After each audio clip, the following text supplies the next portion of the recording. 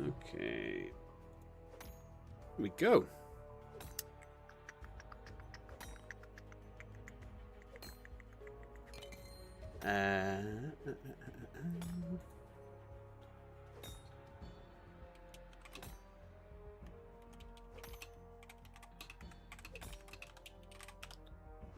Do, do, do, do.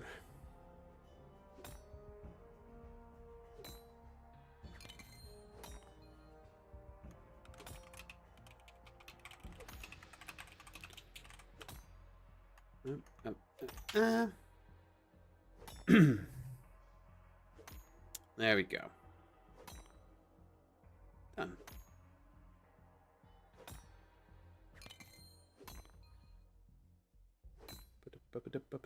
Steady. Hello.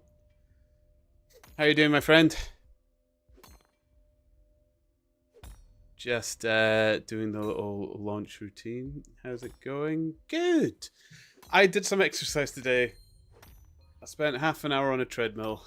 I know 30 minutes isn't much, but it's a start. I need to start getting back off my butt a bit more.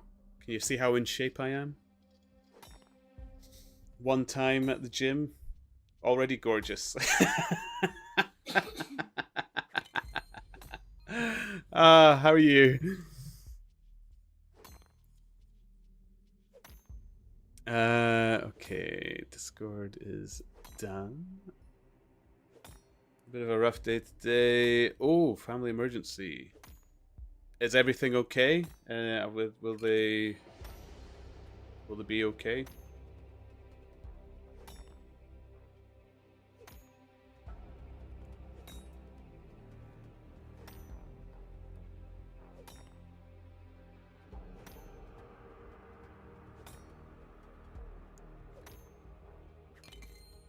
Here we go.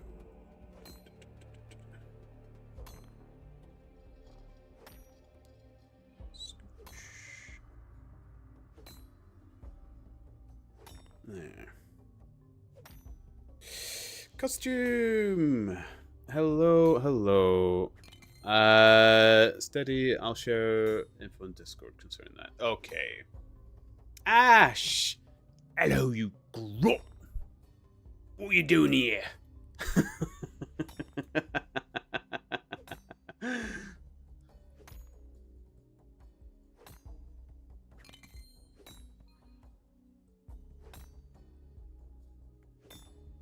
I'm getting there. I'm still practicing Ash, but I'm getting there. Soon I'll call you a grot by the perfect tense.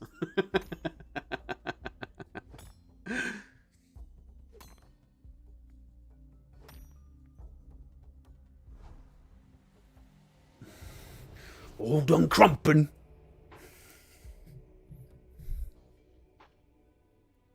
Were you the final breath? I love orcs. Oh, I love orcs so much.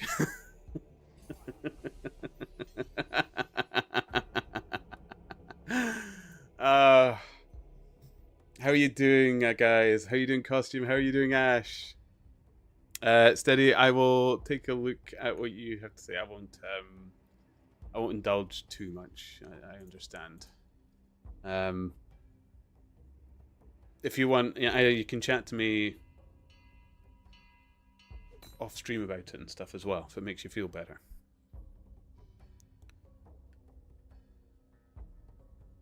You're great yourself. Good. I got my butt on a treadmill today, Ash. I finally did some exercise because boy, do I need it. Holy moly, this gut has been spreading out. I've been looking like an orc lately. All I need is the greenish pallor, and there we go.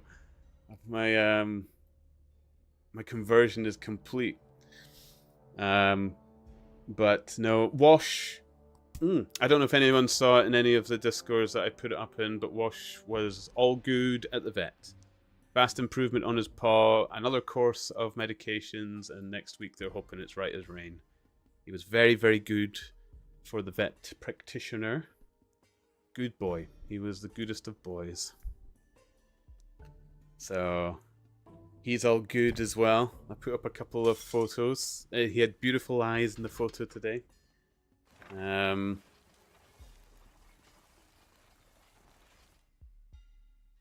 Goodest boy. He was the goodest boy.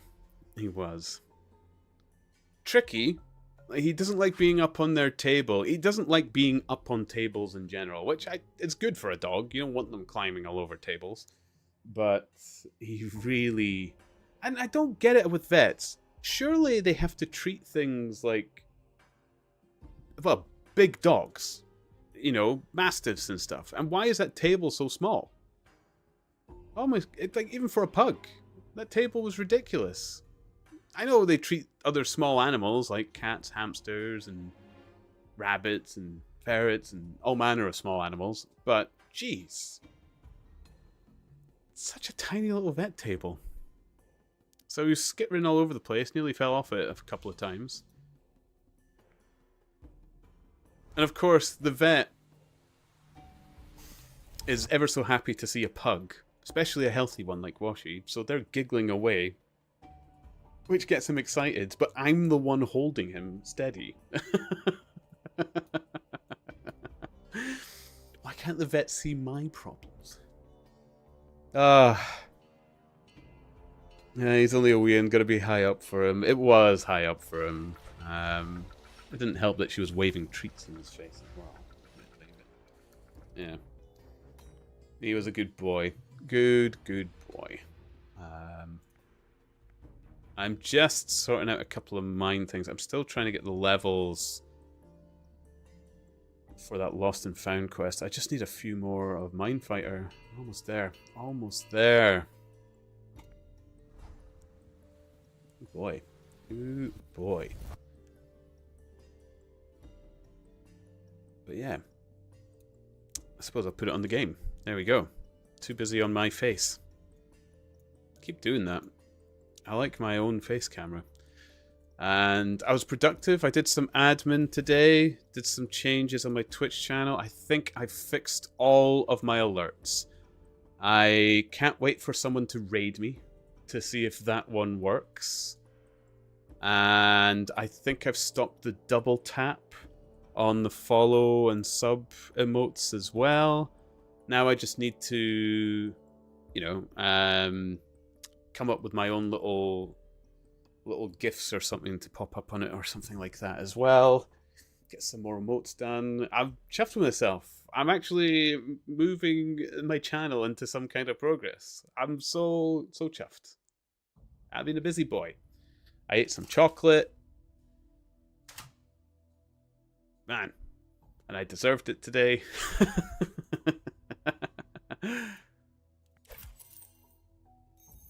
Ah, excellent. We need to do the detective venture.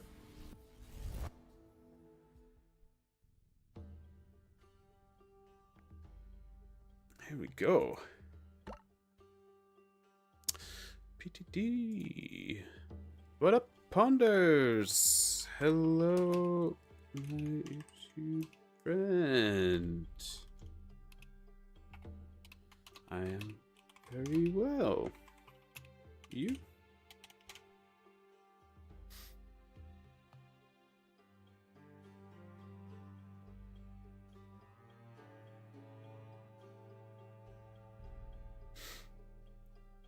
Very nice. Yummy. Just curious, what kind of mic do you have? It's nice quality and I may be looking for a new one. Believe it or not, Ash, this is the 10-year-old Blue Blue Yeti from 10 years ago. You won't be able to get it anymore. I've been looking to upgrade it because I want a little bit more variation in its pickup. But for that, I'm going to have to step up for... Ooh, nice. Yes, it was when the Blue Yetis were snappy. I've heard they've went a little bit downhill, which is unfortunate because I would have probably upgraded it for a more current one, but I've been told to avoid it. I don't know if it's true or just technology bias that some people have, but I'm probably going to look into getting an actual deck. I used to work in a tech store, so I know how to use audio equipment, and I really should probably go down that step, especially if I'm carrying on with recording the audiobooks, practicing my orc impression, and Mickey Mouse, and all those manner of things. Detective Venture. Turnip? Detective Venture. Mine is overly sensitive and picks up a lot of room echo. Yeah, so ideally you want a cardioid to help nullify that. Room echo, do you know what's the best way, or one of the best ways to deal with room echo, Ash? Egg boxes. I realize maybe your room is a pretty room and you don't want to start putting egg boxes up and around it. But if it's a small office that has a bit of echo and you've got foam. Oh, perfect. Even better. But if you wanted to test how you wanted to get it done, egg boxes is still some of the best. Actually gives you that kind of anechoic sort of room going as well.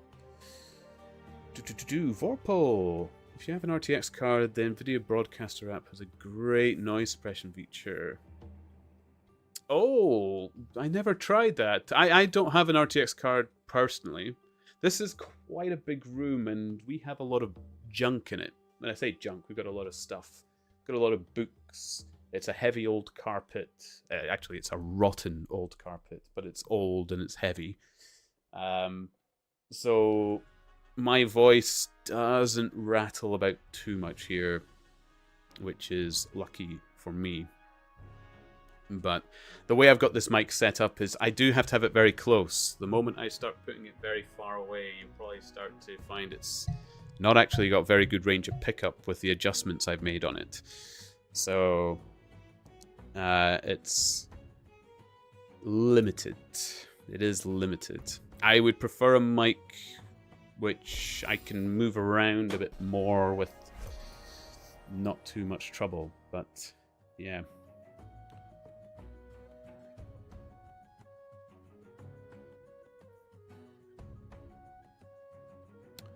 So are you joining us soon, Ash?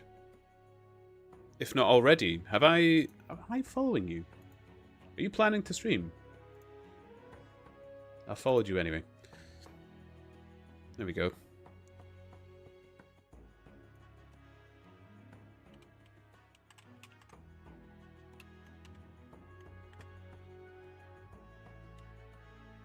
There we go.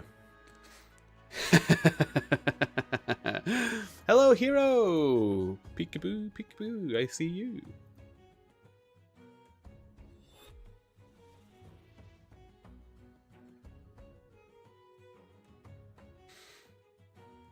Steady, okay, info has now been written in Discord. Okay.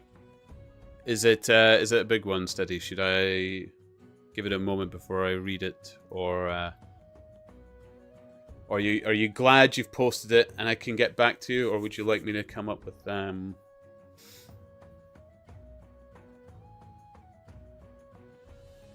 we talk about it in a whiley? Ooh. Still Chronopolis. But KP the Lost and Found Quest PTD.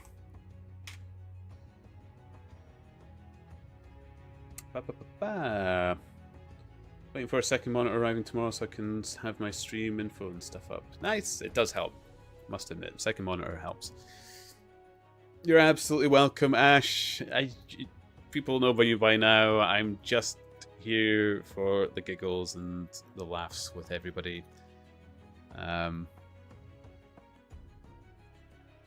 Happy waters in the shores is what I aim for. So, oh, Losu.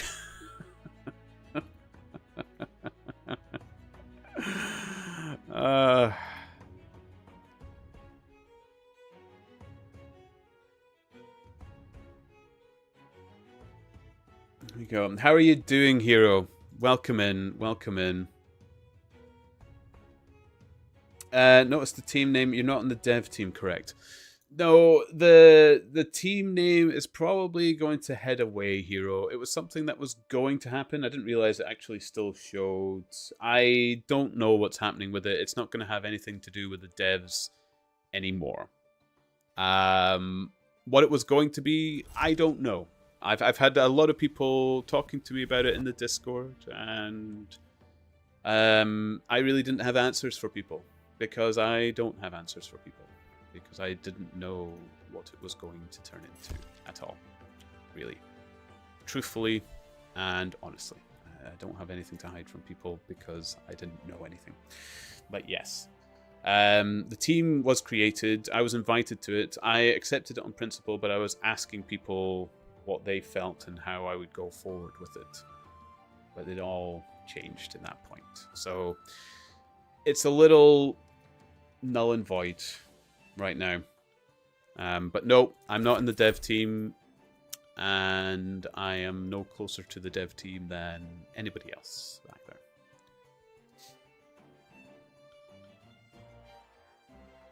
either. Vorpal, personally, I was here for the treadmill stream. Oh, Vorpal, I stopped. The reason I stopped chatting to yourself, Vorpal, is I was typing a message to you. I was on my phone, literally jogging along with your stream up on my phone, and then suddenly the 6-minute sprint kicked in. I dropped my phone on the floor. I couldn't reach it. The treadmill kicked into like a full-on sprint.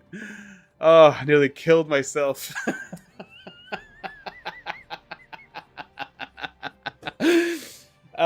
It was brilliant. I wish I had that on video. You guys would have loved it. So yeah.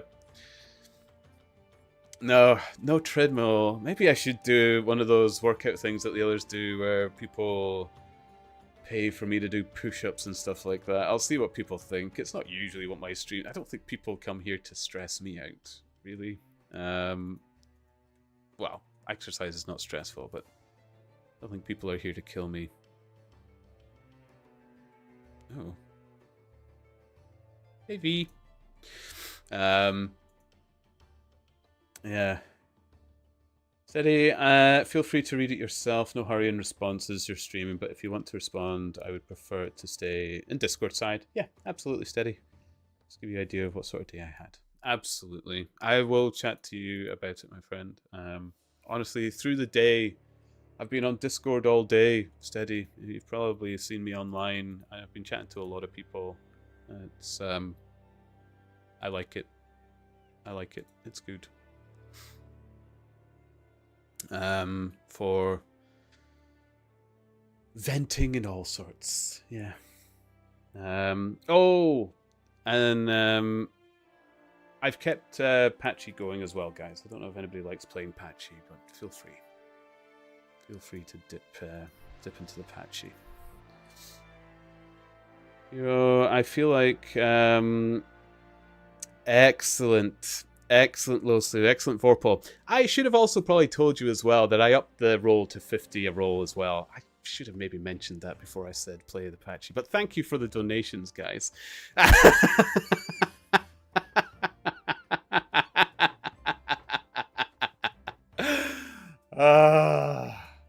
I caught Unbay out the other day with it as well.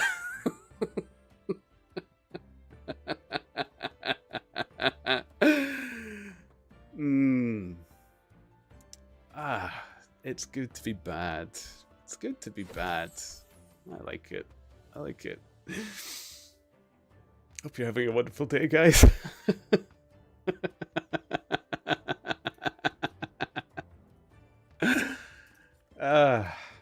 Thank you for the doubloons. I'm here all night. There we are. How to stress out a turnip gets the blender. Oh, yeah, yeah. 0 to 500 merch on a treadmill. No. I still don't know if I'm capable of a 500. I think I may be part of the let's passive it to 500 if I get the 200s at all. I don't know. Although I've already said to people, if some of the episodes or one of the episodes end up with a reading skill, I think it would be necessary that I go for it. I probably wouldn't be able to race it, though. I don't have that kind of determination. Fill in storeroom before I go down here. Don't be a fool. Fill in storeroom. I'm glad I hesitated there, yeah. I'm sorry, Losu. I'm sorry, Vorpal, but at the same time, you know I'm not. It's a little bit hollow. I knew exactly what I was doing. Be pleased that you weren't the first victims. It was Unbay who got it first. It was a shame.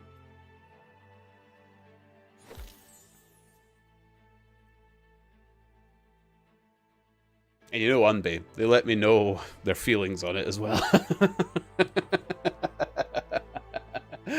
I like the reaction you can get out of Unbay.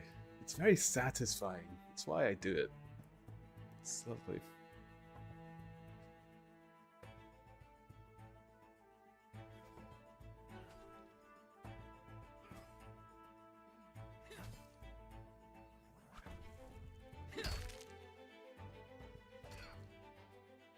Oh, what is it now, though? Oh, it's nearly a 2k pot, though.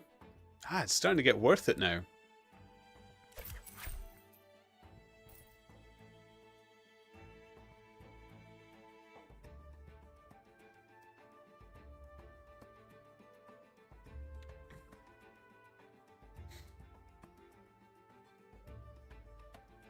Oh, here we go. Oh, I should have clipped that moment. Oh, so devilish was I.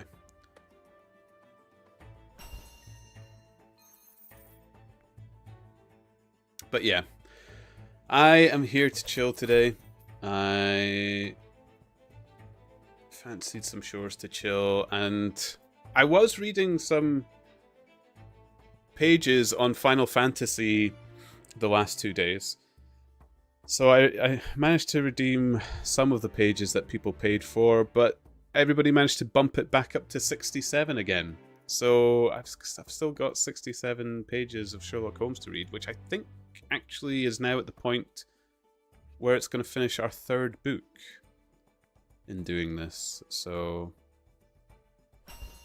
here we go. And because my voice has become a lot better, I am also going back to recording for the YouTube channel as well, Turnip Reads. Because I tried it while I was ill. I thought, you know what, I could still get the pages out. I can still read it and record it and such. Oh, thank you, Losu. I had 68 pages. I stand corrected.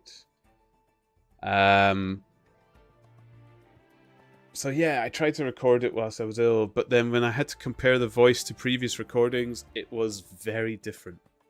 It was very different, and I didn't like it. Need one more. Oh, and there's a time limit.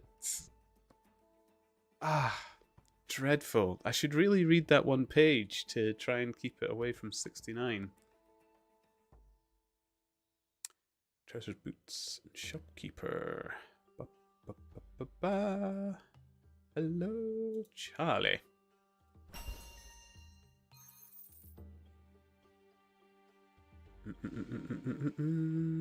Oh, it's gone. Rats. These are worse. Oh, the Cyclops living area is so annoying. Fine. Fine. Don't you dare, you naughty boy. I fancy some leatherworking, though. People fancy some leatherworking in a page? Oh. You can usually get 2 pages done in that time. And once I sell these watches, my inventory will be empty. It's doable. Oh, It's very achievable. Oh, it's so nice to not be ill. Have full full tilt on my own voice again. Don't have to feel so much to rest it. Oh, PTD, sorry, I've been missing your messages. It's 100%. Oh, nice. Can't wait to get infusion. Waiting on the drops right now. It's awful. And it is awful. I'm not even 200 Watchmen yet, and I'm already finding the drops woefully ridiculous. Fine deer leather. I wonder how much deer leather I actually have stored. BTD, yeah, hell yeah. The bad part is you need to grind the crafting skills. Yeah.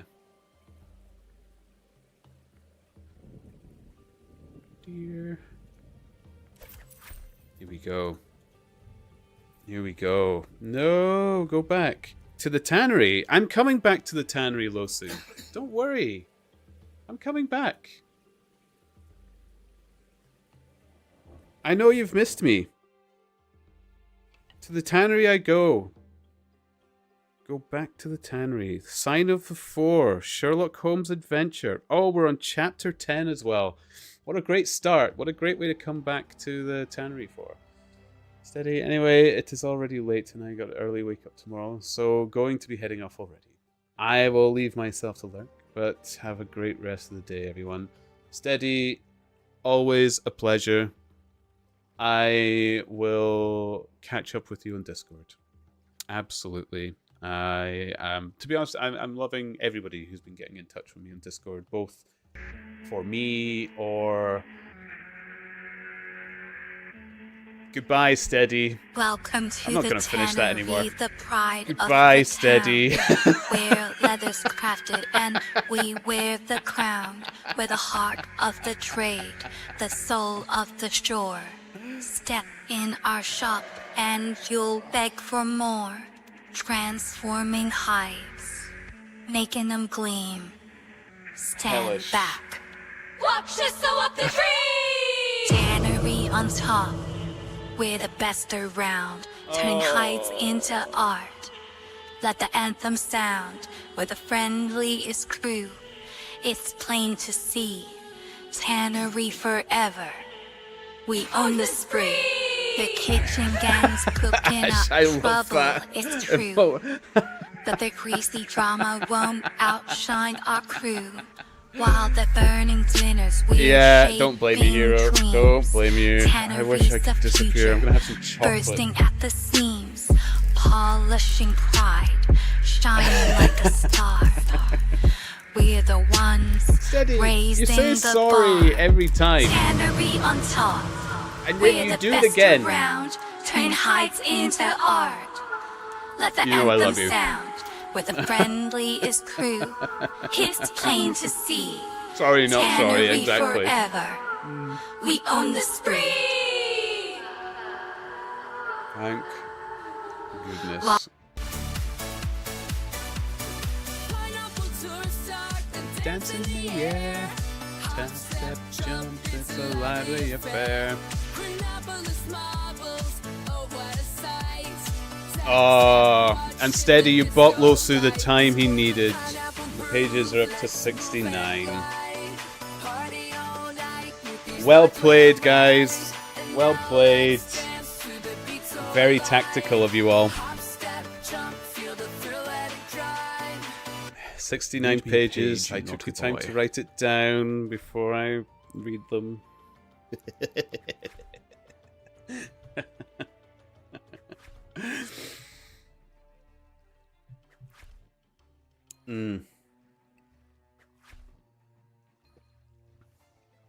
Well, I enjoyed my chocolate at least.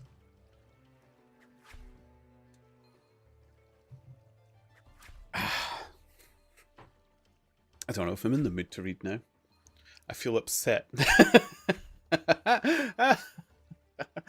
I couldn't even pretend to be upset there. Uh, upset yet elated. Okay, we still have 2 rounds of the tanning to do, so tactical 69 and oh my costume. You are naughty.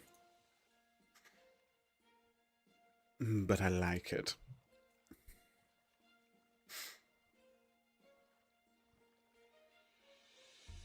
Okay, we've got to do some tanning, so let's go. Chapter 10, The End of the Islander.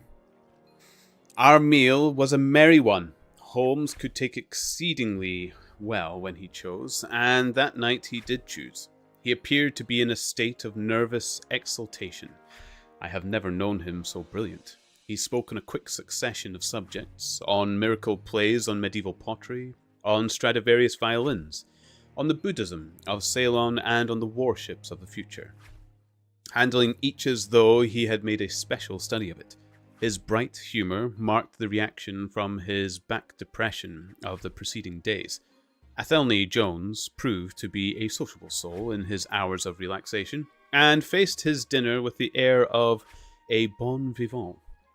For myself, I felt elated at the thought that we were nearing the end of our task, and I caught something of Holmes's gaiety. None of us alluded during dinner to the cause which had brought us together. When the cloth was cleared, Holmes glanced at his watch and filled up 3 glasses with port. "One bumper," he said, "to the success of our little expedition. And now it is time we were off. Have you a pistol, Watson?" "I have my old service revolver in my desk." "You best take it then. It is well to be prepared. I see the cab is at the door. I ordered it for 6:30. It was a little past 7 before we reached the Westminster Wharf and found our launch awaiting us. Holmes eyed it critically. "Is there anything to mark it at a police boat?" "Yes, that green lamp at the side." "Then take it off, please," said Holmes. The small change was made. We stepped on board and the ropes were cast off. Jones, Holmes, and I sat in the stern. There was 1 man at the rudder and 1 to tend the engines, and 2 burly police inspectors forward. "Where to?" asked Jones. "To the tower. Tell them to stop opposite Jacobson's yard." Our craft was evidently a very fast one. We shot past the long lines of loaded barges as though they were stationary. Holmes smiled with satisfaction as we overhauled a river steamer and left her behind us. "We ought to be able to catch anything on the river," he said. "Well, hardly that, but there are not many launches to beat us." "We shall have to catch the Aurora, and she has a name for being a clipper. I will tell you how the land lies, Watson. You recollect how annoyed I was at being balked by so small a thing?" "Yes, I do." "Well, I gave my mind a thorough rest by plunging into a chemical analysis. One of our greatest statesmen has said that a change of work is the best rest, and so it is. When I had succeeded in dissolving the hydrocarbon which I was at work, I came back to our problem of the Sholtos, and thought the whole matter out again. My boys had been up the river and down the river, without result. Hello, Shoreline! I see you on the YouTubes. How are you doing? The YouTubes. Why do I still keep saying the YouTubes? Good to see you. Thank you for the like. I appreciate it. Yet it could hardly have been scuttled to hide their traces, though that always remained as a possible hypothesis, if all else failed. I knew this man, Small, had a certain degree of low cunning, but I did not think him capable of anything in the nature of delicate finesse. That is usually a product of higher education. Okay, I'll finish off this paragraph. I then reflected that since he had certainly been in London some time, as we had evidence that he maintained a continual watch over Pottencherry Lodge, he could hardly leave at a moment's notice, but would need some little time. If it were only a day to arrange his affairs, that was the balance of probability, at any rate. Losu, the YouTubes. Hello, old man Turnip. Are you watching the YouTubes? Let's check this market stall in case I start chatting to people again. We can do some merchant and detective for a bit. Crimson, hello, and welcome to the Twitch as well. Shoreline, how are you doing, guys? Good to see you. YouTubes have a drinky poos. Oh, on the YouTubes to have a drinky poos. What is the drinky poo of choice tonight? I had a little rum yesterday, Shoreline. I don't drink very often, but yesterday I treated myself to a rum. I was enjoying a day of chatting to people, having some rum, and getting all the Get Bezos Bhakti Nerd. Get Bezos bucks. Thank you, Daddy. I knew you wouldn't say no. Thank you so much. That's 5 pages. I read 3 there, so we are up to 71. I'm never gonna get this meter down, guys. This is gonna end up being a chase where you guys are trying to raise that number higher. I'm still trying to figure out how to get a page counter that works under my control on the screen. I'm sure it's easier than what I'm trying to make it to be, but yeah. Rum straight. Oh, here we go. Rums of choices. The rum I was drinking yesterday was Kraken. It was on offer in one of the markets, so I went for the Kraken Black Rum.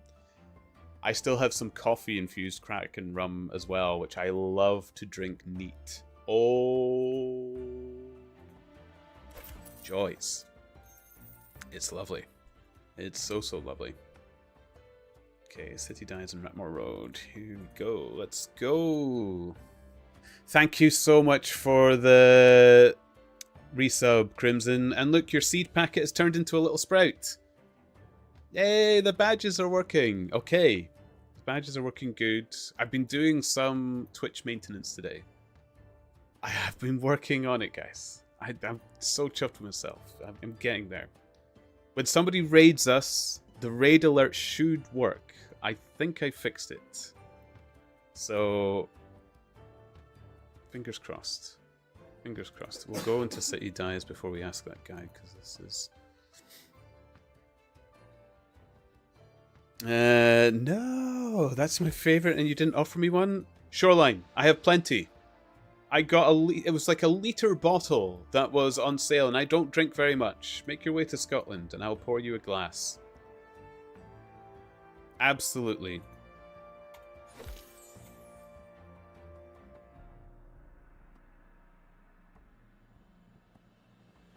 And I might as well pick up the candles while we're here.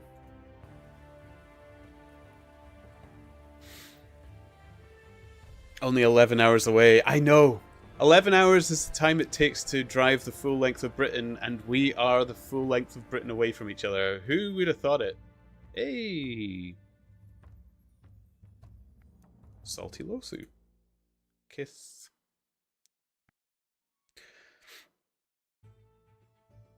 Ash rum is great. Yeah.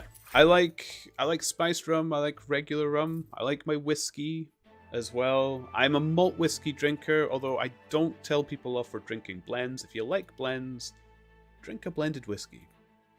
It's nice. I ain't gonna judge you on that.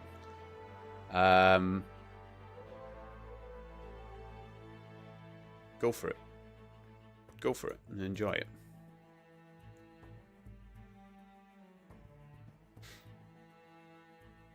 Only had rum once in your life. Was it not your thing? I mean, it's not everybody's thing. I usually quite like bitter drinks overall, or smoky drinks. Rum is probably the only sweet alcohol that I kind of enjoy, or the sweeter side of alcohols that I kind of enjoy. So just look back at a VOD of you, Turnip. Looks like I got gifted a sub by Shorelines, but I didn't claim it because I was lurking. Oh no! Do you not get the emotes at all, Losu? Do you have to claim it? Hold on, I can go all the way back to the gifted subs. It's still in...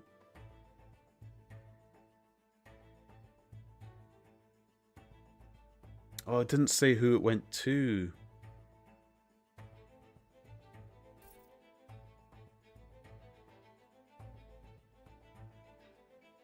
Yeah, where does the sub go if you don't claim it? That's interesting.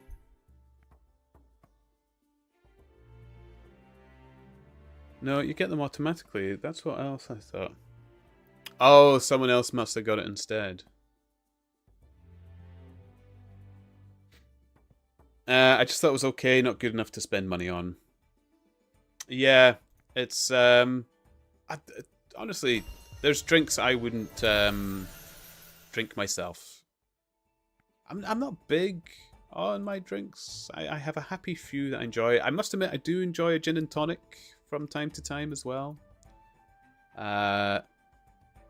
Bombay Sapphire is still my favorite gin. There's lots of gins to enjoy now, but none of them beat the old Bombay for me.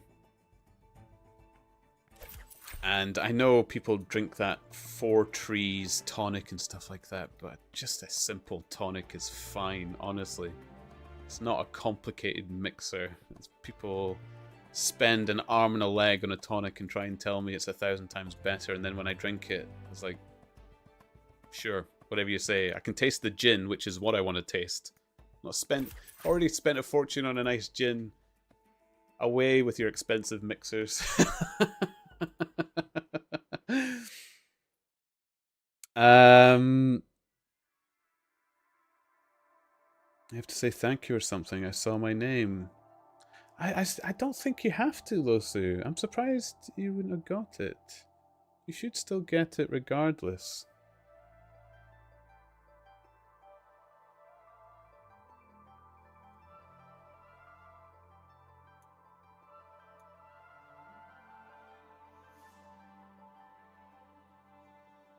There you go. I know I shouldn't really be paying anything for myself, but there you go, Losu.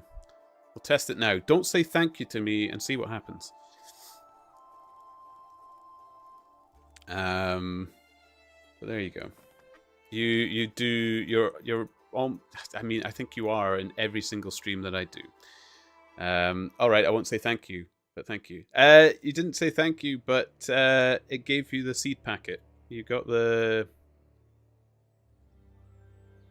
You shouldn't give me this, buddy. Why not?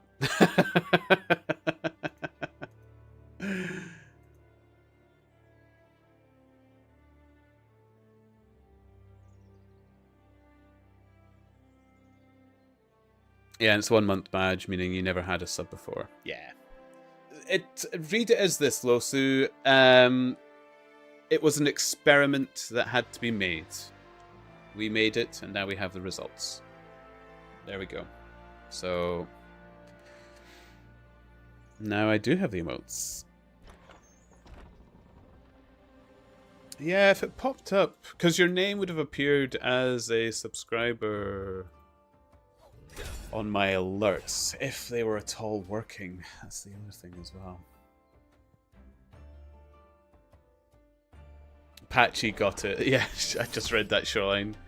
Patchy is good at stealing the doubloons. Maybe it's good at stealing the subs as well.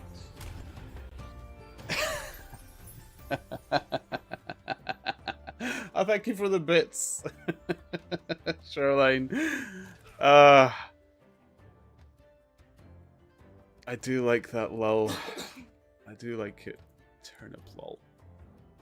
Right, their living area.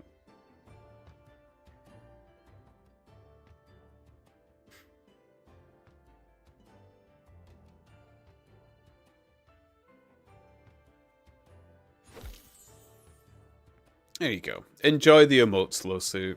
I have more on the way. I have so many slots unlocked. So if anybody has any other ideas for some, I already have some.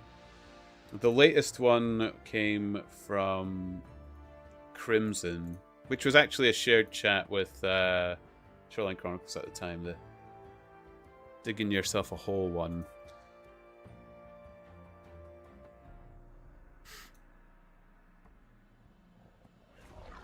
You want to beat Kells to rank 1.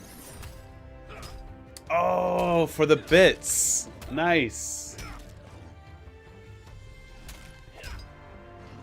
Thank you. Now you have it. You've got the hype train and you've got the #1 bits. I don't really reset those bits or the gift subs, I don't think either, so... Oh wait, the subs... Does the sub one reset itself? Because it says I'm #1 now. Oh, that looks bad, being #1 gift sub in your own... Rank 1, baby.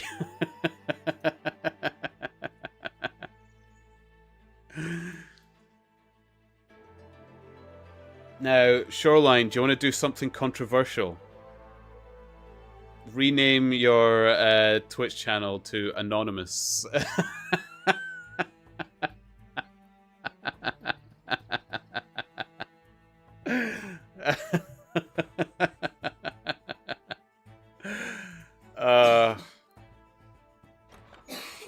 There we go. You're always my #1 turnip. Oh, Shoreline, don't. I've burst into tears so many times over the last few days over some really, really lovely messages from people and from all the gifted subs and stuff from the other day from yourself and Kells and Travela.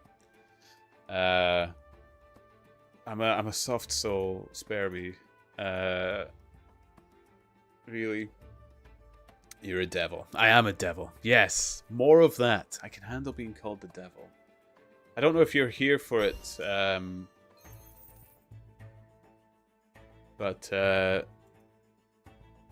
yeah, I've been catching people out again. My Patchy is still running, by the way, guys, as well, just in case people still like playing Patchy. I have got it running.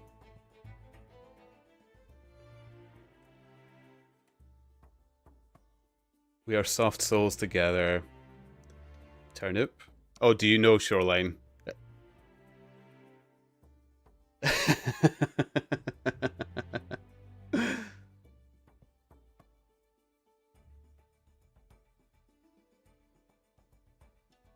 What do you think I should do with Patchy and my stream? I don't know.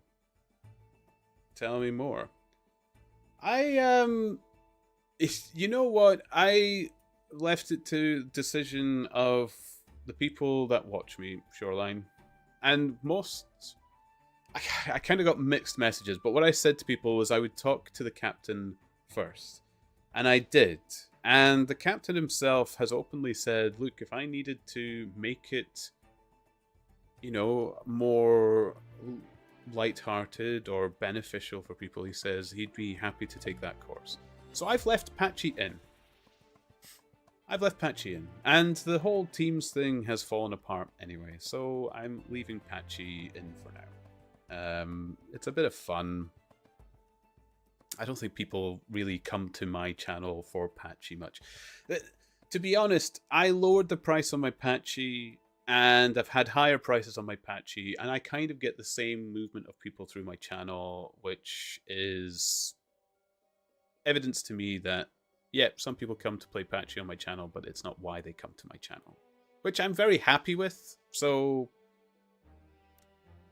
I personally... I think you'd have to take it yourself on your own channel. If you have a lot of movement from it, Patchy is a fun tool. I absolutely agree with the captain. It's a fun tool. It's a great way to have people coming in and out of your streams and having a bit of fun, and then they stop and chat with you for a bit of it as well. But and yeah, Patchy is also early access as well. So I'm sticking with it. I'm good friends with the captain, or at least I like to think I'm good friends with the captain. I enjoy chatting to the fellow. I wish I could collab with Olerin more, but we're usually on different time scales.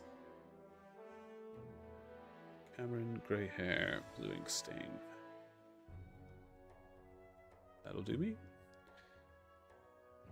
So for now, Patchy is still up on my stream, and we'll see how it goes.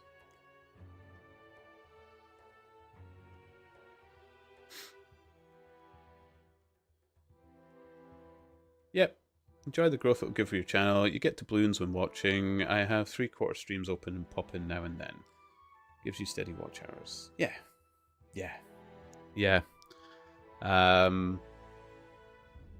And I've openly... This is another thing you can go by, Shoreline Chronicles. And you live in the UK as well. Gambling is legal in this country. And there are casinos in this country, and I have been to casinos. I've enjoyed my time in casinos. I understand, though, that it can be a horrible addiction for people. And I absolutely would intervene if people started to get that obsessive over it. But so far, touch wood, I haven't had that. So I haven't had to step in. There we go. Nice and easy. And I think people know that I would step in. I like smooth runnings in my stream. I like smooth, happy-go-lucky streaming, nice and chill, and yeah, a place where people can just pop in, have a little safe place to vent or chill or chat or anything of that nature.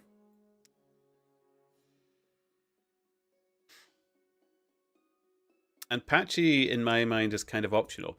Oh, a great example, Shoreline. Final Fantasy stream. I have somebody, a lovely person who comes and helps me through the game. I don't need to say them by name. It's not relevant. I don't know if they'd appreciate it. But they have straight up said they will not play Patchy because gambling is legal in their country. And guess what? That was it. That was the end. And that was the end of it. I didn't have to sell them Patchy. Patchy was still throwing doubloons about in the deck. And to them, it didn't matter. Because they didn't have to check the Patchy website. They never had to check their stash. And they never had to make a roll. But they still stayed in my stream. They still enjoyed watching me play Final Fantasy. And they couldn't care less that Patchy was there. So, there you go. There's also that. I think you'll find the people that don't want to gamble or have anything that simulates it in their opinion as gambling, just won't play it. There you go. One day we'll cheers our scones. Absolutely. Love you, Turnip. I love you too, Shoreline. I love you too. I love everybody that I've met streaming Brighter Shores. And beyond, actually. And beyond. I shouldn't forget those that came before me. My Temtem followers. Dino Crisis. Oh, guys, next week I'm going to be doing a little special stream. Dino Crisis is out on Good Old Games. I was chatting to somebody in my Discord about it who's also a fan of of Dino Crisis, and I can't wait. I am going to do a Dino Crisis stream next week, and I cannot wait. I'm a huge fan of the Resident Evil series. I love it how they've been getting remakes, but I want my Dino Crisis remake. I'm going to have to do another original game playthrough, but it's on Good Old Games. It was released on Good Old Games, Dino Crisis 2 as well, so I'm looking forward to that. I am looking forward to that. I do like me some Dino Crisis. Let's go! Yes! I don't know if anybody else is a fan of it, but you're welcome to join. What I'll do is I'll make it, when I know it, I'm going to start scheduling soon as well. I'll put it up in my Discord. Actually, if nobody, didn't realize I had that up. Where? The link is in my about, but I should. The link is in my about, but I should channel. Shush! I'm muting you. But just in case, if you want to find me, so if you want to be in my Discord, or even if you just want to go on it to friend me on Discord, because to be honest, most people DM me in Discord than they actually do talk to me directly in my Discord. You're more than welcome to do it. But know that my Discord is a little bit of a mess. It needs sorting out as well. It's very me. Oh, it's very, very me. But yes, I'm gonna start getting schedules up proper. And when I'm playing the Dino Crisis, why do I keep putting the? Am I really getting that old so quick? The YouTube, the Dino Crisis. When did I start picking up that speech habit? I hate it. I really hate it. Not even in I love to hate it kind of way. I need to stop myself from doing that quickly. Very, very quickly.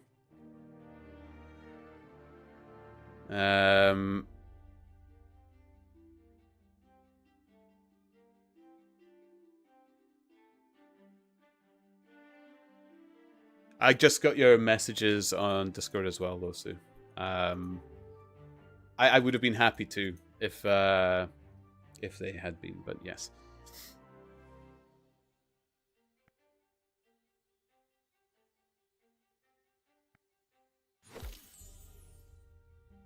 Yeah.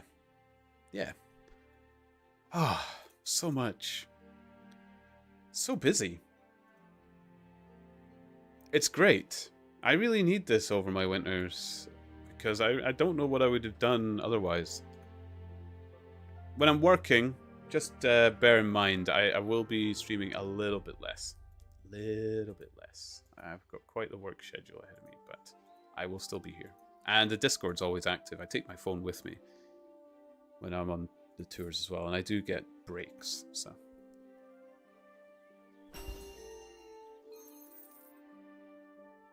Here we go. Pizzas. Don't forget the pizzas.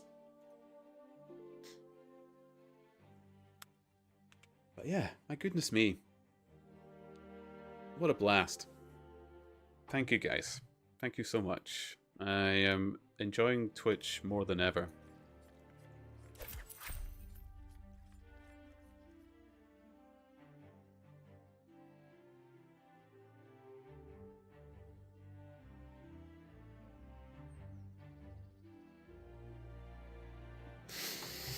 Oh, Ash. Thank you. Lots of love to everybody. I love it, I love it, I love it, I love it, I love it. There we go. There's my I love it one. I don't know if I should try a more love-hearty turnip. It's just that one's so cute, I haven't the heart to get rid of it. I suppose I could have two. I could have the I love it. And then just a love-hearty one.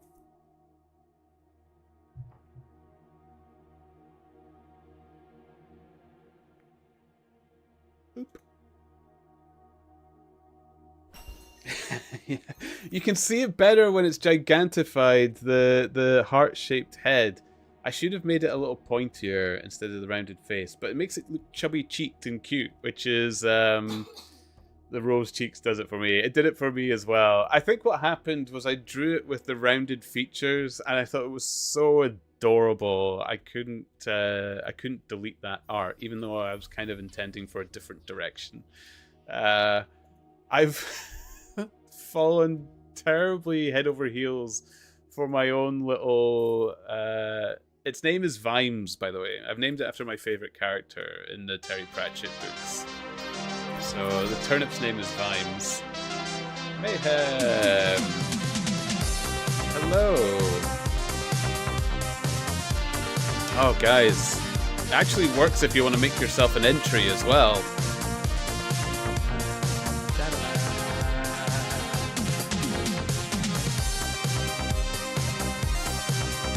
How are you doing, Mayhem?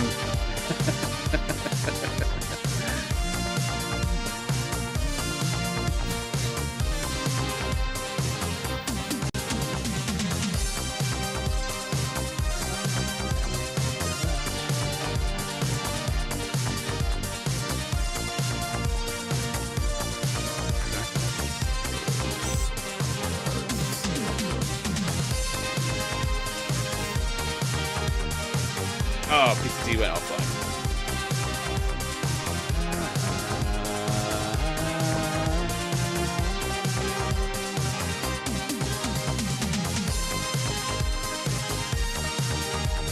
This song is so good, Losu.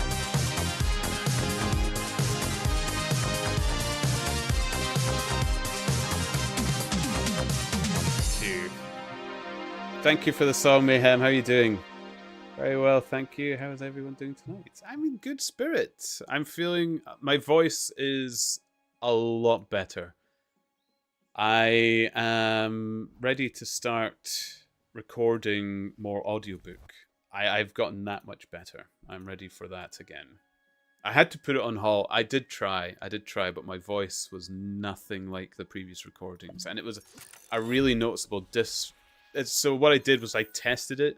I did a page. I recorded it, and then I tried to play it back to back with the previous chapter. And you could tell something was up immediately. It was... Yeah, it didn't work. Didn't work. But now, good spirits, good health. Ready to go. How are you? How are you doing? How's Doggo as well? How's Mrs. Mayhem and the Doggo? I hope you're all well.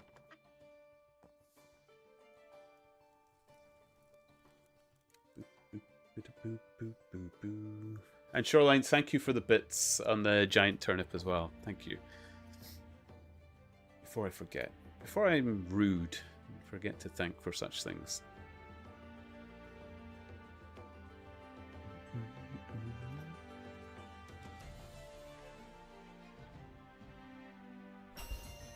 Naughty. Such a tease. I am naughty.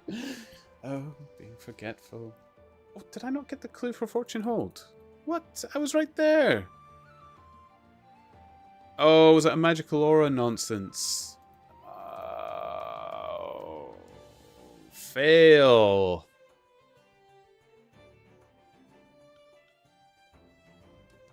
What a blunder. No longer King of Chronopolis.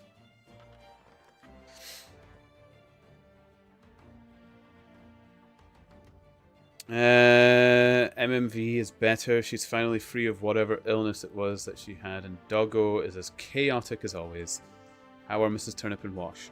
Wash is almost at full recovery from his paw. He's got 1 more week of antibiotics and a nice cream to help his little footies. But he is full of his usual playful attitude. I was wrestling him earlier today. He was getting upset. He has this weird habit where... Oh, it's not weird, it's just a habit. Where he has a nap after we have his big walk through the day. So we have a big walk in the day, then Mrs. Turnip and I either do our day-to-day's business, but if we have nothing to go on, we sometimes play some computer games during the day, or like today I was doing some overhaul on my Twitch channel and such. So we go about doing our bits, and Wash usually sleeps with us when we're up in this room doing that. He'll come in, he will snooze, usually on Mrs. Turnip's lap, and he wakes up 20 minutes later. So let's say he gets his big walk at 1 p.m. We're back at about 2. He sleeps. And then at 20 past 2, he wakes up. And he thinks it's dinner time. Wash gets his meal at roughly the same time as us. So between 5:30 and 6 is when we usually have our meal. We're not strict on that. I'm just using it as a little time frame. But he wakes up, and when he's had his nap, he thinks after he's slept, it's dinner time. And he gets really, really grumpy about it. And he wrestled me on the floor about it. He was really, really quite angry with me.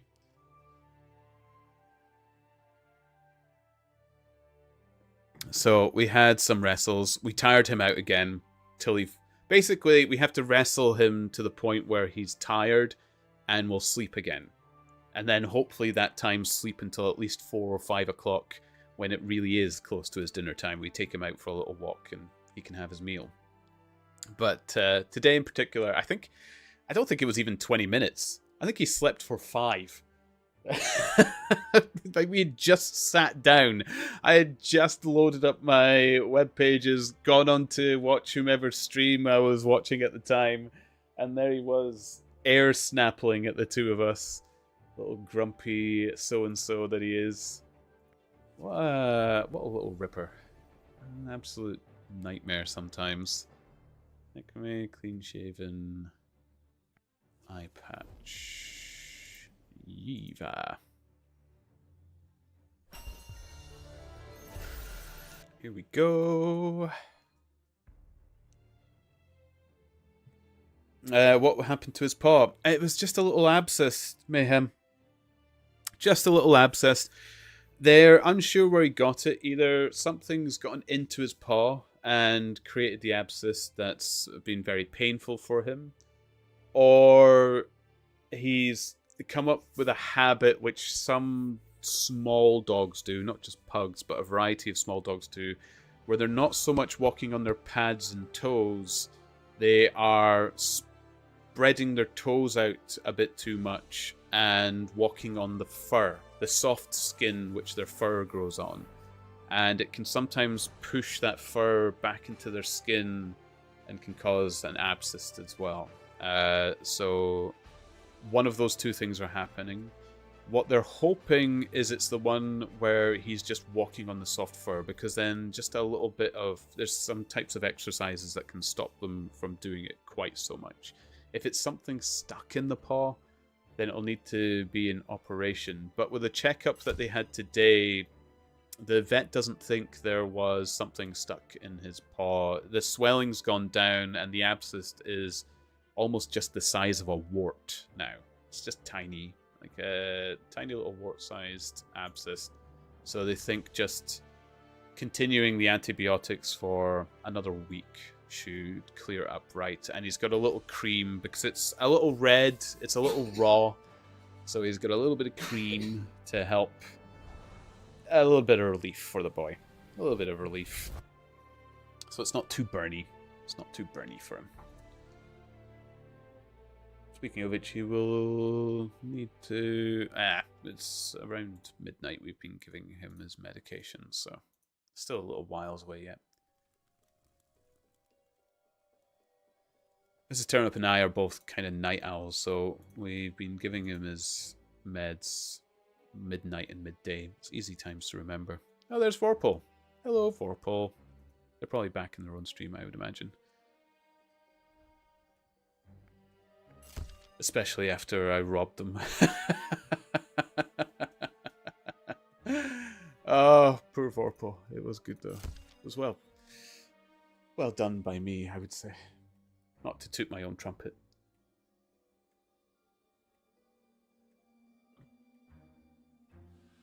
So yeah, that's Washi. Oh, would people like to see the picture of him today?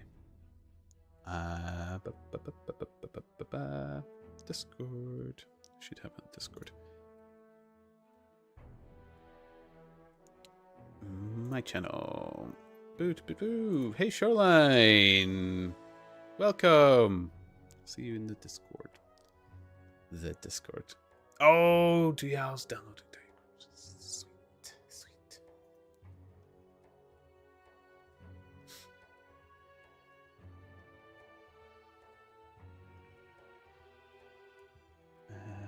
Da, da, da, da.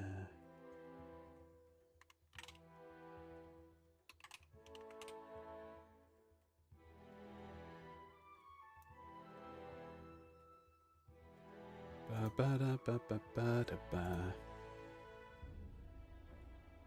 Let's go. Da, da, da, da, da. Box. Let's go. Let's go. Shoreline, I'm everywhere.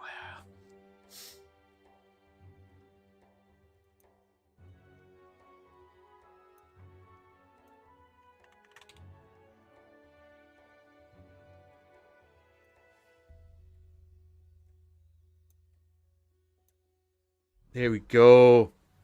This was him today. So you can see he's standing on all four paws. That front right paw that... oh my goodness, it's filling the whole screen. Sorry. Ooh. I didn't realize it was quite that high res an image. Oh, now I've lost it. Oh, now I've lost it.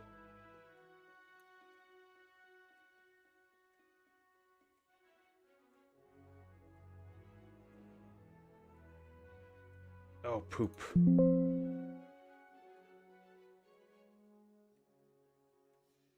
Try again. Sorry.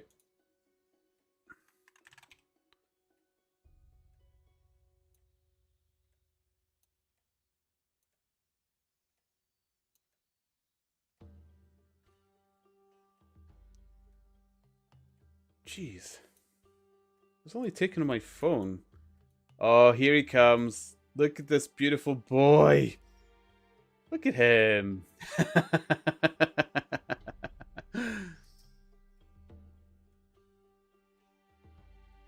There he is. So that front right paw is the Sikiboo paw. So you can see it's already looking a lot better.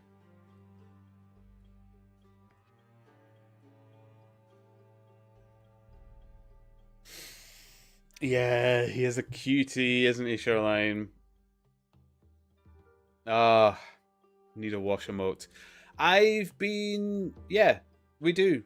I've been thinking on how to do it, and I've drawn it several times. Oh, there's Unbe.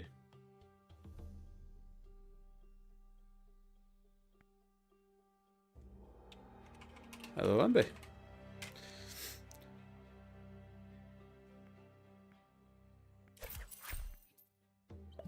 Boop.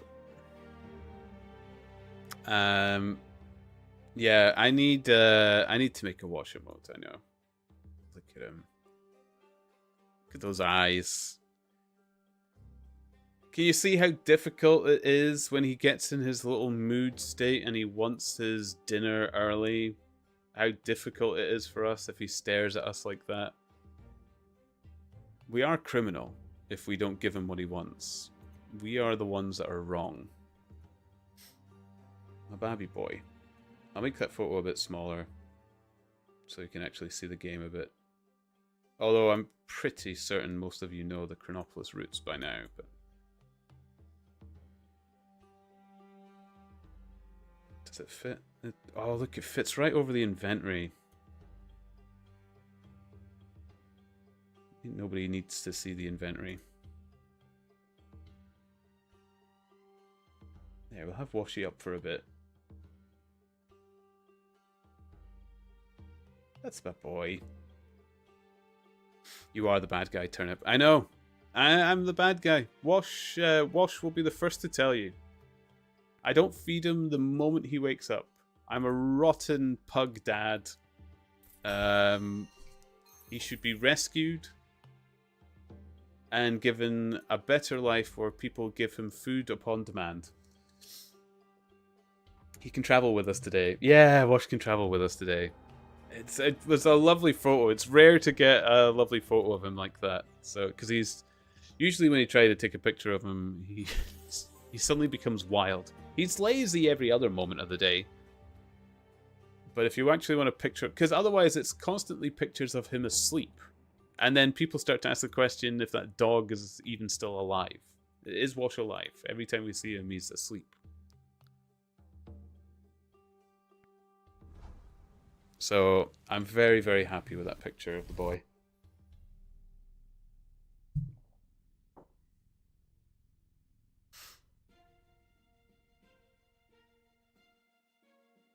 But until I can get a dog camera, it'll have to be photos for now. Good boy.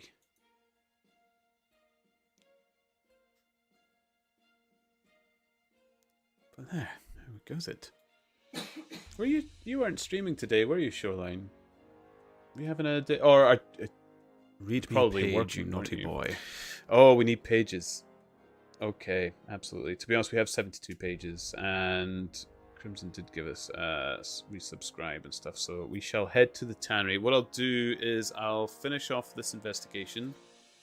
We shall head to the tannery, and we shall read a bunch of pages, because we've got quite the collection again. I'm pretty sure my merchant far exceeds what I've got. Is that fine deer? Oh, yeah. Yeah, we've got plenty. Excellent. So we will read some Sherlock Holmes, shall we? I'm going to get it to 100. Watch. Stop me. Oh, I can read faster than that timer goes. Believe me. if I spend a good while in the tannery, which I think there's plenty of us in the room to indulge in a good bit of reading right now. Watch me whittle down those pages. Watch me. It's at 72 now. It's at 72 pages. Read slow, please.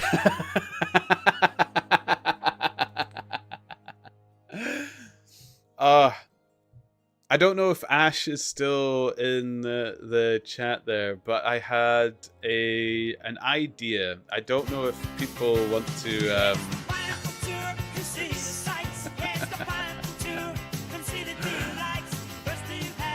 Pet the cat, tack tap on your way back. Ooh, look up at the city. It's so pretty. So pretty. Looking at tours now.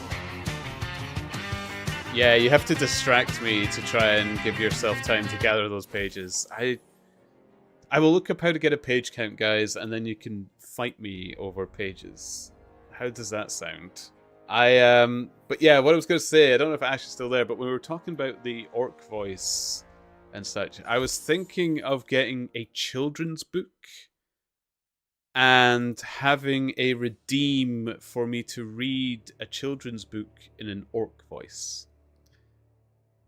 Because I'm practicing my orc voice, and it would be a good way to practice it more. Because the best way to master a voice is to read things generally, and not just go for soundbite ideas. The Battle of the Pages. Ooh, I like it. I quite like the idea as well. I have to admit, after your generosity and Kel's and Traveler's generosity as well, Shoreline, we bumped up the pages quite a bit. So you are technically winning. Although I'm keeping it steady. I've managed to keep it very, very... Actually, it's a little lower than the max. I have an 81 that it reached, and it's down to 72. So technically, I'm still combating it pretty well. Final Fantasy is in your favor. I only managed to read maybe 10 pages total in Final Fantasy. It's a little trickier to read through the pages in that game. But I'm getting it. I'm getting it. Okay. The bounty is done. Let's head to the tannery.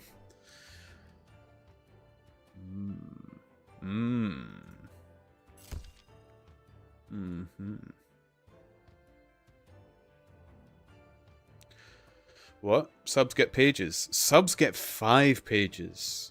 Shoreline Chronicles. I should really pin the message back up. Wait, what profession is that? That was detective I was just doing.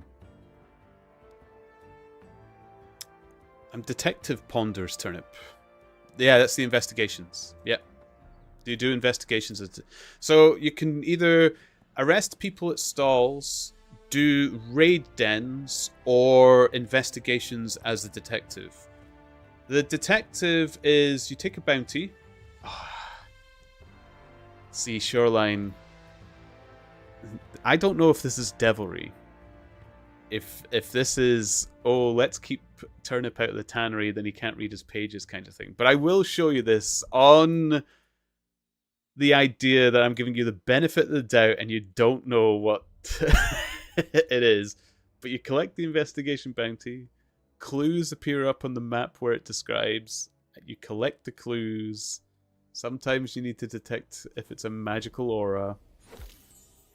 And then once you've got all 3 clues, you use it to derive... I knew you were just trying to buy time. I swear. If I was down in Devon right now, I'd be throttling you.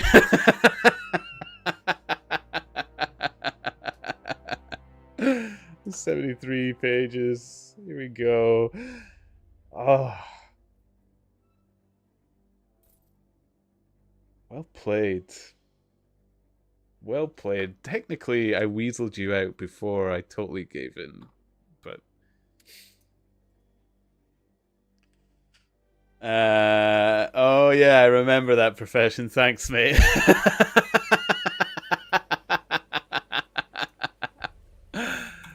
Ah, absolutely well played. I can't even be angry at you. That was well done. That was really well done. I was falling for it.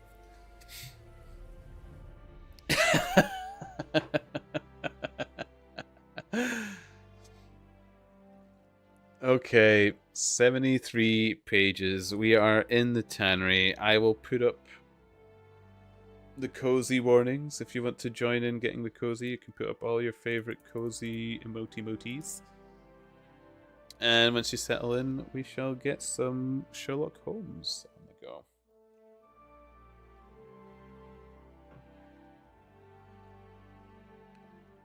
Shout out Losu for the tips. Did Losu tell you to do that?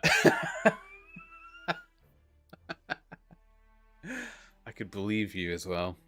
That little minx.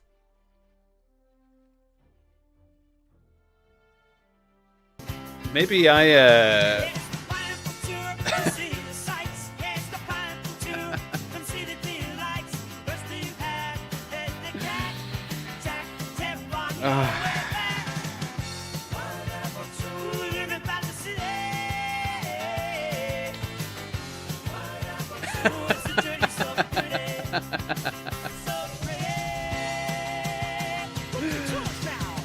I swear, guys.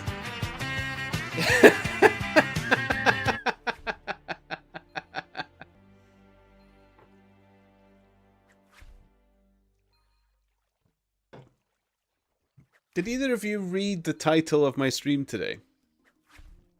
Just saying. I was trying to chill.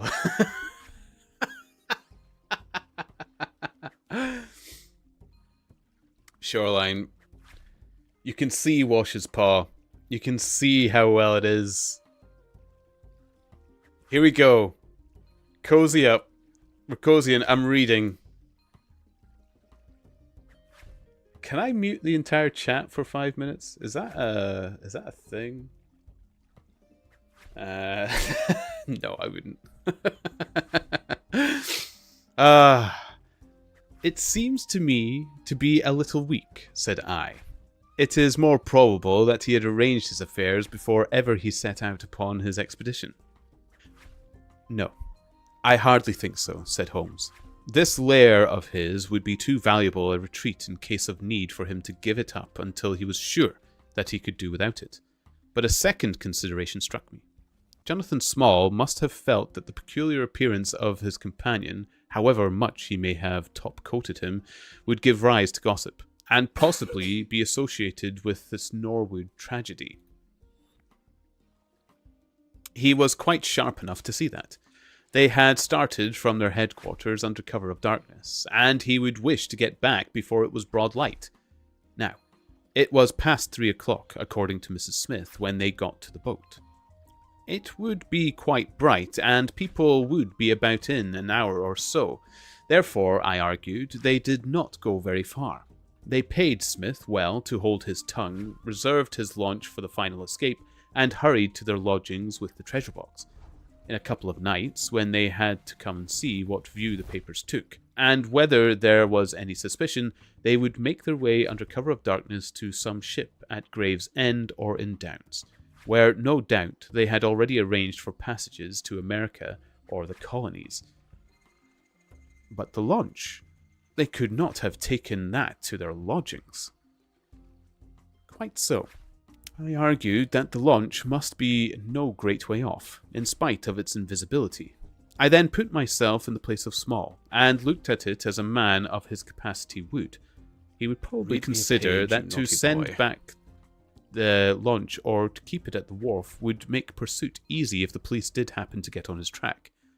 How then could he conceal the launch and yet have her at hand when wanted? I wondered what I would do myself if I were in his shoes. I could only think of one way of doing it. I might land the launch over to some boat builder or repairer, with directions to make a trifling change in her. She would then be removed to his shed or yard, and so be effectually concealed, while at the same time I could have her a few hours' notice. That seems simple enough. It is just these very simple things which are extremely liable to be overlooked. However, I determined to act on the idea. I started at once in the harmless seaman's rig, and inquired at all the yards down the river. I drew blank at 15, but at the 16th, Jacobson's, I learned that the Aurora had been handed over to them 2 days ago by a wooden-legged man, with some trivial directions as to her rudder. "There ain't naught amiss with her rudder," said the foreman. "There she lies, with the red streaks." At the moment, who should come down but Mordecai Smith, the missing owner? He was rather the worse for liquor. I should not, of course, have known him, but he bellowed out his name and the name of his launch. "I want her tonight at 8 o'clock, he said. 8 o'clock sharp, mind, for I have 2 gentlemen who won't be kept waiting. They had evidently paid him well, for he was very flush of money, chuckling shillings about to the men. I followed him some distance, but he subsided into an ale-house, so I went back to the yard, and, happening to pick up one of my boys on the way, I stationed him as a sentry over the launch. He is to stand at water's edge and wave his handkerchief to us when they start. They shall be lying off in the stream, and it will be a strange thing if we do not take men. Treasure and all." "You have planned it all very neatly, whether they are the right men or not," said Jones. "But if the affair were in my hands, I should have had a body of police in Jacobson's yard and arrested them when they came down." "Which would have been never. This man Small is a pretty shrewd fellow. He would send a scout on ahead, and if anything made him suspicious, lie snug for another week." Here we go. Thank you, Shoreline. I managed to get through 3 there, but you bumped up another one, so we're at 71. I really want to figure out... Oh, hello, Lawsuit. Never forget.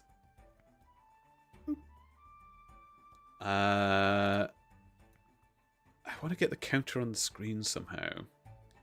3 pages. Bro, that was 1.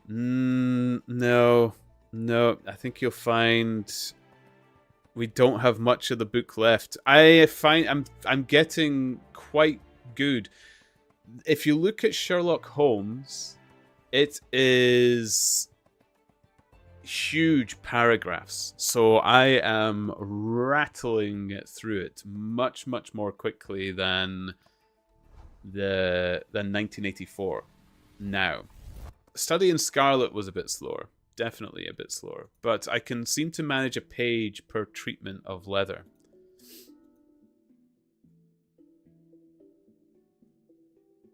You could listen all day. I'm so glad you enjoy it. And I will get back to recording the audiobooks. I feel like my voice is in good stead again. I'm very happy with how I've recovered. So I'll get straight back on that as well. I just need to bide my time for a little bit of quiet. I need to record when I kind of have the room to myself. Which is,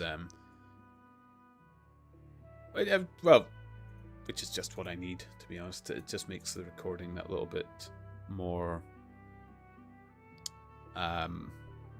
what's the word I'm looking for? Consistent. There we go. Consistent. Why did I run this way?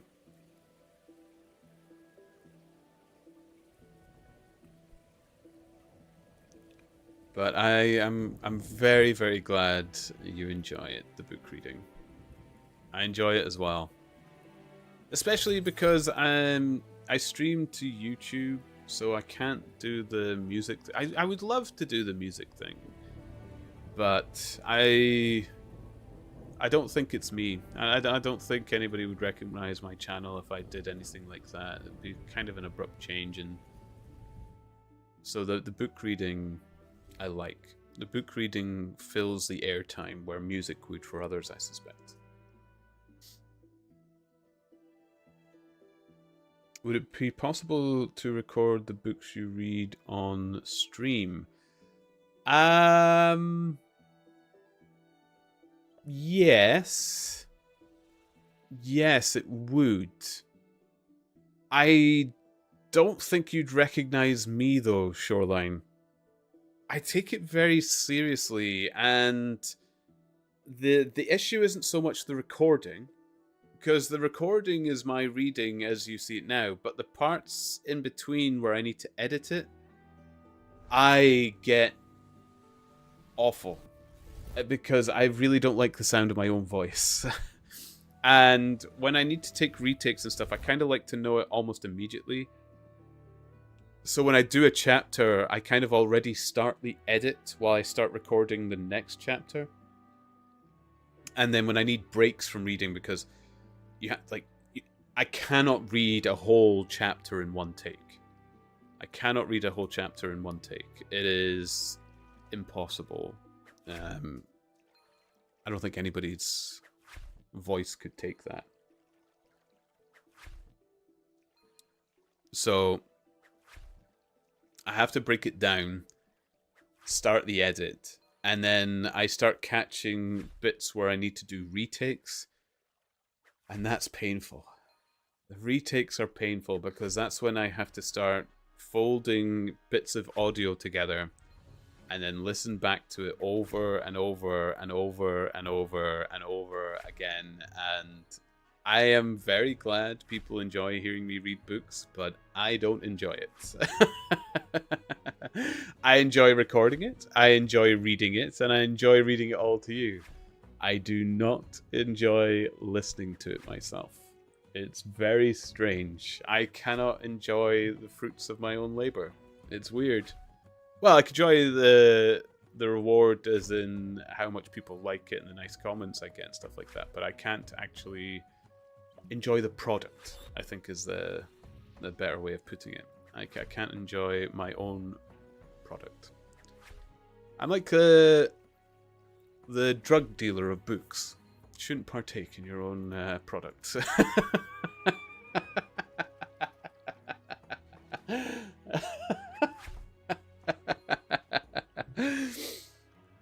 Hopefully you get used to it, brother. I was the same, to be fair.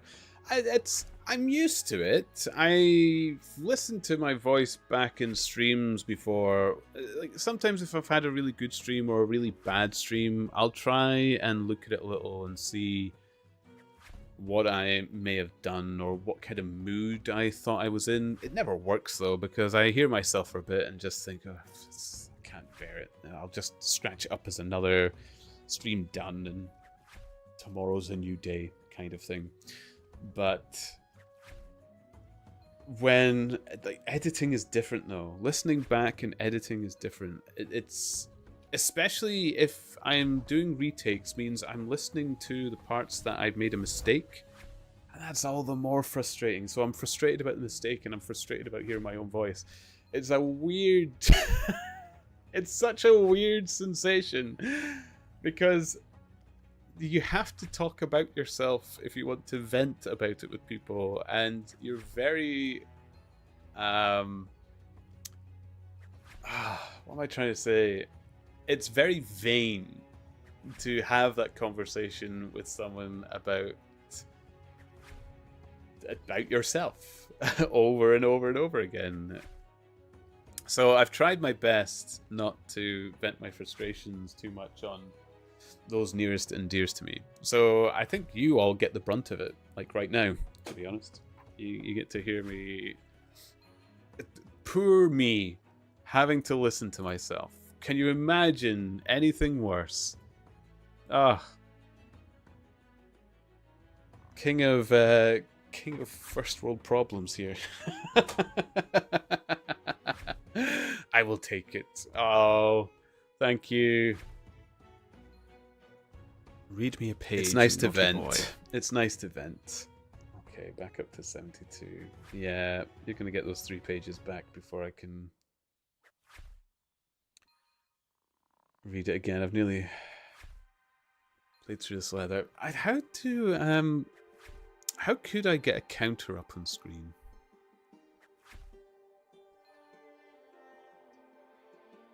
I wonder. There's definitely nothing in Streamlabs I could find. There was nothing in the Twitch widgets that I could find.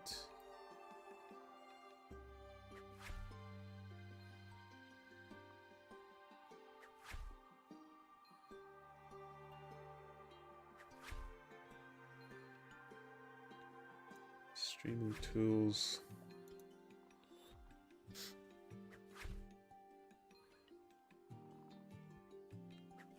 That was my question. Yeah.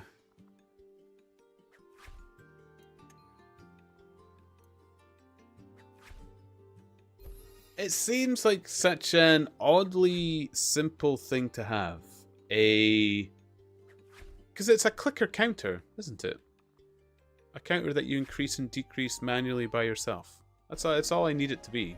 A clicker counter that can put a bit of text around to say number of pages, or banked pages, or something of that flavor. That wonderful, wonderful flavor.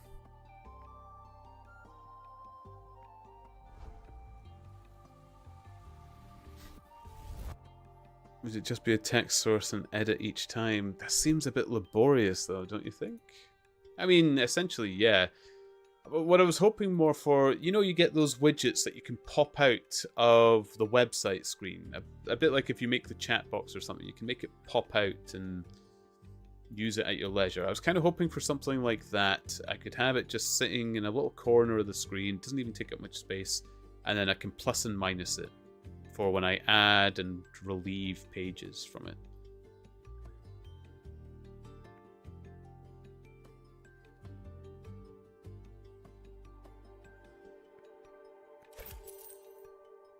That's all I'd kind of need or want it to be. Went up a level. I better check. I'm not. No, it's 78 before the. There's 2 more levels before we get the new one.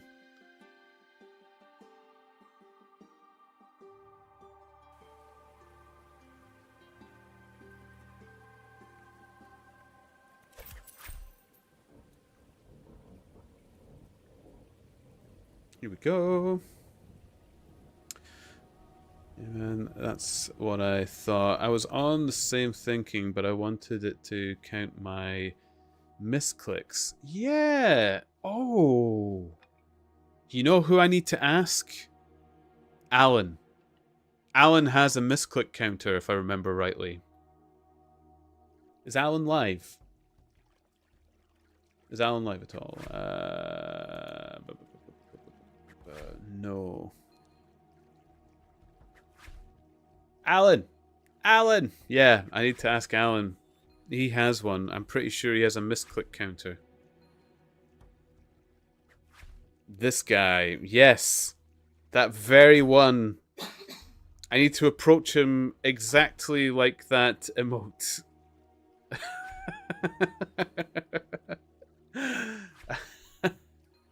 Tell him to give me his counter.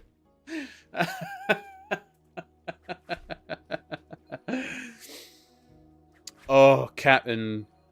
Getting the info before you put the rolls, that's not very brave. I hope you're well. I caught out a couple of people today. Poor Vorpal and Losu. And I caught out Umbe with it earlier in the week as well. Brave? No. Smart? Yes. Yeah. I hope you're well, man. I enjoyed your stream earlier. I had my Switch and I was playing Slay the Spire alongside doing some maintenance on my stream, on my Twitch and stuff like that. It was good to chat to you.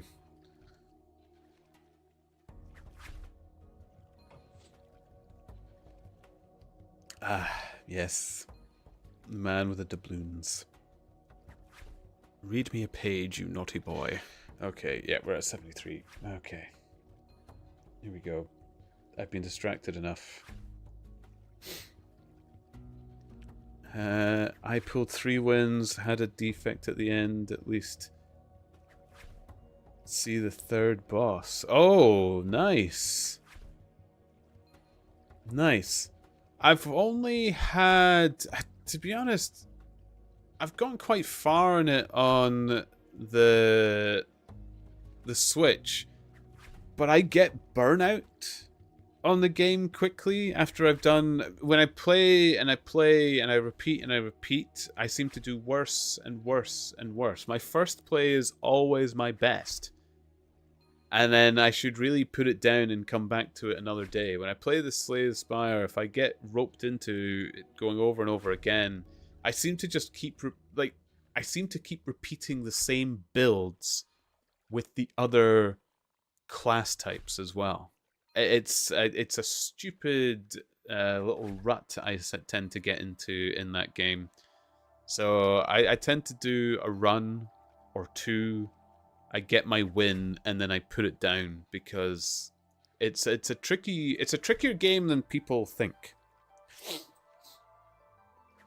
I only have worse runs if I swap characters. Yeah, I tend to have that because of exactly what I described. I end up trying to take the same build from a previous character to the new character. I am a silly sausage in that regard. Such a good game, though. Such a good game. I've been wanting to get my hands on the tabletop board game version of it as well, because apparently it's pretty true to the actual game.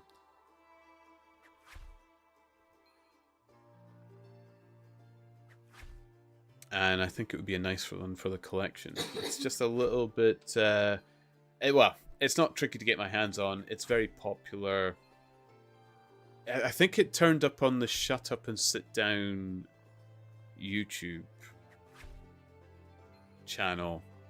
And I think they rated it quite highly. And if Shut Up and Sit Down rate a board game highly, good luck getting a copy. Love those guys. I love their YouTube channel. If you like board games and tabletop games and stuff, highly recommend Shut Up and Sit Down.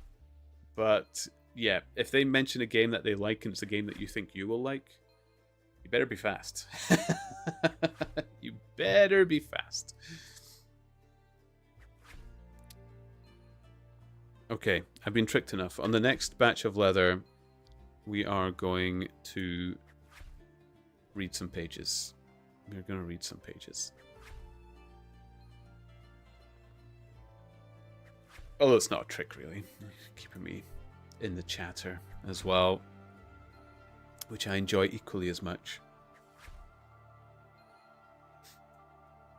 I just want to quickly check how many deer. If I have 24 deer hides in this, because I know I was killing some bad guys. Oh, I've got 23.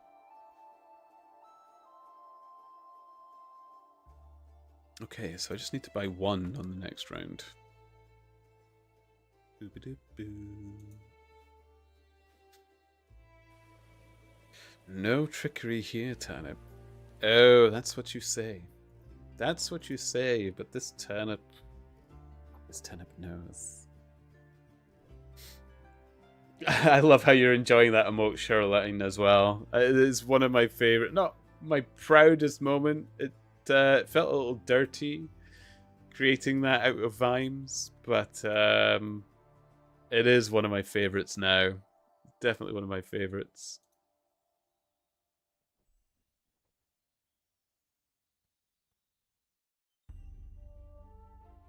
Alongside the Rip Turnip. I really liked, I was quite happy with that one. That was another idea given to me in Discord as well. So good. Rip. Okay, just buy 1. I've got 23 in stock. Beautiful. Yay, Losa, you've got it as well. Enjoy.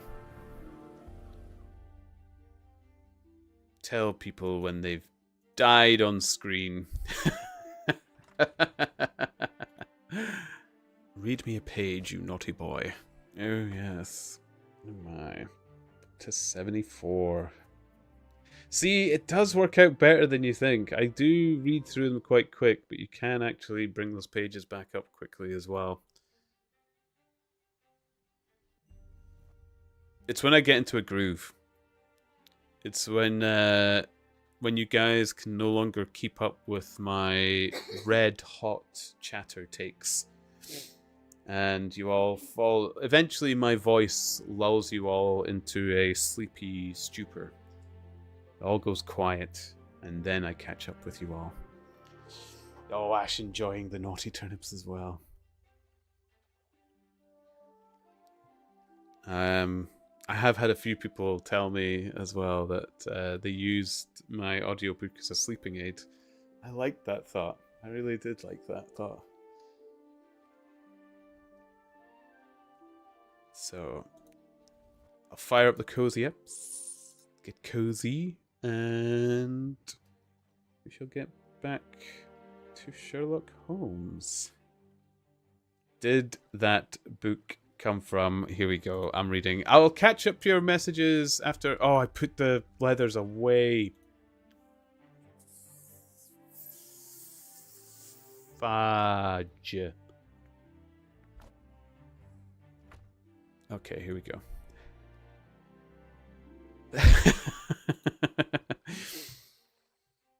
I'll catch up with your messages after, Shorelines. Don't worry. I won't ignore you. Just finish typing up your message. I'll get there.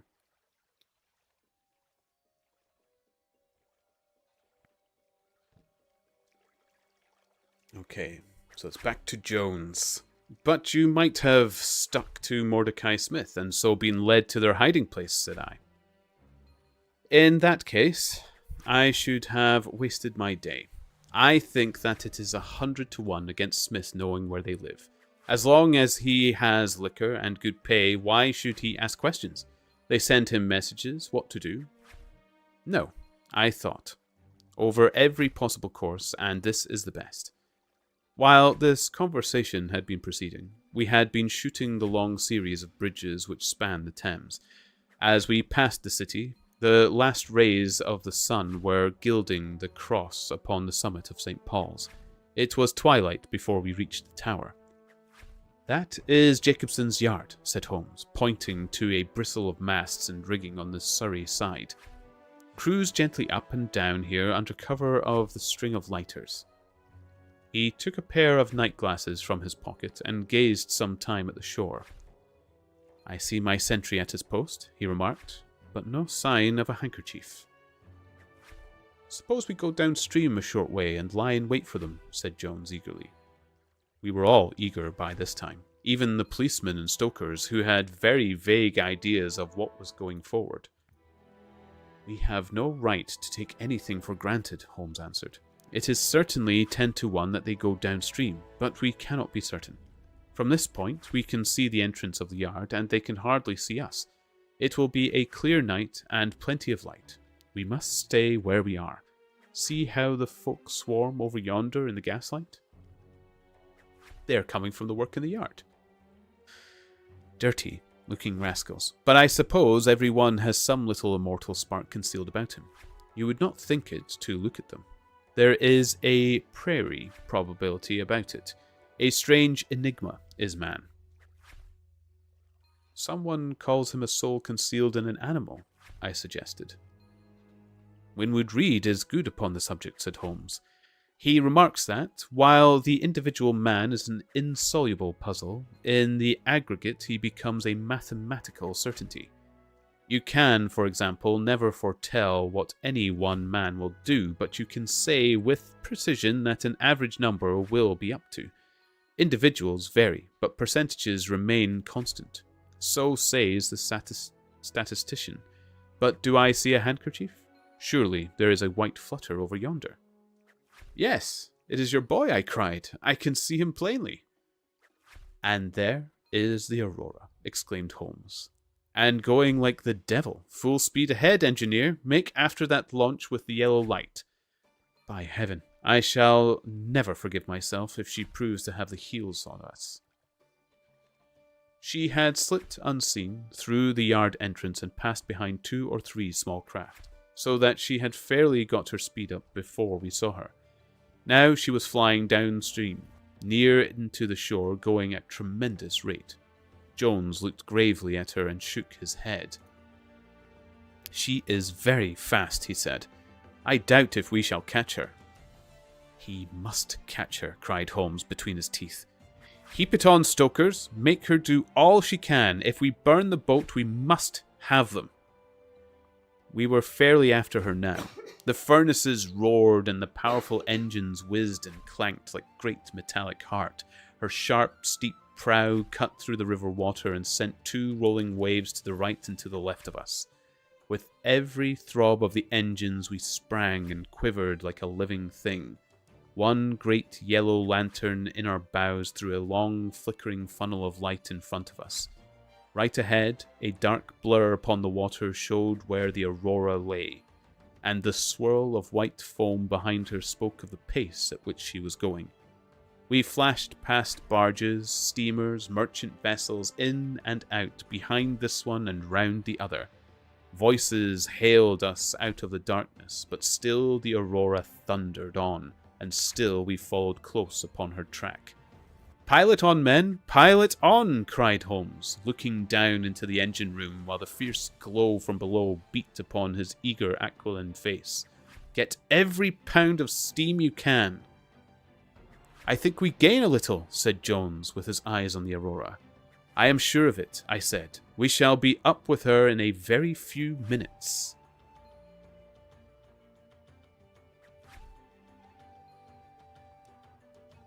Okay, guys. I do manage to get 3. I managed to get 3 in, so that brings it down to 71. Oh.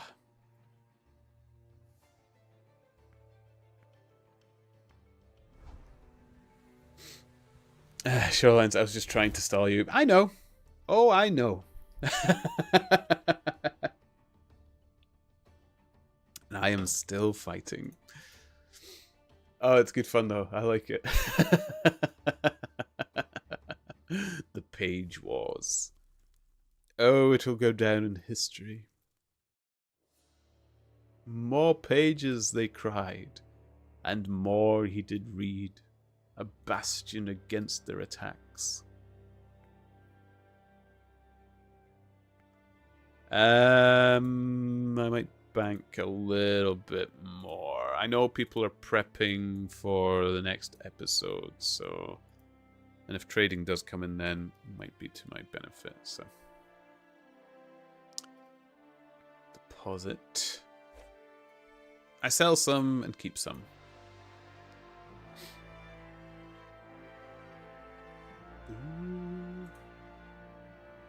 Okay. Can I steal my own? Nope.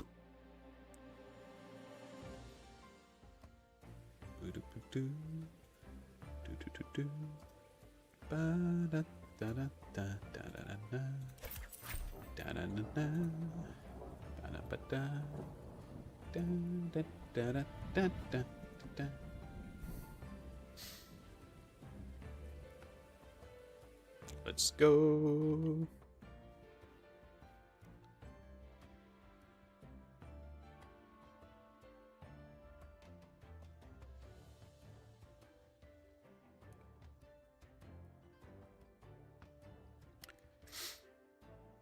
Here we go, guys. Cozy warnings. Shoreline, I'm going to sleep now, Highlander. Take my lurk. Thank you so much for popping by, Shoreline. Lovely as always, and a pleasure to see yourself. And I will catch you again, either on this side or on the other side. Have a pleasant sleep. Thank you for the lurk. I do appreciate it. Build up those doubloons.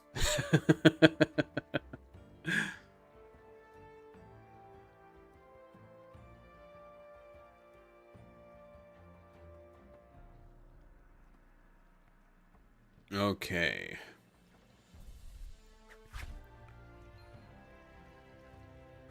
Wait, do I still get him? Yeah, yeah. You only have to sit in a yeah, it's 50 per roll. So you'd only be able to do 3 rolls with 198 shoreline. I'm sorry. My pot is expensive again.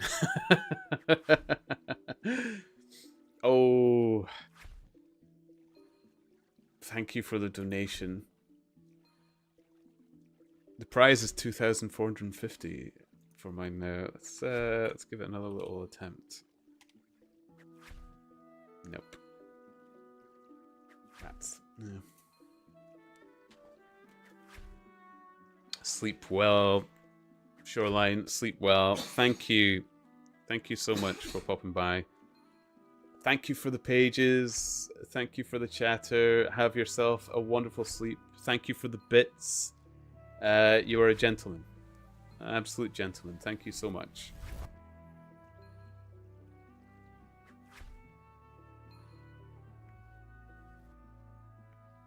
I needed to... No, they're not on right now.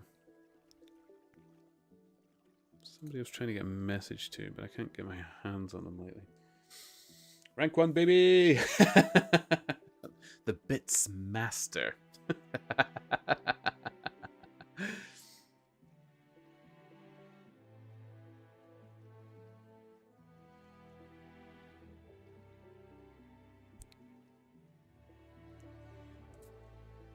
Why do you think I give out all those gifts? I'm really kind of annoyed that the gifts reset. I need to double check why that is. I don't like that, but yeah. Here we go. Get yourself cozy, guys. I'm sure Shoreline will come up with another sleepy message to distract me just before they pop away, but I shall not be deterred. Read me a page, you naughty boy. Oh, it's Losu again. Thank you. Oh, that brings us to 72. If I get... that'll probably only be 2 pages. Thank you, Daddy. I knew you wouldn't say no. Thank you, Daddy. At that moment, however, as our evil fate would have it, a tug with 3 barges in tow blundered in between us. It was only by putting our helm hard down that we avoided a collision, and before we could round them and recover our way, the Aurora had gained a good 200 yards. She was still, however, well in view, and the murky, uncertain twilight was setting into a clear starlit night.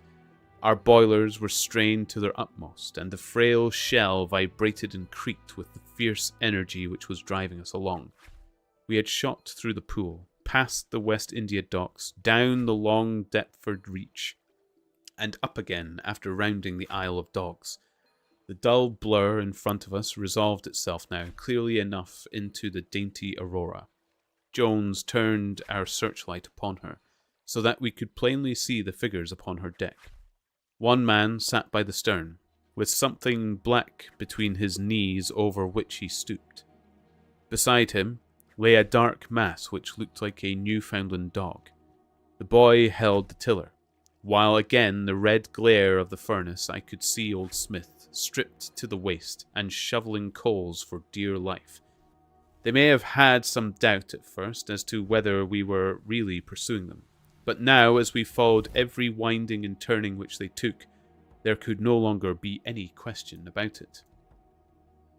At Greenwich, we were about 300 paces behind them.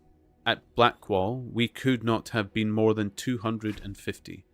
I have cursed many creatures in many countries during my checkered career, but never did sport give me such a wild thrill as this mad, flying manhunt down the Thames. Steadily, we drew in upon them, yard by yard. In the silence of the night, we could hear the panting and clanking of their machinery. The man in the stern still crouched upon the deck, and his arms were moving as though he were busy, while every now and then he would look up and measure with a glance the distance which still separated us. Nearer we came and nearer. Jones yelled to them to stop. We were no more than 4 boats' lengths behind them, both boats flying at a tremendous pace. It was a clear reach of the river, with Barking Level upon one side and the melancholy Plumstead Marshes upon the other. At our hail, the man in the stern sprang up from the deck and shook his 2 clenched fists at us, cursing while in a high, cracked voice. He was a good-sized, powerful man, and he stood poising himself with legs astride. I could see that from the thigh downward there was but a wooden stump about the right side. At the sound of his strident, angry cries, there was movement in the huddled bundle upon the deck. It straightened itself into a little black man, the smallest I have ever seen, with a great misshapen head and a shock of tangled, dishevelled hair. Holmes had already drawn his revolver, and I whipped out mine at the sight of his savage, distorted creature. He was wrapped in some sort of dark ulster or blanket, which left only his face exposed, but that face was enough to give a man a sleepless night. Never have I seen features so deeply marked with all but bestiality and cruelty. His small eyes glowed and burned with a sombre light, and his thick lips were writhed back from his teeth, which grinned and chattered at us with a half-animal fury. "Fire if he raises his hand," said Holmes quietly. We were within a boat's length by this time, and almost within a touch of our quarry. I can see the 2 of them now as they stood. The white man with his legs far apart, shrieking out curses, and the unhallowed dwarf with his hideous face and his strong yellow teeth gnashing at us with the light of our lantern.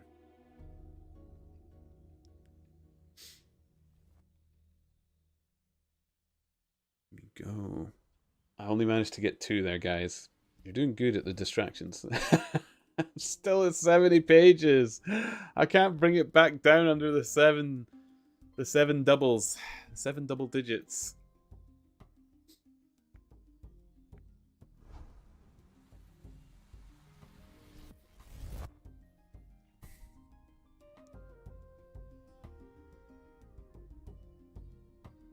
Here we go.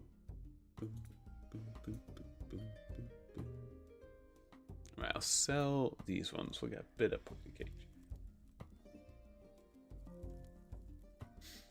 I'll just wait 1 page. Read me a page, you naughty boy. I knew it.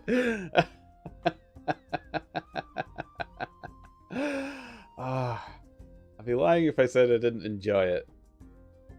It's weird. I'm taking it so seriously to try and beat it as well. Okay, I'm going to bed now. Have yourself a pleasant sleep, Shorelines. I will see you again soon, no doubt. Take care. Lots of love. For yourself and for the family.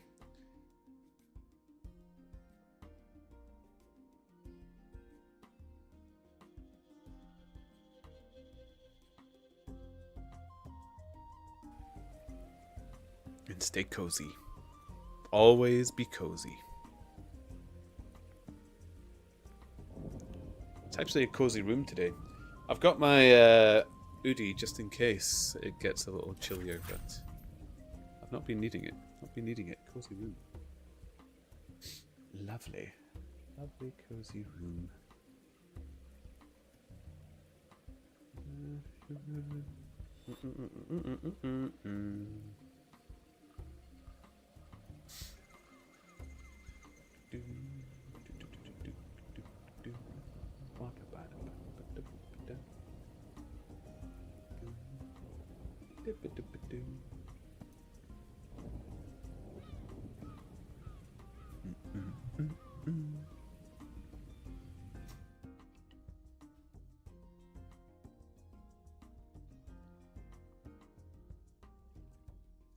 Okay. Here we go.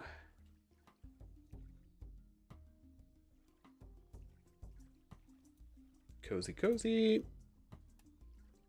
And we shall continue.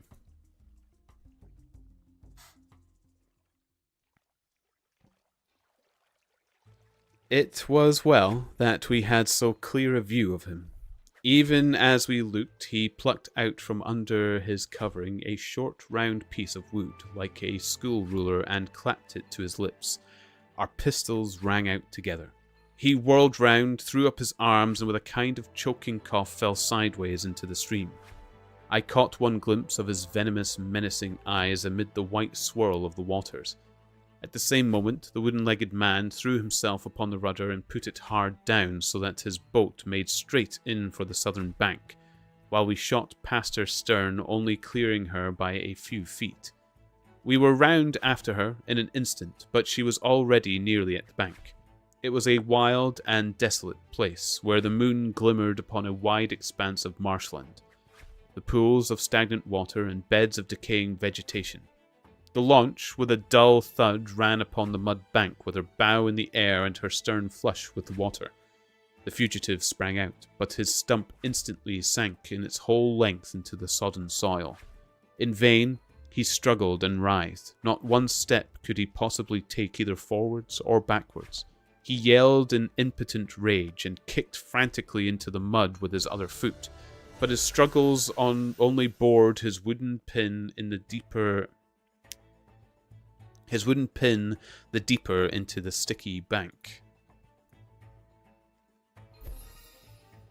When we brought our launch alongside, he was so firmly anchored that it was only by throwing the end of a rope over his shoulders that we were able to haul him out, and to drag him like some evil fish over our side. The two smiths, father and son, sat sullenly in their launch, but came aboard meekly enough when commanded. The Aurora herself we hauled off and made fast to our stern.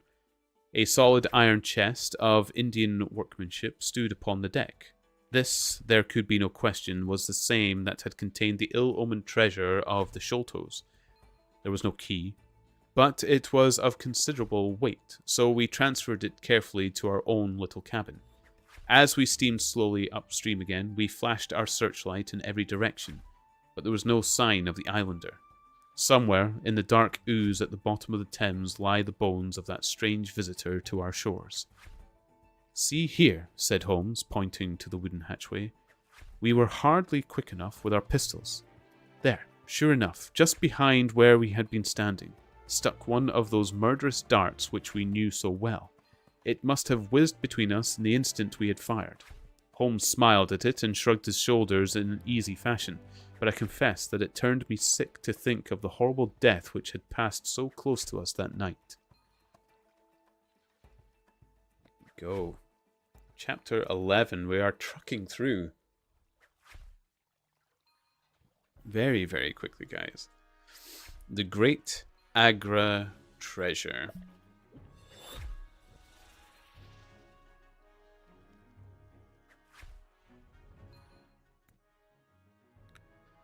Our captive sat in the cabin opposite to the iron box which he had done so much and waited so long to gain. He was a sunburned, reckless-eyed fellow with a network of lines and wrinkles all over his mahogany features, which told of a hard, open-air life.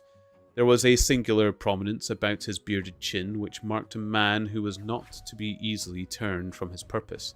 His age may have been 50 or thereabouts, for his black curly hair was thickly shot with grey. His face, in repose, was not an unpleasing one, though his heavy brows and aggressive chin gave him, as I had lately seen, a terrible expression when moved to anger. He sat now with his handcuffed hands upon his lap, and his head sunk upon his breast, while he looked with his keen twinkling eyes at the box which had been the cause of his ill-doings. It seemed to me that there was more sorrow than anger in his rigid and contained countenance. Once he looked up at me with a gleam of something like a humour in his eyes. "Well, Jonathan Small," said Holmes, lighting a cigar, "I am sorry that it has come to this." "And so am I, sir," he answered frankly.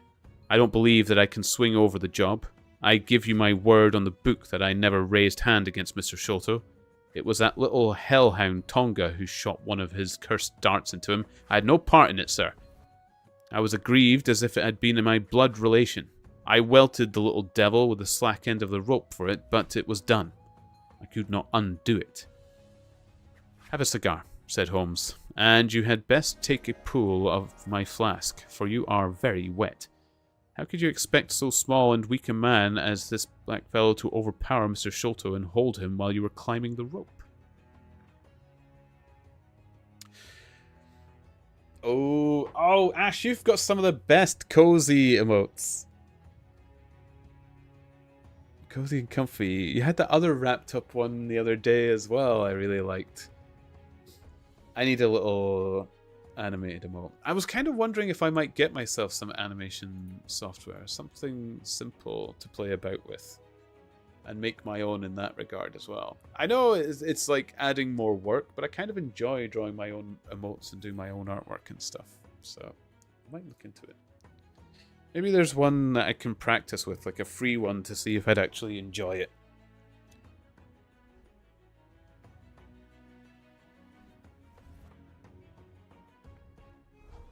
And give it a good go.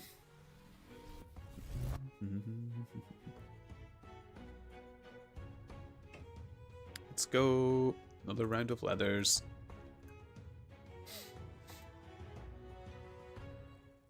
More money. 17 gold. Not bad. Not bad for my levels.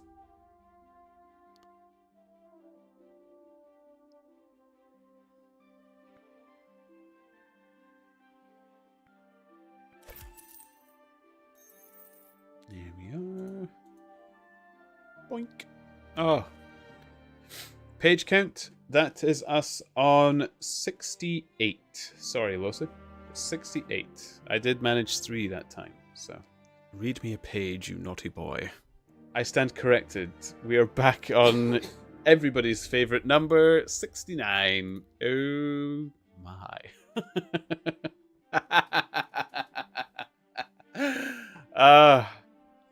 I'm glad you're enjoying the emotes, Lucy. I'm glad you are.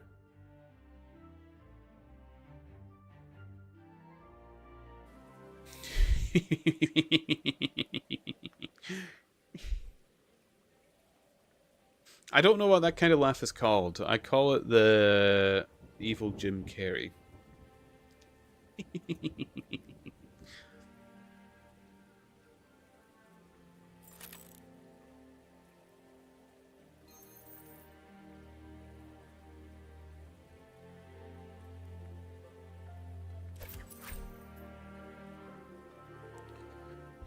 Thanks again for the sub. Loving the emotes, loving the streams. Absolutely, Losu. Absolutely. Why not? Believe me, your messages and stuff on Discord and stuff have helped me through a lot of this week as well. So it's the least I could do. The least I could do. And from many others as well. It's been wonderful. I must admit, I know there's been a good stack of drama and such, but I'm still having a wonderful time. I don't know. I've just managed to sail on through a turnip bobbing on the water. Hey! Oh, my raid thing did work. Flip out. Thank you. Thank you for the raid. How are you doing? Welcome, welcome. Shout out to yourself.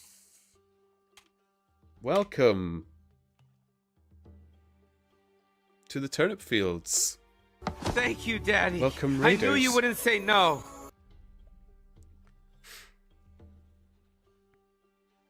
Welcome to the Wondrous Turnip stream. I hope you like hearing books being read on stream. We're reading Sherlock Holmes at the moment. People can pay for pages and such. Actually, Flip Out Your Raid buys us a page as well, so we're up to 70 pages total that that are banked for us to read through. This is actually probably going to finish the book quite happily. We might even finish it tonight, to be honest. But thank you so much. Heyo! How are you? And thank you for the raid, because I've been trying to fix my raid alert as well, and it looks like it's finally working. It's my favorite Pokemon Electrode. Self-destructing. Why not? That's what it does. How are you? How was your stream? How are your streaming buddies? Your party of raiders? I hope everybody is well and having a lovely chill time.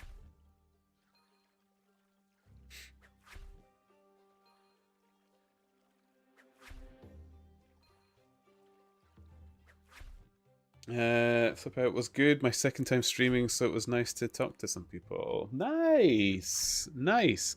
I think I saw you in the Brighter Shore stream there. I'd already started streaming myself, but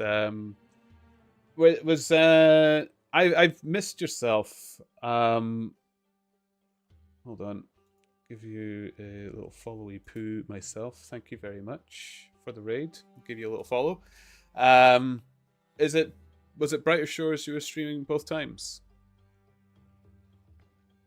Who are you in game, if you are? Or you don't have to tell me, I suppose. Being nosy. But, yeah, it's always nice to chat to people. It's my favourite part of streaming. And when it starts to get a little quiet, we read some books. That's how this one goes. Nothing but the sound of my voice echoing through the interwebs.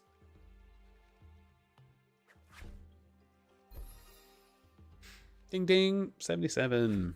Okay. Catching up with people. Look at me fly, my leather working.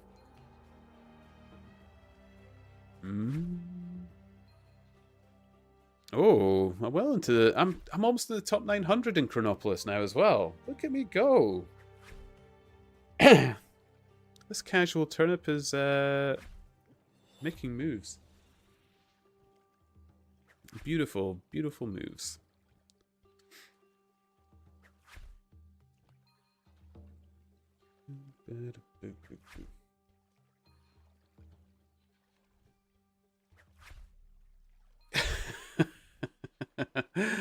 I see it.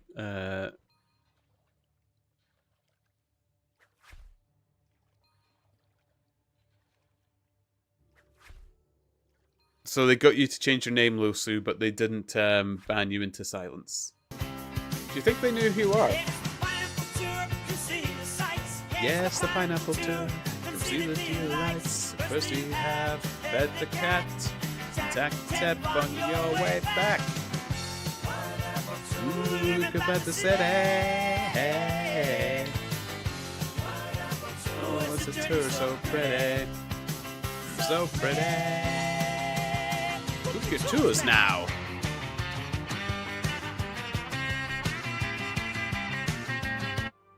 Pineapple Tours of Chronopolis. We will never forget. Actually, Cosmic wants a proper tour whenever they're back on. They did say that, so if we ever collab with Cosmic again, we will take him and any others that want to do a pineapple tour on a grand pineapple tour. The more the merrier. Makes it better. I know what the tour is. I remember the tour. I've been on it a number of times. I've been forged by it. Made stronger by it. Driven slightly mad by it. Make it a grand one. Yeah, exactly. We want to get lots of people. Make it a big thing. Make Graggle proud.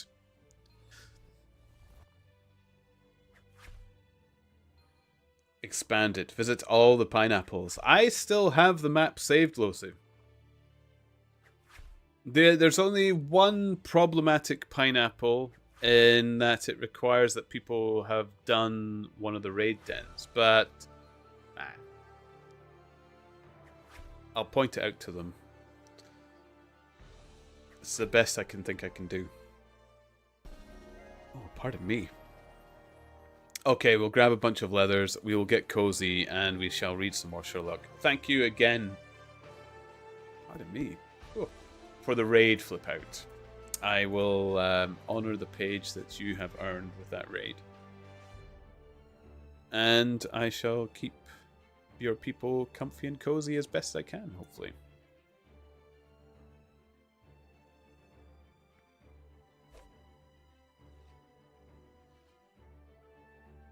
go. Oh, and the little woofle boy, I keep forgetting he's actually up on my stream right now. That's Wash. We put my pug's photo on the screen because he was very good at the vets today. He was a well-behaved boy. So if you're curious as to the dog, that's little Washy.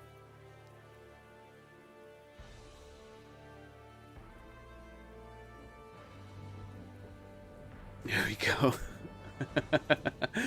No such thing as XP waste when it's sharing love.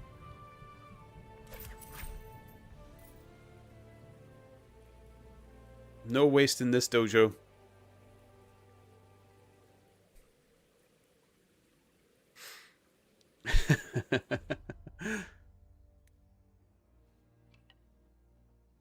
Okay. Let's get cozy. Let's get some pages. Here we go. So for the raiders, for the people new to the stream, what we've been reading right now is Sherlock Holmes Adventures. It's the Sign of the Four. So it's the second book. And where we've got to is they've actually captured the criminals in this stories. So we're kind of at the wind down of it all. You seem to know as much about it as if you were there, sir. The truth is that I hoped to find the room clear. I knew the habits of the house pretty well, and it was the time when Mr. Sholto usually went down to his supper. I shall make no secret of the business. The best defence that I can make is just the simple truth. Now, if it had been the old Major, I would have swung for him with a light heart. I would have thought no more of knifing him than of smoking the cigar. But it's cursed hard that I should be lagged over this young Sholto, with whom I had no quarrel whatever. You are under the charge of Mr. Athelney Jones of Scotland Yard. He is going to bring you up to my rooms, and I shall ask you for the true account of the matter. You must make a clean breast of it, for if you do, I hope that I may be of use to you. I think I can prove that the poison acts so quickly that the man was dead before ever you reached the room. That he was, sir. I never got such a turn in my life when I saw him grinning at me with his head on his shoulders as I climbed through the window. Fairly shook me, sir. I'd have half killed Tonga for it if he had not scampered off. That was how he came to leave his cub, and some of his darts too, as he tells me, which I dare say helped you put on our track, though how you kept on it is more than I can tell. I don't feel no malice against you for it, but it does seem a queer thing, he added, with a bit of a smile, that I, who have a fair claim of nigh upon 500,000 of money, should spend the first half of my life building a breakwater in the Andamans, and am like to spend the other half digging drains at Dartmoor. It was an evil day for me when first I clapped eyes upon the merchant Achmet and had to do with the Agra treasure, which never brought anything but a curse yet upon the man who owned it. To him it brought murder. To Major Sholto it brought fear and guilt. To me it has meant slavery for life. At this moment, Athelney Jones thrust his broad face and heavy shoulders into the tiny cabin. Quite a family party, he remarked. I think I shall have a pool at that flask, Holmes.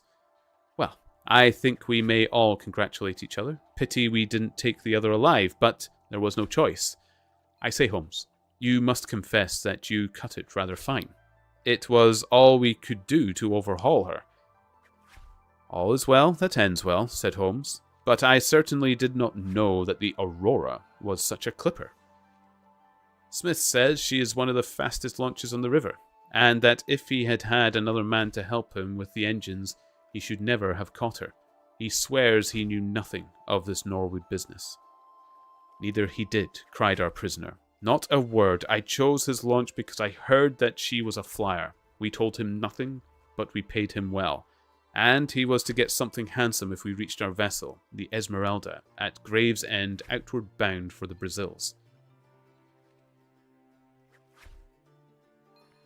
Well, if he has done no wrong, we shall see that no wrong comes to him. If we are pretty quick in catching our men, we are not so quick in condemning them. It was amusing to notice how the consequential Jones had already beginning to give himself airs on the strength of the capture, From the slight smile which played over Sherlock Holmes's face, I could see that the speech has not been lost upon him. "We will be at Vauxhall Bridge presently," said Jones, "and shall land you, Dr. Watson, with the treasure box. I need hardly tell you that I am taking a very grave responsibility upon myself in doing this. It is most irregular, but of course an agreement is an agreement. I must, however, as a matter of duty, send an inspector with you. Since you have so valuable a charge, you will drive, no doubt?" "Yes, I shall drive." "It is a pity there is no key, that we may make an inventory first. You'll have to break it open. Where is the key, my man?" "At the bottom of the river," said Small shortly. "Huh. There was no use your giving this unnecessary trouble. We have had work enough already through you. However, Doctor, I need not warn you to be careful. Bring the box back with you to Baker Street rooms. You will find us there on our way to the station."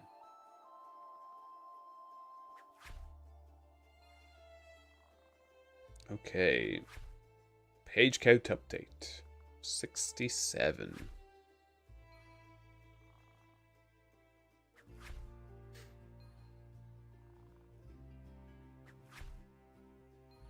Boom.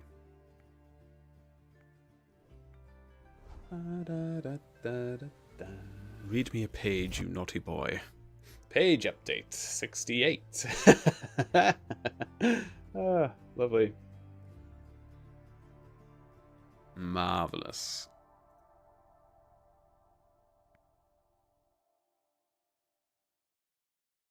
Almost there.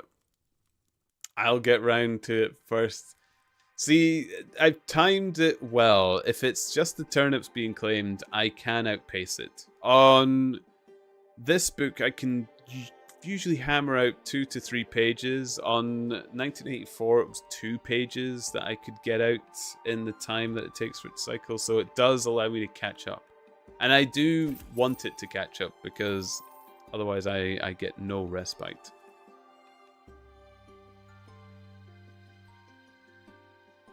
So you will have to use your devilry and cunning otherwise.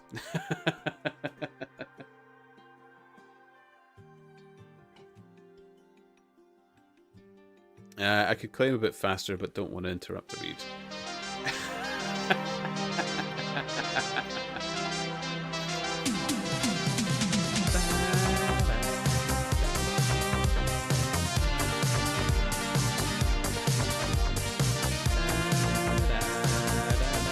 Use devilry on it, boss. I don't mind devilry when it sounds so good. Nice claim. It does burn your turnips a little bit as well, so...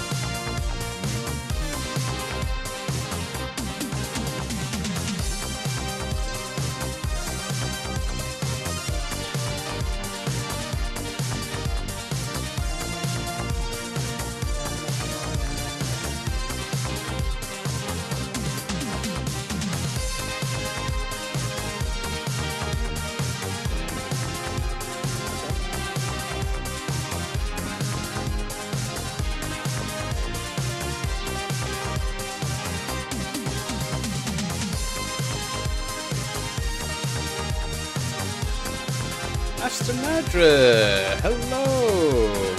Just check in. I understand why people want you to read. You're amazing at it. Oh, thank you, Madra. Thank you so much. I was enjoying your stream earlier, by the way, as well. I had it up for quite a while. I was flitting in and out of other people's streams as well, don't get me wrong. I like to say hello to a few people, but it was nice hearing Gimli in the background.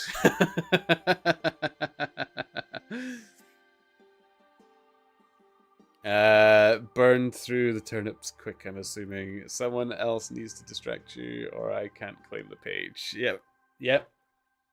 That was also a clever part of it. The page does require quite a bit of earning. Appreciate you stopping by, and yeah, he is a devil. Ugh. I can't wait for Doggo Cam. That's all I'll say. This is Wash on the corner of my screen, Madra, if you haven't seen any of his photos on Discord. We're putting Wash's photo up because of what a good boy he was for the vet today. He was a really well-behaved boy. I must admit, I'm very, very proud of him. He was good. What a legend. A little brave soul. That front right paw is his sickly paw, so you can see how much better it's gotten. It was really swollen to begin with, and you could really see the abscess poke out between his toes quite badly. But, no, it's looking a lot better.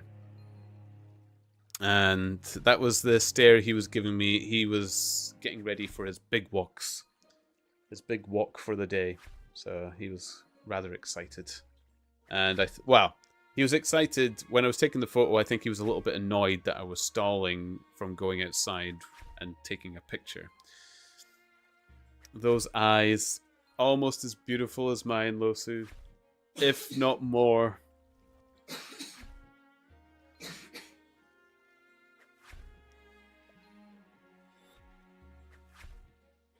But yeah, on the note, Madra, I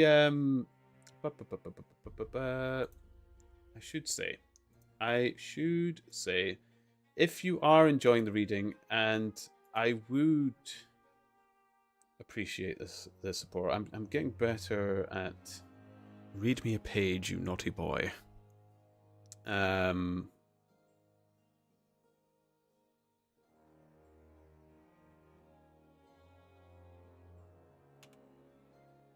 Trying to get better at promoting myself a little bit, but this brings you to the Turnip Reads YouTube. Takes anybody, if anybody's enjoying my reading right now, this link, it is the right one, isn't it? Yeah, it'll take you to Turnip Reads. This is my audiobook. So any book that I read on stream, if we complete it or complete chapters on it, I will record onto that Turnip Reads one. The first book we read on stream was 1984, so the only book you'll find on there right now is the several chapters of 1984, which I've had to stall completing because I was ill for a little while. But if you're enjoying the book reading and you'd like to hear more when I'm not available or around, there is it there, and you can listen to it in podcast form, so it'll play through each chapter consecutively. If you click through the podcasts or the playlists on that channel, it will play it consecutively for you. So, page count.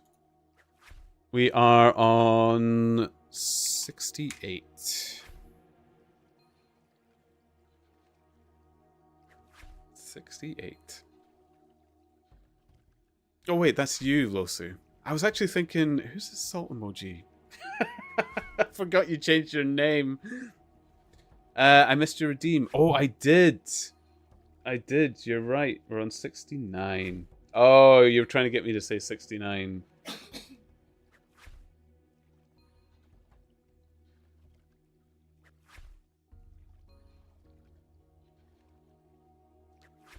Sorry, you are right. It is 69 pages. 69.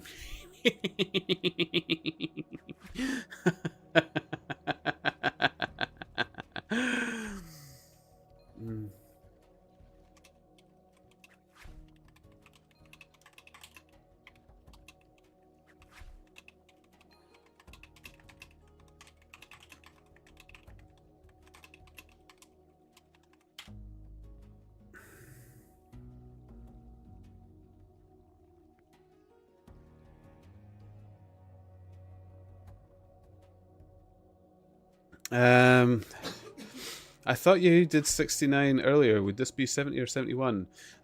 So the way the page count works, Mayhem, is not what page we are in the book. It's the page that people have banked for me to read.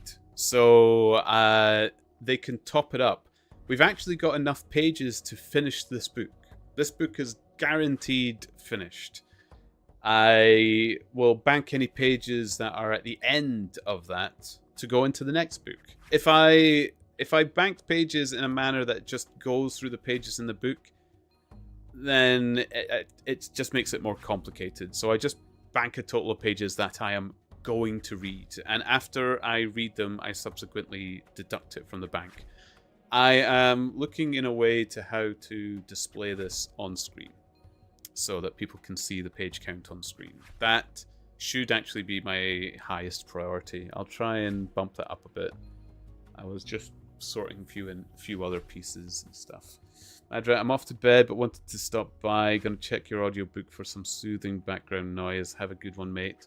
Thank you for the support, Madra. I will see you around, and I will hopefully catch one of your streams again soon. Take care. It was lovely to chat to you. Have pleasant sleeps, and be cozy. I have a sleep emote and a cozy emote. There you go.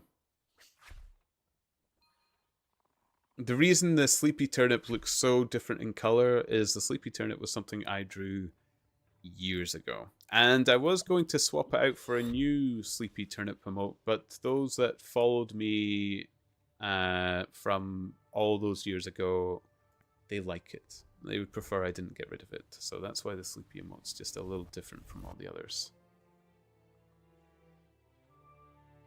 Who knows? Maybe we'll renew it someday if people like the new turnip color scheme and form. But bye, salt emoji. I'm out of turnip. Someone needs to take over.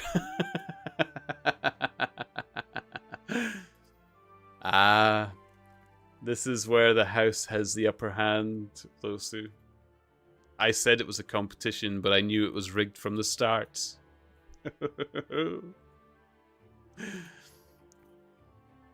You forget of all the villains.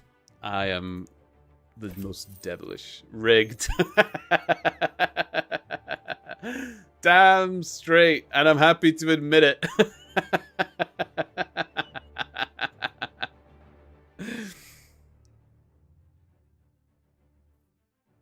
Yeah. Hey, how close are we on levels? Oh, we're almost level twins. I didn't realize this. Although your leveling must be quite slow at this point. How close are you to the 500, actually?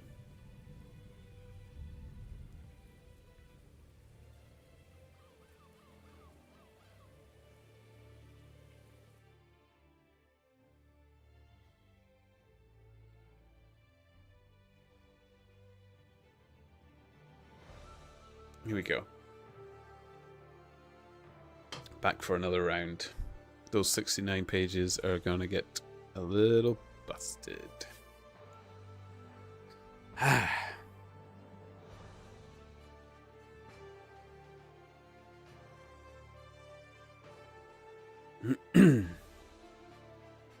$426 right now.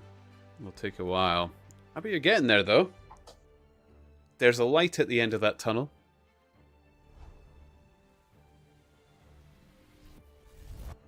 Okay, folks. We have more to come. Cozy alert. Here we go. They landed me at Vauxhall with my heavy iron box and with a bluff, genial inspector as my companion. A quarter of an hour's drive brought us to Mrs. Cecil Forrester's. The servant seemed surprised at so late a visitor. Mrs. Cecil Forrester was out for the evening, she explained, and likely to be very late. Miss Morstan, however, was in the drawing room. So to the drawing room I went, box in hand, leaving the obliging inspector in the cab.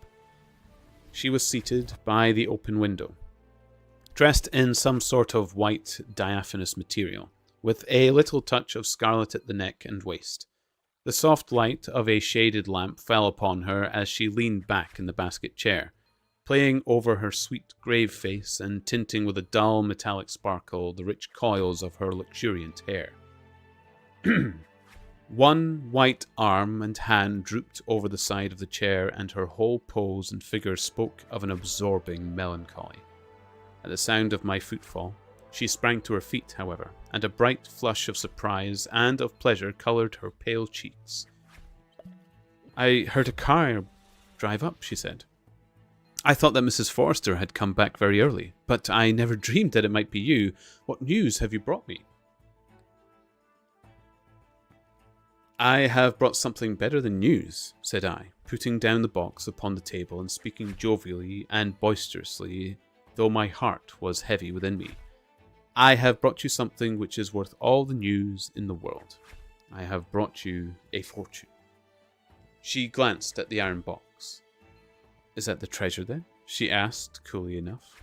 Yes, this is the great Agra treasure. Half of it is yours, and half is Thaddeus Sholto's. You will have a couple of 100,000 each.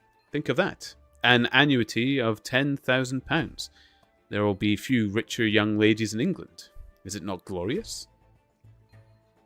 I think that I must have been rather overacting my delight, and that she detected a hollow ring in my congratulations, for I saw her eyebrows rise a little, and she glanced at me curiously. If I have it, she said, I owe it to you. No, I answered, not me, but to my friend, Sherlock Holmes. With all the will in the world, I could never have followed up a clue which was taxed even his analytical genius. As it was, we very nearly lost it at the last moment. Pray, sit down and tell me about it, Dr. Watson, said she. I narrated briefly what had occurred since I had seen her last. Holmes's new method of search, the discovery of the Aurora, the appearance of Athelney Jones, our expedition in the evening, and the wild chase down the Thames. She listened with parted lips and shining eyes to my recital of our adventures. When I spoke of the dart which had so narrowly missed us, she turned so white that I feared that she was about to faint. It is nothing, she said, as I hastened to pour her out some water. I'm all right again. It was a shock to hear that I had placed my friends in such horrible peril.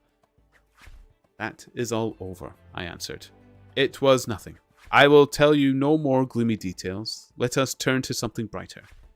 There is the treasure. What could be brighter than that? I got leave to bring it with me, thinking that it would interest you to be the first to see it. It would be of the greatest interest to me, she said. There was no eagerness in her voice, however.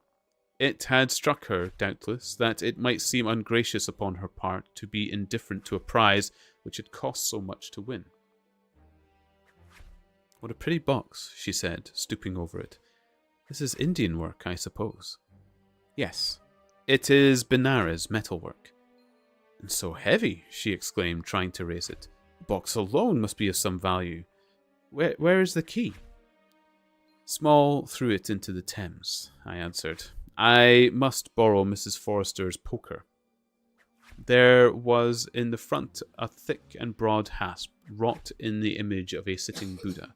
Under this, I thrust the end of the poker and twisted it outward as a lever. The hasp sprang open with a loud snap. With trembling fingers, I flung back the lid. We both stood gazing in astonishment. The box was empty.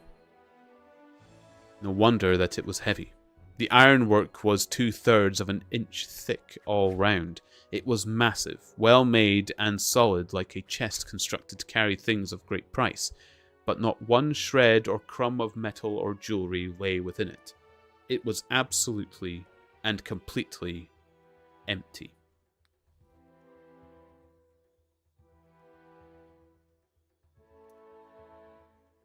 Here we go, guys. Page count update.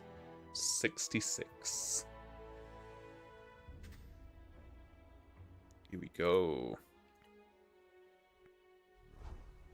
Numbers go up, but some numbers go down.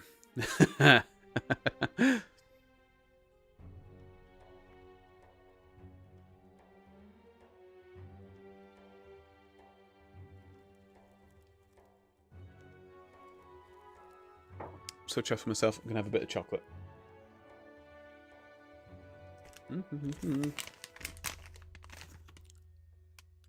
Yum.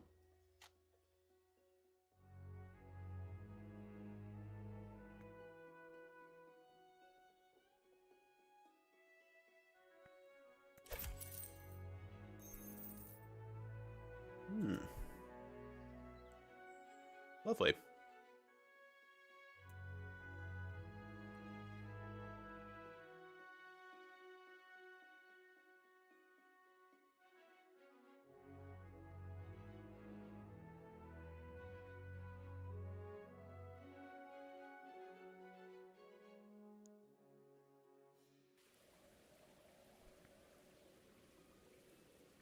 Okay, we'll grab another round of Deer Hides.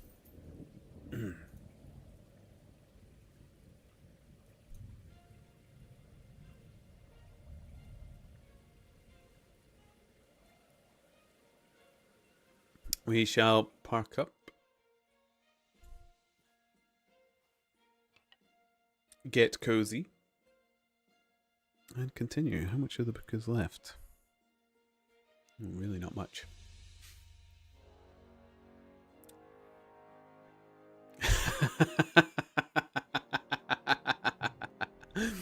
Read me a page, Daddy. Maybe that should have been what I said instead of naughty boy. I had to think quickly on what message to put up.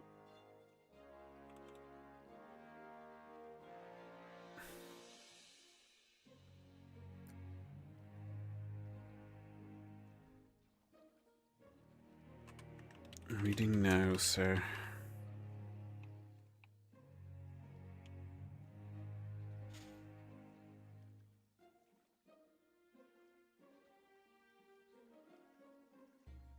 Okay.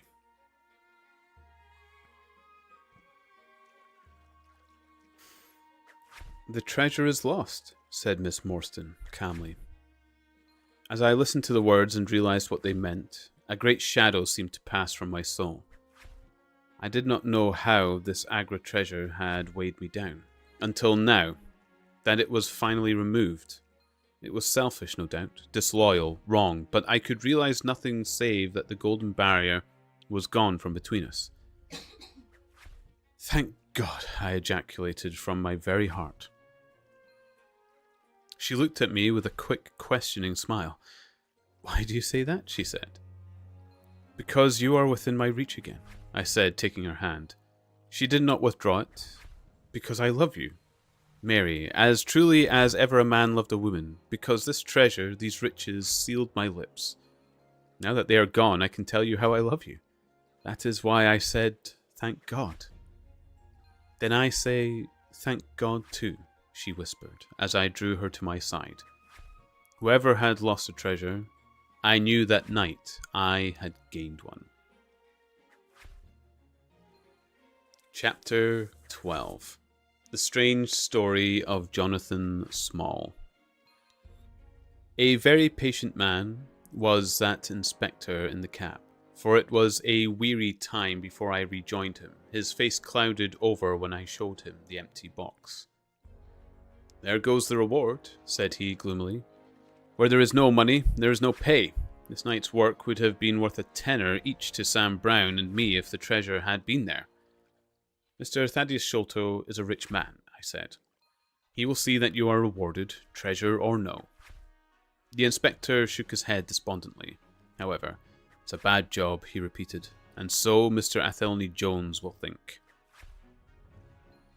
His forecast proved to be correct, for the detective looked blank enough when I got to Baker Street and showed him the empty box. They had only just arrived. Holmes, the prisoner, and he, for they had changed their plans so far as to report themselves at a station upon the way. My companion lounged in his armchair with his usual listless expression, while Small sat solidly opposite to him with his wooden leg cocked over his sound one. As I exhibited the empty box, he leaned back in his chair and laughed aloud. "This is your doing, Small," said Athelney Jones angrily. "Yes, I have put it away where you shall never lay hands upon it," he cried exultantly.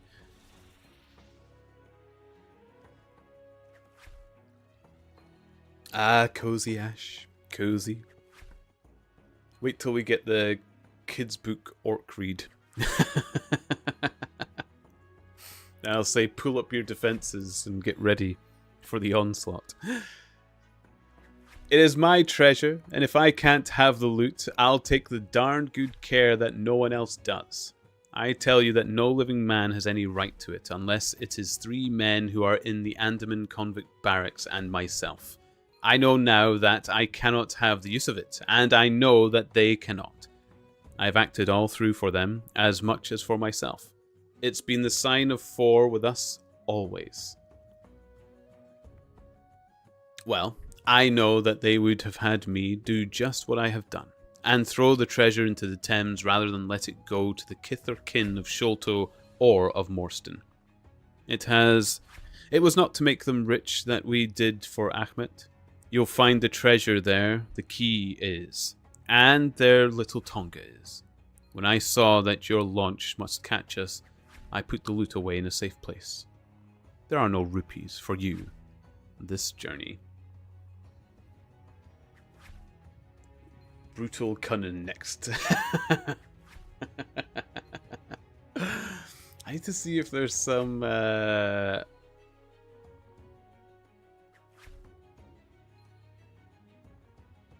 public domain Warhammer stories or something.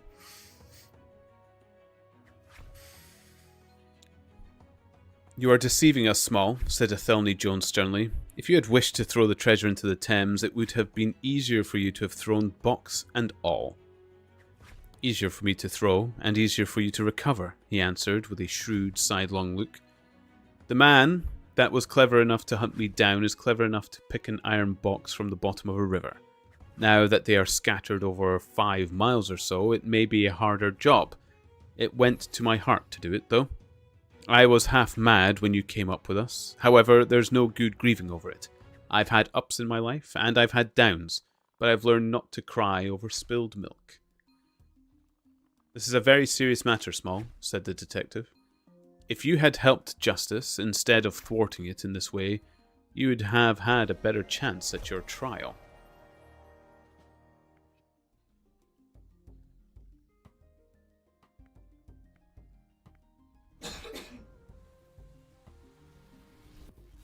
When I finally get round to streaming, I'll read some orc passages just for you. Oh, definitely.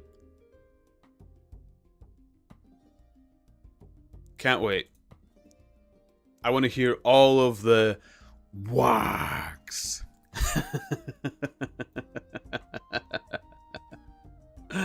I like the deeper guttural wag over the roaring wag. I must admit, the more threatening wags. I do actually, my employer for Christmas gave me a £100 voucher for the Warhammer shop, and I think I might get myself a couple of little orkies. I can do relatively deep gritty stuff, so I can arrange that. Oh, nice. Oh, that'll get you 2 minis. That's exactly what I thought, Ash. I'll get 2 little orc boys. To be honest, do you know what my favourite models are from the orcs? The war cans and their little their flying planes. It's the Daka or the Storm Daka or something like that they call one of them. I'd need to look it up again. We're on a new leather. Here we go. I love all the orc stuff. Oh, I love all the orc stuff, but those are my favorite. I love the war cans, and I love people's theories that the orcs are magic, because whenever you kill the orcs that operate any of their vehicles or their war cans or anything, they just disintegrate and fall to pieces. And the idea is it's just that the orcs believe that they work that makes them work, or something like that. So I love that. I love that. The giant piggy with the squigs and grots hanging off the back comes to mind. Yes. Yes, I like that too. And the squigs. I love the squigs. Every single one of them. What's the giant one that looks like a kind of shark as well? I forgot the name of that one.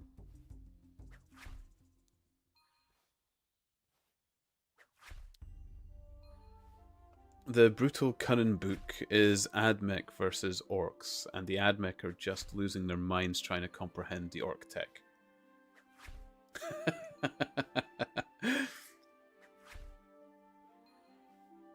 Yeah, I love that.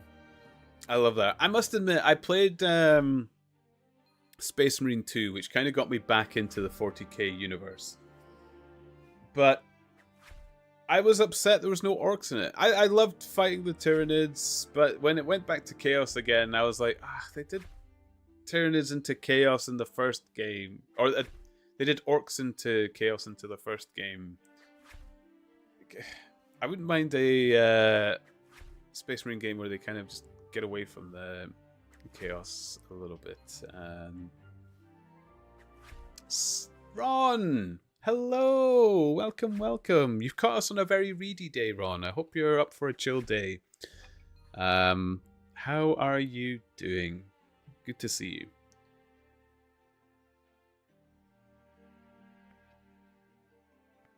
Sensei.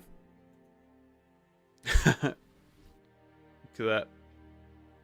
Oh, they were about to leave you.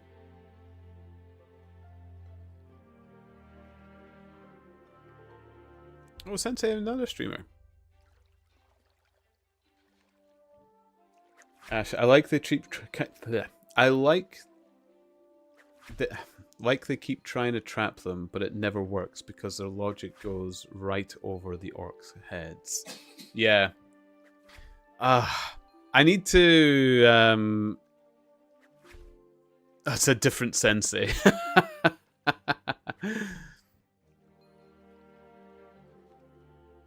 But yeah, I love the orc stuff. I know my current army is the Inquisition and the Grey Knights and all those lovely nasties. The lovely nasties that you find on the Emperor's right hand. But orcs is my big second. Orcs is my big second. I know it's quite a leap. Grey Knights, orcs, but yeah, that's my favorites. That's my favorites, hands down. I need to read more of the lore. The lore has gotten even more interesting, if not quite hefty in depths. Like you can fall into it for a long time. But I just want to read out the bits that I enjoy, really. I get the gist of a lot of it, and more of it, but I need to read more on the orcs. Is the Brutal Cunning book, is that a whole Lord book that you can get, Ash?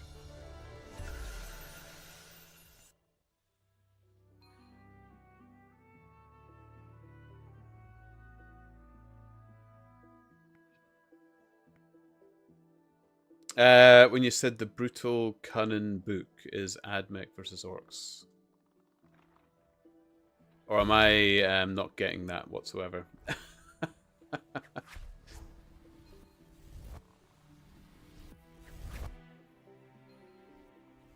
I'm not, as you probably noticed, I'm not very clever on all the lore. So I may have read that wrong and it's not actually a book.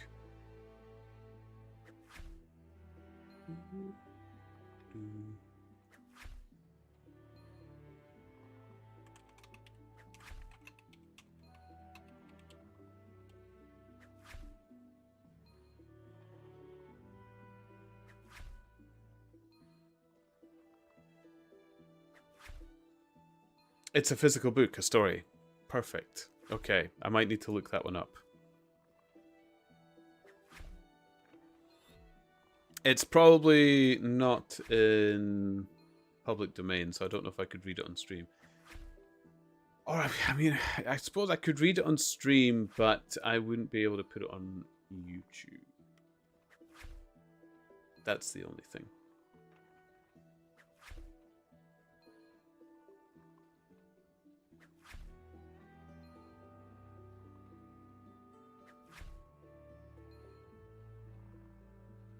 Which is a shame.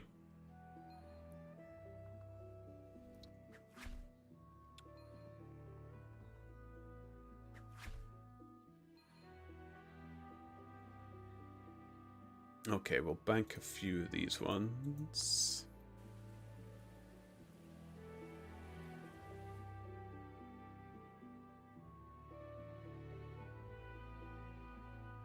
That's lovely. And of course, welcome again, Ron. We will drop off some of these leathers. I will pick up some more hides, and we will get cozy and read some more Sherlock Holmes.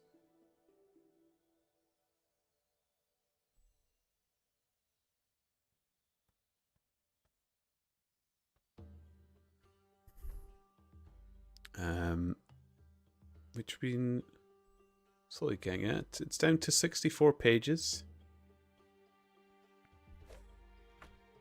So I'm doing not too badly. Not too badly. Oh, Ron! Losu will love you, because they've been trying to keep it at that magic number 69, and the sub bumps it up to by 5. Thank you so much for the resub. Thank you. I really appreciate it. That's 69 pages, guys. And you used your own emote. Thank you. Thank you, Daddy. I knew you wouldn't say no. Oh, thank you so much. Thank you. 69.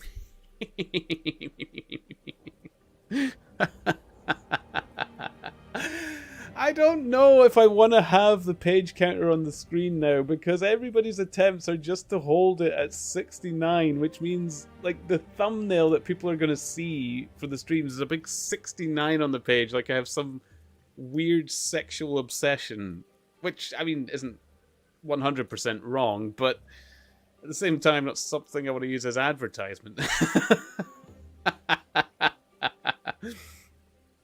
My plant is growing. I love this. I have to advance it further. So the years one, I think, is where I've got it to its end. I'm not going to give away what it is exactly, although you'll see it on some people as they chat, because some have subscribed to me for a long time. But yeah, your seeds are now growing. There we go.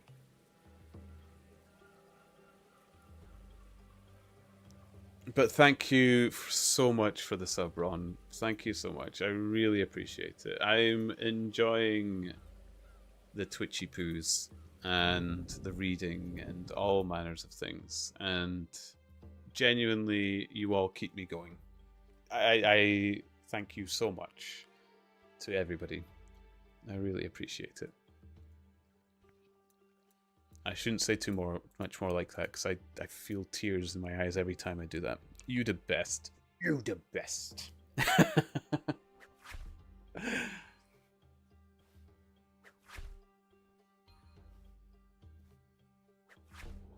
You deserve it. Thank you, Ron. Thank you. Guys, you're just too kind. You're too kind. I really do appreciate it. It's lovely. I will keep working hard at it.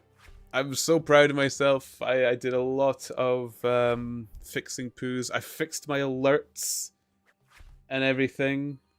So they should now all be working. I know that sub went to a default one, but I will get something in its place. I'm just grateful that it's actually alerting me when people sub, and it's alerting raids and follows and everything again.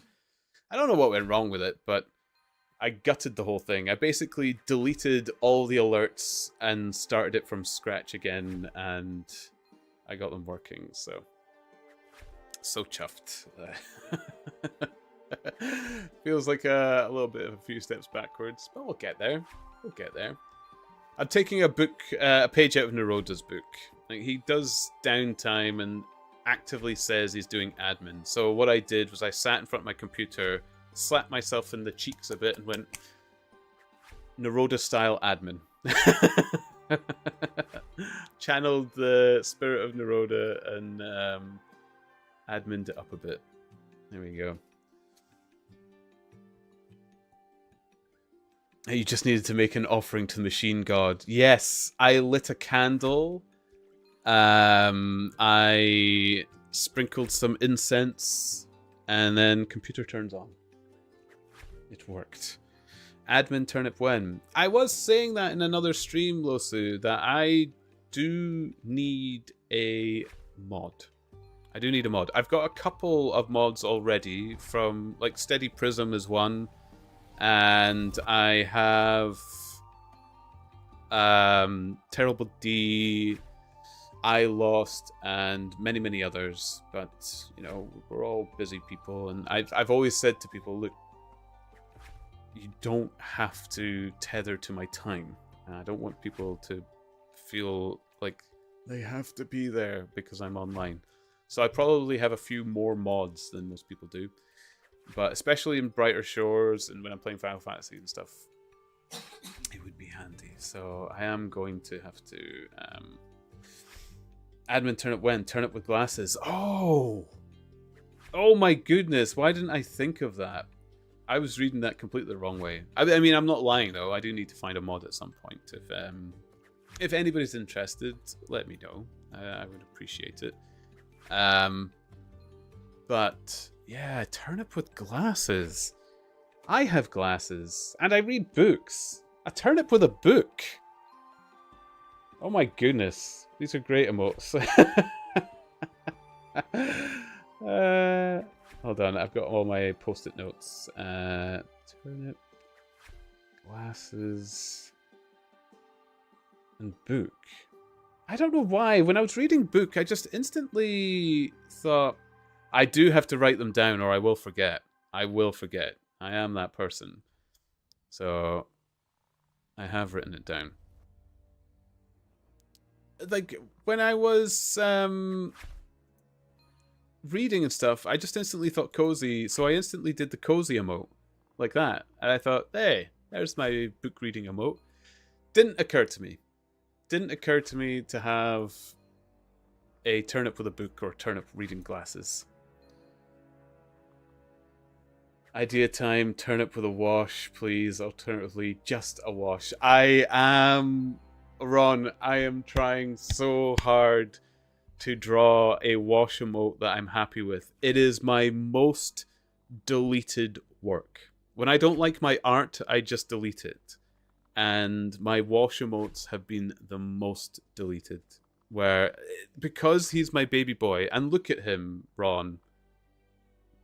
Look how beautiful a boy he is. We are so proud with Wash, and we're proud of ourselves of how handsome and trim and not overweight and snuffly happy that doggy boy is, that I just want his emote to be perfect. So perfect. Maybe Wash deserves an artist commission. Yeah, I should probably get somebody a little more skilled than I. Or I need to make that investment and get myself the proper graphics tablet that would help me do it. I'm not bad at it, but the graphics tablet I have is limiting me, and I don't have my big desktop graphics tablets anymore. I don't have them anymore. That's fair. Quality is important. Quality is very important when it comes to Wash. Washy Poo, as Ash has also said, deserves the best. That boy has been the goodest boy today. He deserves the best pictures representing that beautiful face. Alternatively, I could just cut down that photo and just have that face as an emote. Or I need to try and get him doing his wrestling or zoomies and turn it into a GIF to put as an emote or something like that.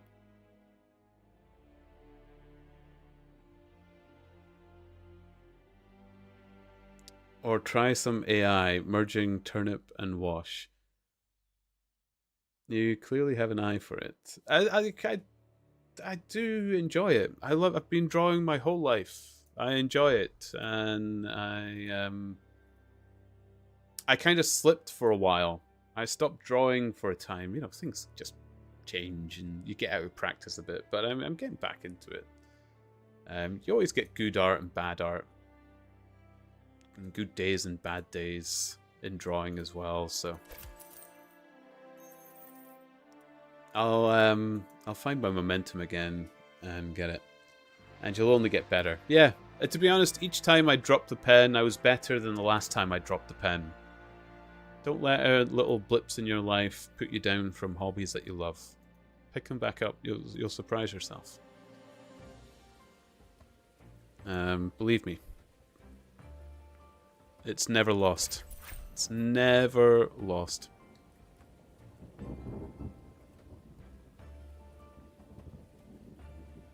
Emote art is finicky too, designing at such a small scale.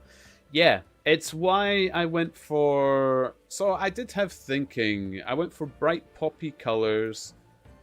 On the emotes that are smaller, like the Rip one, I don't put shading.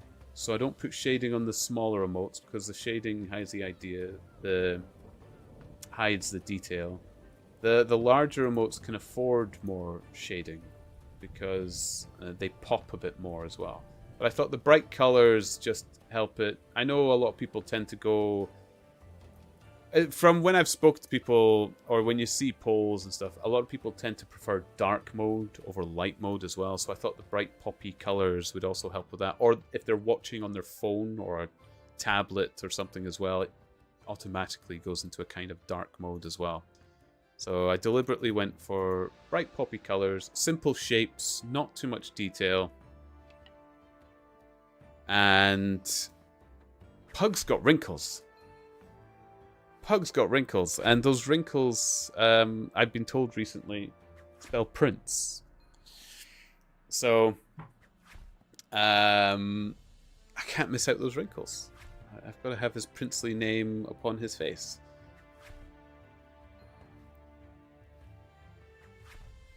Feed your own creativity off that. Yeah, I have considered using AI, Losu, but I enjoyed drawing it.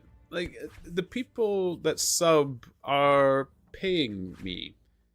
And I just feel it's a little bit nicer if what I return is, like, genuinely of my design. I'm not dissing people that use AI. Art is difficult, and artists are expensive and not always available. And half the time you've got people throwing stuff out at you, and they're just spamming in your chat. And yeah, so no discredit to anybody who uses AI or anything. But for me personally, I know I can draw. I enjoy drawing, and I feel that if people are subbing to me, I just want to give them that return. It's not that I must or I have to. I really, really want to. I genuinely want to. This reminds me of those lamps with a single leg. Yeah. I love the Rip emote, Ash, but it looks like so many things to me. Sometimes, when I don't have my glasses on as well, it looks like a children's ice lolly. You know how they make them after cartoon characters and stuff as well? So it looks like a bad ice lolly, and the green bit that pokes out the top is like the squished bit that always breaks off of these disappointing children. You know, you see those... photographs online of disappointing caricature lollies and stuff like that. It reminds me of them. So I love it in multiple ways than just the little ghosty turnip, but didn't see it until you said it, but there's no unseeing it. Yeah, it's so funny. I love it. Because, I mean, that's what emotes usually are, aren't they? You set them up for one thing, but people use them for another, which is even more fun. I like to see how they get used in the end. Just as inspiration, yeah. But then I've got you guys for the inspiration, Losu. Like, I've already got the turnip glasses, and the diggy hole, dig yourself into a hole, was Ron and Shoreline. Like, I'm not without inspiration. The wash picture is just me judging my own art badly. And I'm probably being more harsh judgment. What I should do is the next time I draw a wash emote, a wash emote, I should ask Mrs. Turnip to look at it first and say what they think. And if they say it's lovely or cute or good, then I post it. Because if I leave it to judge myself, you're always your worst critic. So, yeah, I will let them judge it, or actually, I'll let yourselves judge it. I'll pop it up in a next stream or something, and see what you think. And if everybody says, "Yep, that's the wash we want," I'll make it permanent. I'll put it in my Discord and pop it up in chat, and I'll ask a few people before I delete it. I will not delete my art this once. This once. Have like 20 mock-ups and pick what you like. Oh, I go through that whole process, Losu. I go through that whole process all the time. I usually do my mock-ups in real medium. So pencil, paper, or post-its and paper. You know, you get an idea. I doodle. Like I've always got a thick stack of post-its, and I've always got all the notes from books and drawings. And honestly, I am doodling and fluffing away on my little mock-ups and stuff. And when I find the idea that I like, that post-it gets popped beside me as I draw it out and stuff.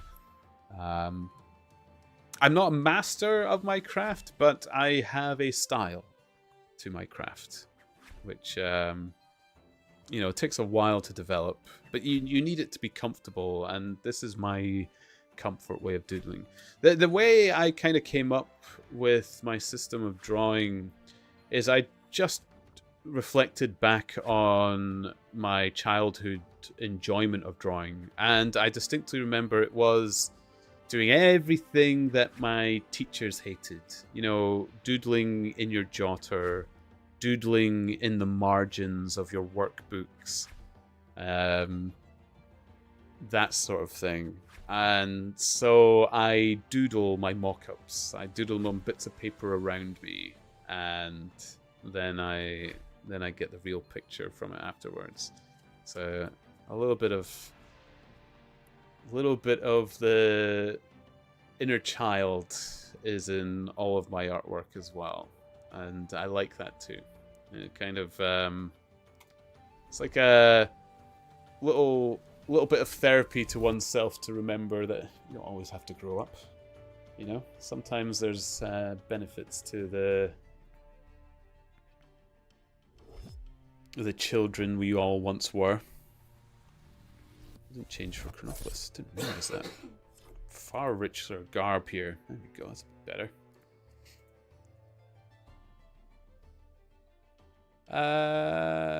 I'll sell this one, but I should really bank the next one.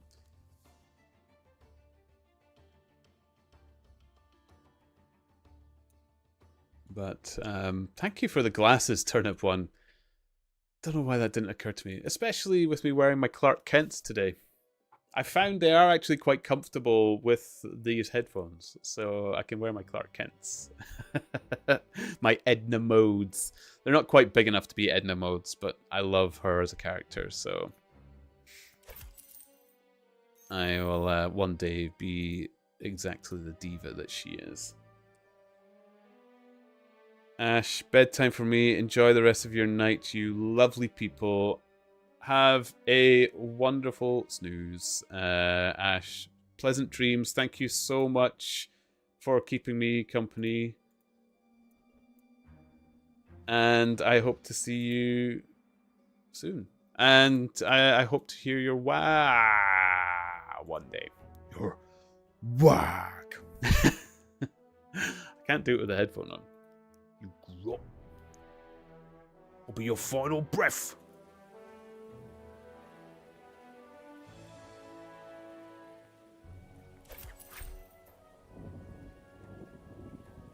But have a good night. Thank you so much.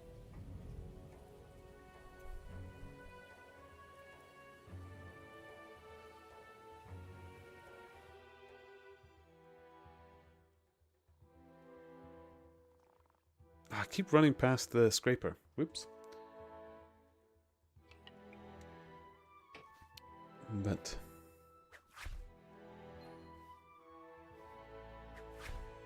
oh, Patchy. Actually, how much have I got? Have I got enough to try and pinch? Ooh, I do. Nope. No luck for me.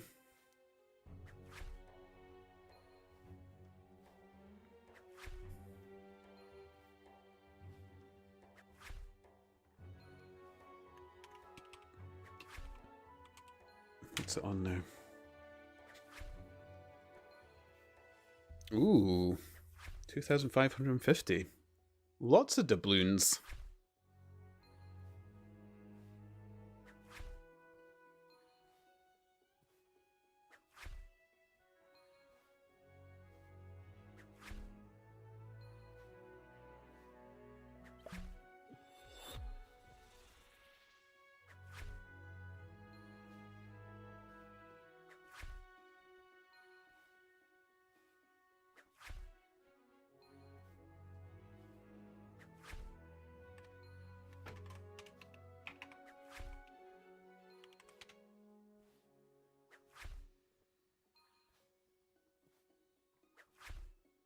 Tannery for life.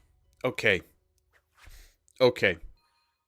We are on 69 pages. Thank you, Ron, for the subscription. But I do owe you the pages, and by all accounts and rights, I should read the pages while you are still in the room as well.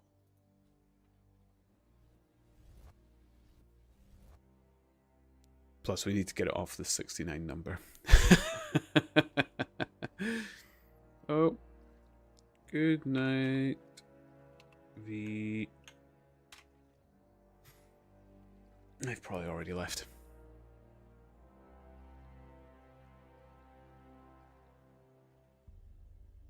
So, cozy warning. Get yourselves cozy. And we'll continue with Sherlock Holmes. Justice, snarled the ex-convict. A pretty justice. Whose loot is this, if it is not ours? Where is the justice that I should give it up to those who had never earned it? Look how I have earned it. 20 long years in that fever-ridden swamp, all day at work under the mangrove tree, all night chained up in the filthy convict huts, bitten by mosquitoes, racked with ague, bullied by every cursed black-faced policeman who loved to take it out of a white man. That was how I earned the Agra treasure, and you talk to me of justice because I cannot bear to feel that I have paid this price only that another may enjoy it?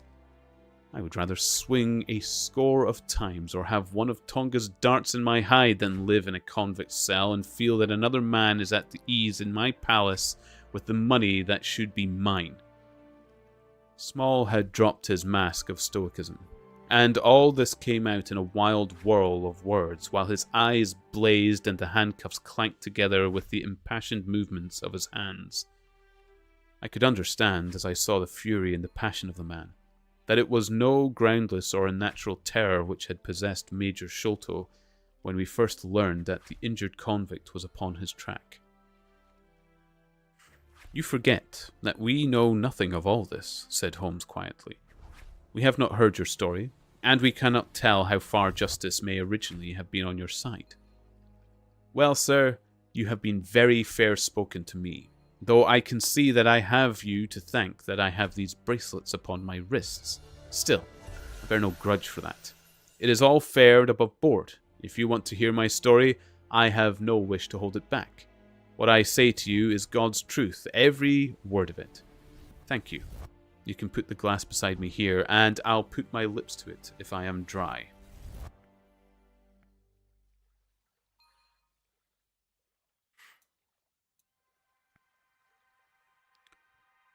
I'm a Worcestershire man myself, born near Pershore.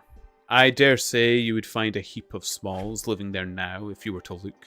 I have often thought of taking a look round there, but the truth is that I never much of a credit to the family. And I doubt if they would be so very glad to see me. They were all steady chapel-going folk, Small farmers, well known and respected over the countryside, while I was always a bit of a rover. At last, however, when I was about 18, I gave them no more trouble, for I got into a mess over a girl and could only get out of it again by taking the Queen's Shilling and joining the 3rd Buffs, which was just starting for India. I wasn't destined to do much soldiering, however. I had just got past the goose step and learned to handle my musket when I was fool enough to go swimming in the Ganges. Luckily for me, my company sergeant John Holder was in the water at the same time, and he was one of the finest swimmers in the service. A crocodile took me just as I was halfway across and nipped off my right leg as clean as a surgeon could have done it, just above the knee. What with the shock and the loss of blood, I fainted, and should have drowned if Holder had not caught hold of me and paddled for the bank. I was 5 months in hospital over it, and when at last I was able to limp out of it with the timber toes strapped to my stump, I found myself invalided out of the army and unfitted for any active occupation.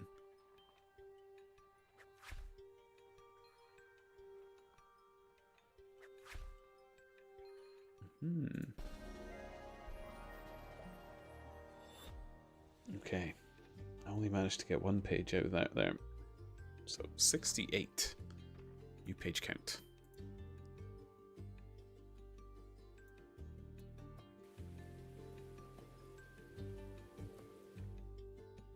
Here we go. Do a round. Drop it off.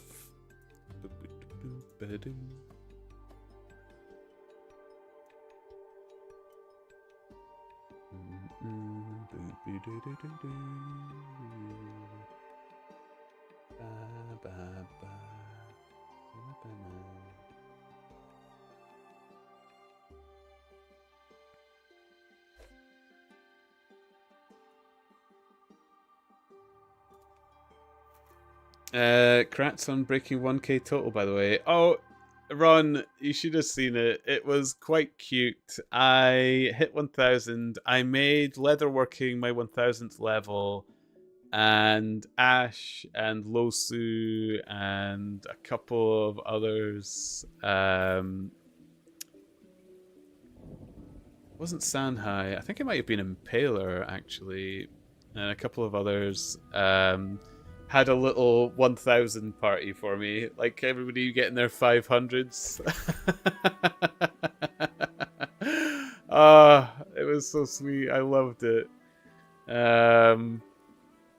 This little turnip made their 1000. A true tanner. It had to be in the tannery. I mean,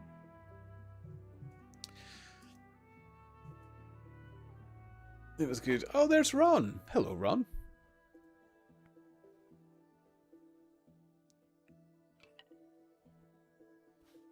Oh, that's great. It was fun. It was really fun. I nearly missed it, though. We were reading quite a lot because, oh, that might have been the day I think that we made the lots of pages, actually.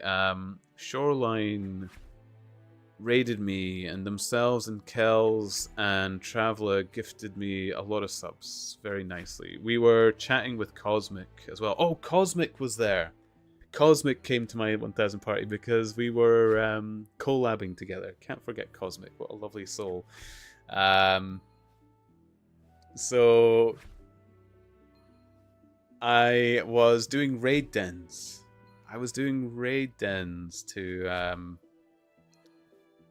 read the book to. And when you're reading the book and doing the raid dens, the levels kind of pop away and I don't notice it. Or I turned the volume down in the raid dens as well because it's a bit loud, the volume increase when you're in the combat. Unbased Sadsuck. Oh, is Zan's in game. Okay.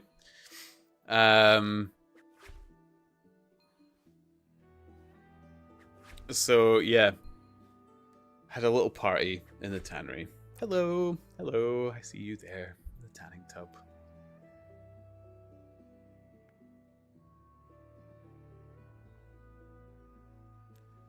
But yeah, it was. So I nearly missed it.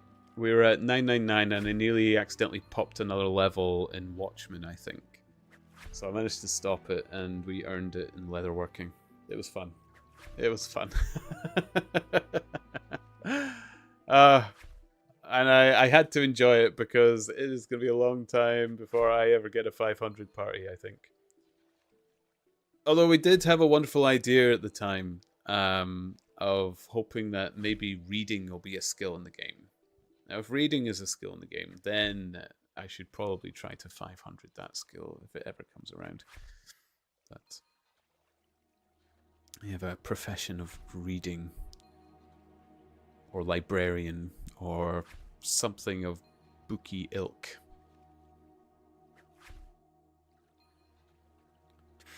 Reading would be interesting. Yeah, I thought it would be an interesting one, and there's no way I couldn't 500 it. I can't race it. There's no way I'd be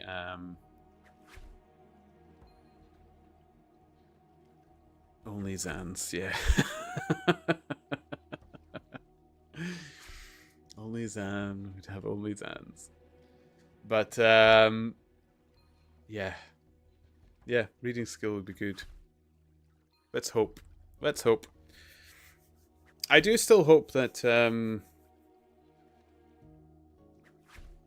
Turnip, your competition in reading in this game, slim to none. It's practically guaranteed to be yours.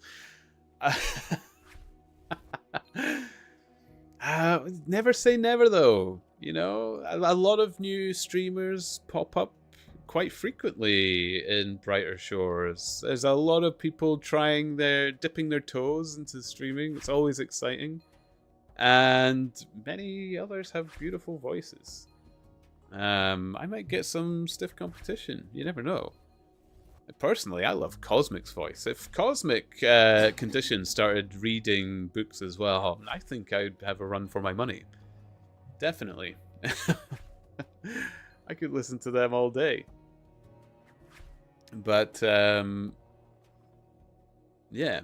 No, I hope more do. I think it's lovely to do streams like this, and I would love to see others do it as well.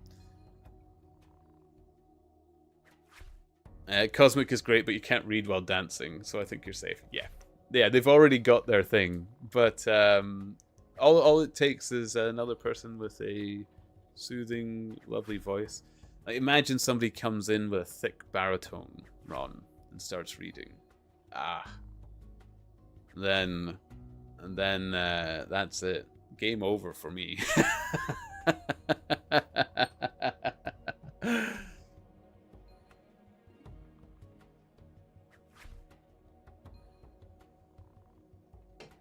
But I'm enjoying it. It's good fun. It's good fun.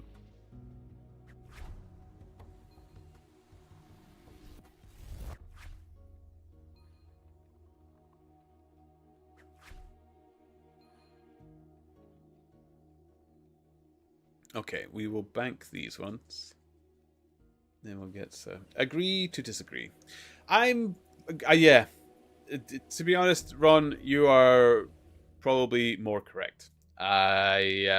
Everybody's their own worst critic, aren't they? But I would actually love to see it. I would. I don't know. I just love the idea of the. I love watching other streams where people do read. I must admit, I've loved starting to watch Final Fantasy XIV streams. I'm not the only person playing through Final Fantasy XIV and reading through its story. It's a lot of fun, and there's a lot of people, because the story is quite loved in that game. A Realm Reborn has its good points, but it's not the part that people get really excited about. But a lot of people read through it, and I must admit, I've been in on a few streams where people do that, and it's wonderful. I love hearing other people read through it as well. So I get it. I totally get it. And I'm not going to stop. I'm not going to stop. I take my structure at the affirmation that you all provide me for it. Everybody that comes into my streams and gives me compliments and ideas, I take it all on board, and I go with people with what people tell me, 100%. Which is all the more reason I've been enjoying it more. I feel like it's more of a shared thing. I call it when I'm working on it, I call it the Wondrous Turnip channel. I don't really call it my channel. It's a habit I've kind of picked up, or I call it the channel, or something like that, of that nature, because I like the idea that it's a shared idea rather than mine. So, yeah. Yeah. Okay, we are back in the tannery. I have more pages to read. We are 68 pages banked, in fact. So I will take some water.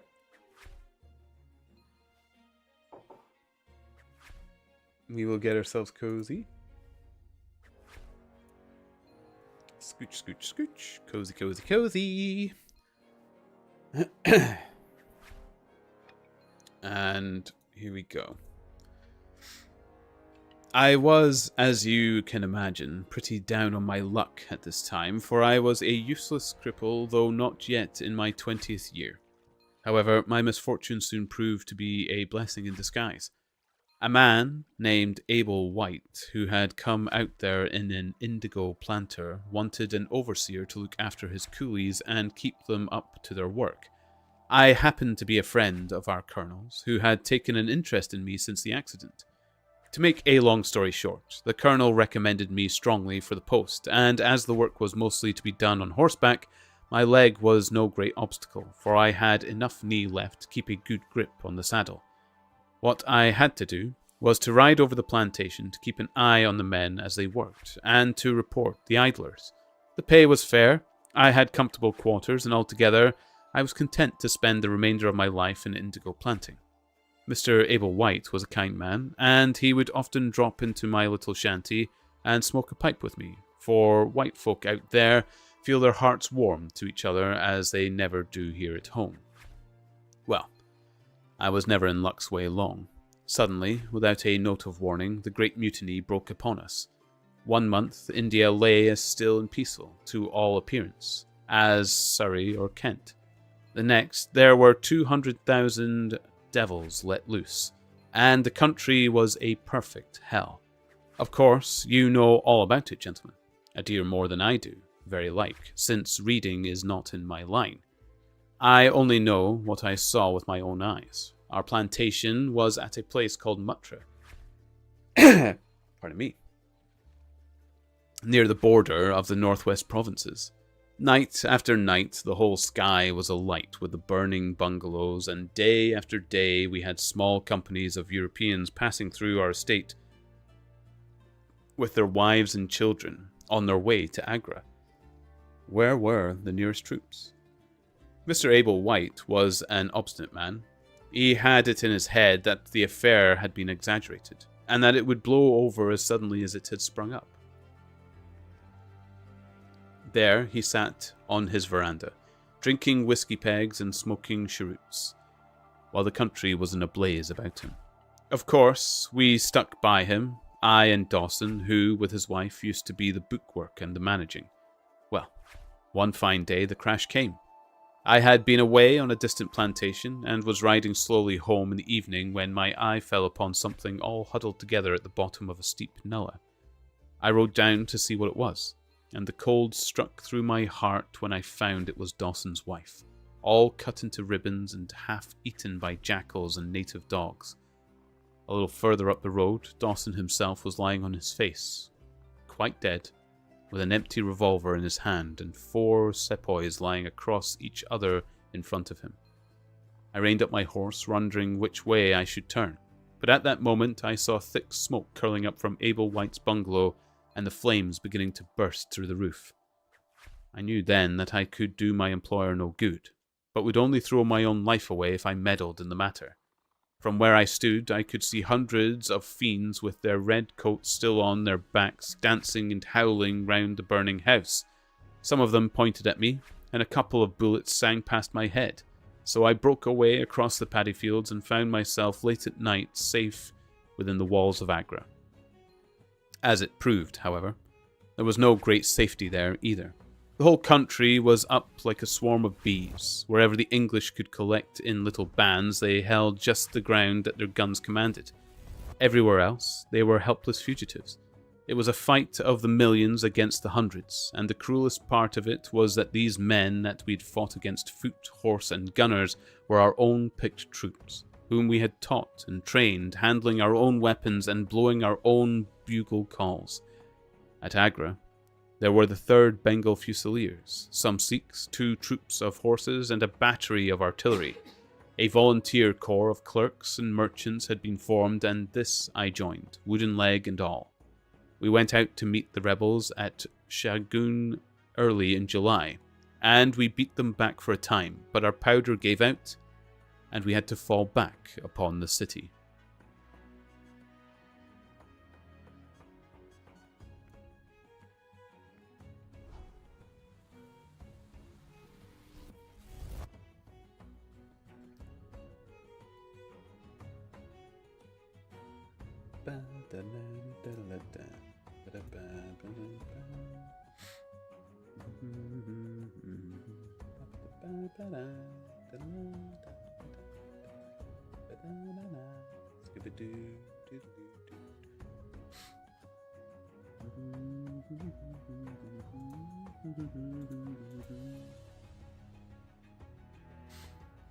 Cosmic!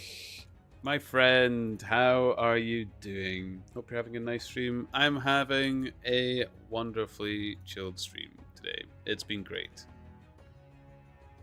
I've been whittling down the pages. Our page count is down to 65. People have been trying their darndest to keep it at, well, I say people, so far, Losu mostly, but Ron did give a great helping hand in bumping it back up to 69. Read me a page, you naughty boy. We're at 66. I should correct myself. How are you doing? How are you doing, Cosmic? It's great to see you. Always a pleasure.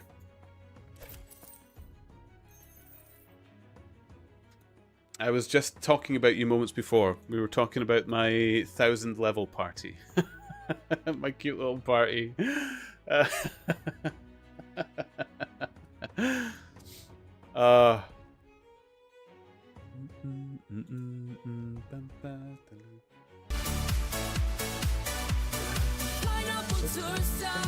Dance in the air, hot step, jump, it's a lively affair. Granopolis marbles, oh what a sight. Tack, step, clap, shake the disco lights. Let's move and glide. Keep getting that bit wrong.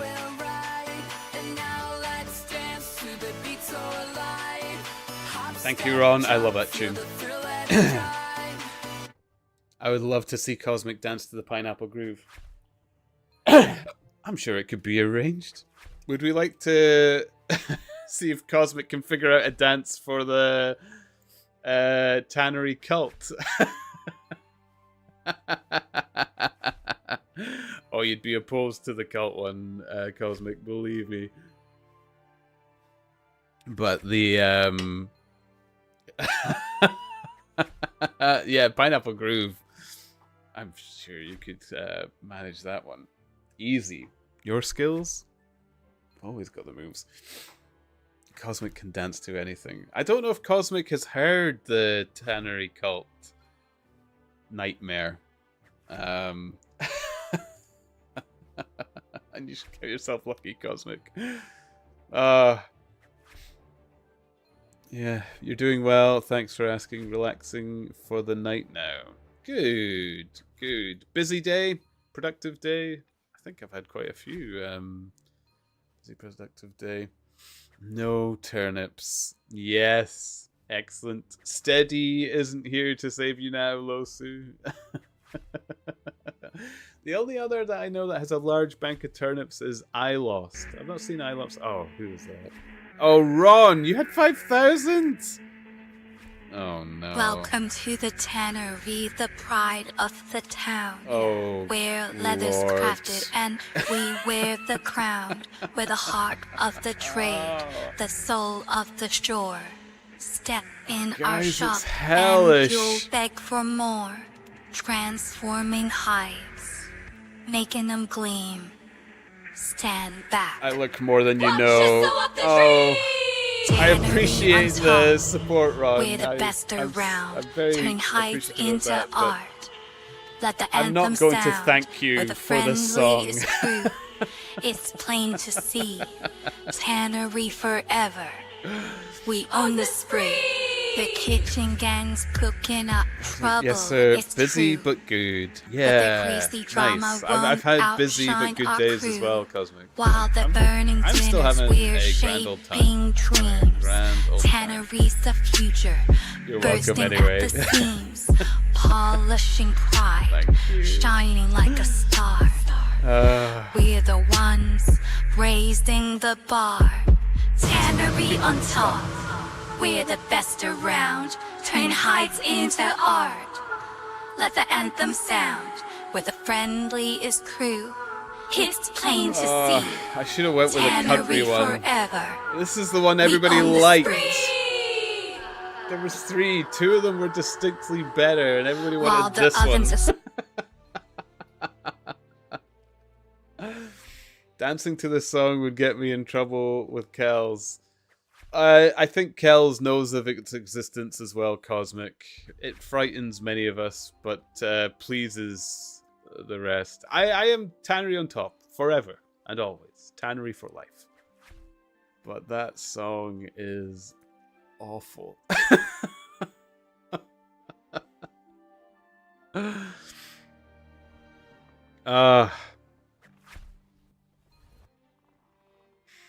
Ron, I love this song. I know you do. I know many that do. She is another one that tends to lurk about as well, and every now and again rewards everybody with the Tannery cult song as well. So if you are lurking somewhere there, She, thank you. I do appreciate it. I know you do. Please don't redeem those turnips now. It's been done. Stay your hand.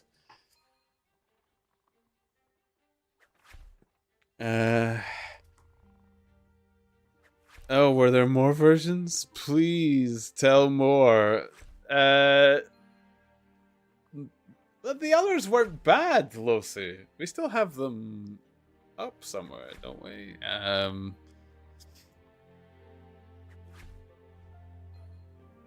Yeah, we must do. We haven't deleted the pages or anything like that, but yeah. Thanks for sharing, Ron. Don't encourage them, Cosmic.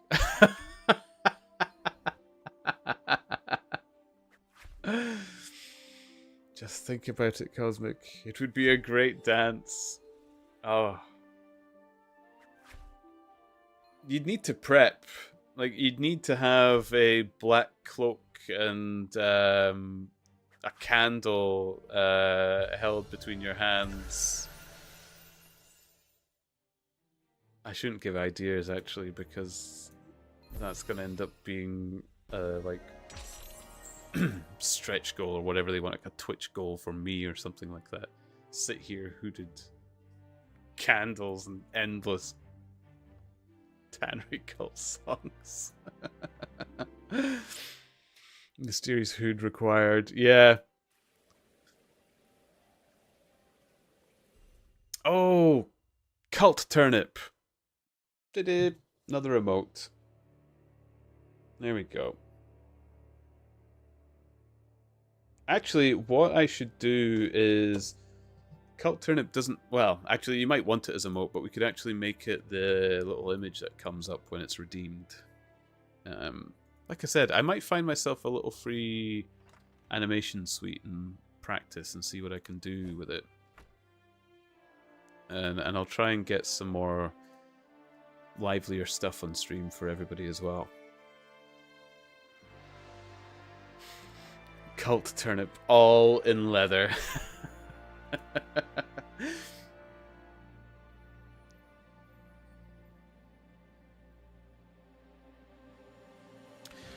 I don't know why. I didn't actually think of a turnip in robes immediately. I was thinking of what's the name of the star that they paint on the?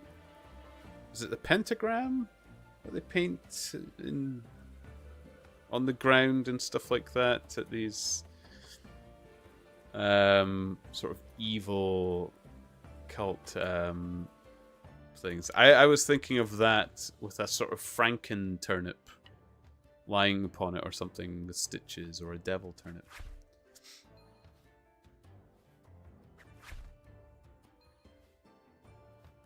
If you're banking the tides, I think the rift near the candle stall is closer. Is there a rift by the candle stall? Oh. Oh, sweet. I don't bank all the hides, Cosmic. And, but thank you for the tip. I will remember that. I think people have given up on giving me advice on optimization as well, Cosmic. I think people know where my progression sort of ends in this game.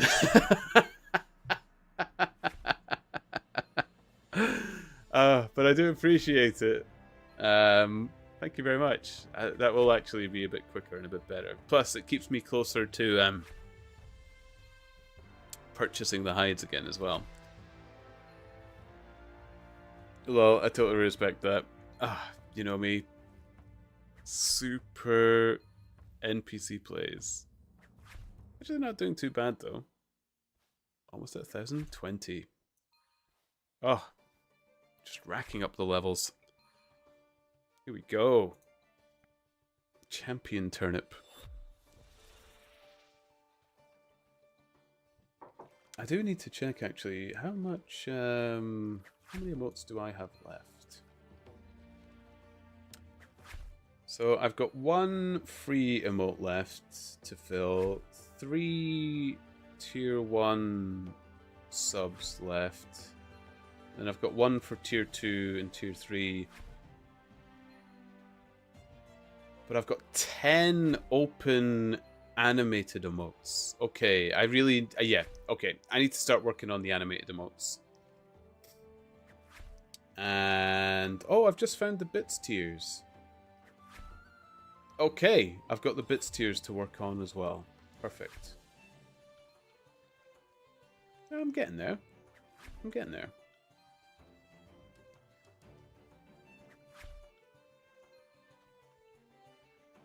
Lots of slots to fill. Lots of slots.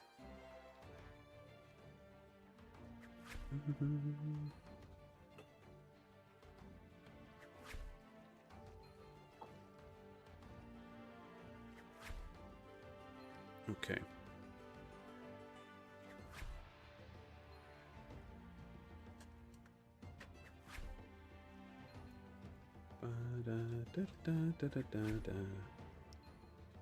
What I need to do as well is... oh, ding ding, level 80. When's the next? Oh, it's not till 88. Okay, plenty of time for the next one.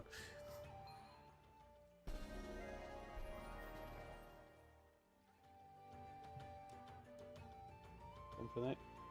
Yeah.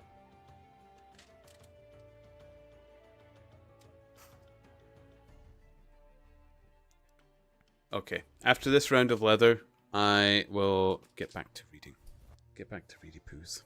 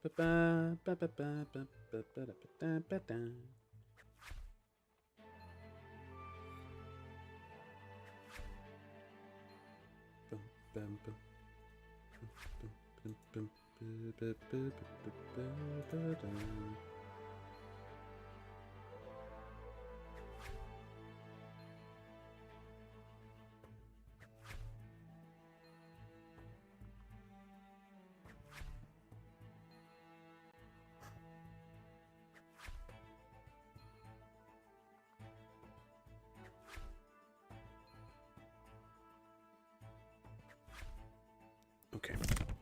Bit of chalky. Sell some leather. Do another round. And then we'll get back to Sherlock Holmes. Got 66 pages left. Let's go.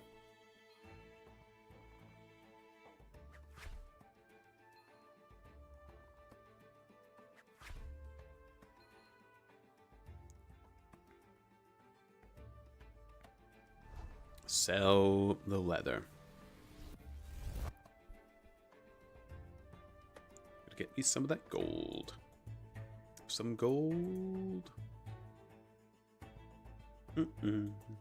Ba-ba-da-ba-dum-bum-ba-da-dum.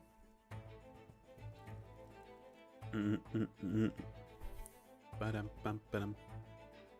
Ba-dum-bum-ba-dum.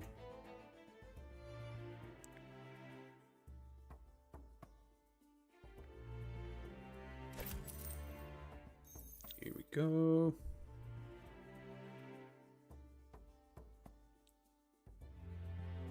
Okay, so we can prep ourselves. I'll put up the cozy warning now. Cozy, cozy, cozy. We'll pick up our hides, and then we're going to go straight into it.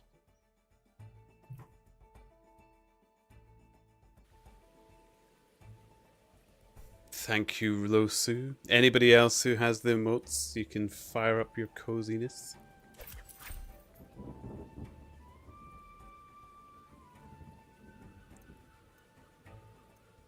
It's a mug of, or a cup of tea on the arm of that chair, but you can imagine it to be any beverage of your favorite choice. Thank you, Ron. Everybody's cozy. Let's go.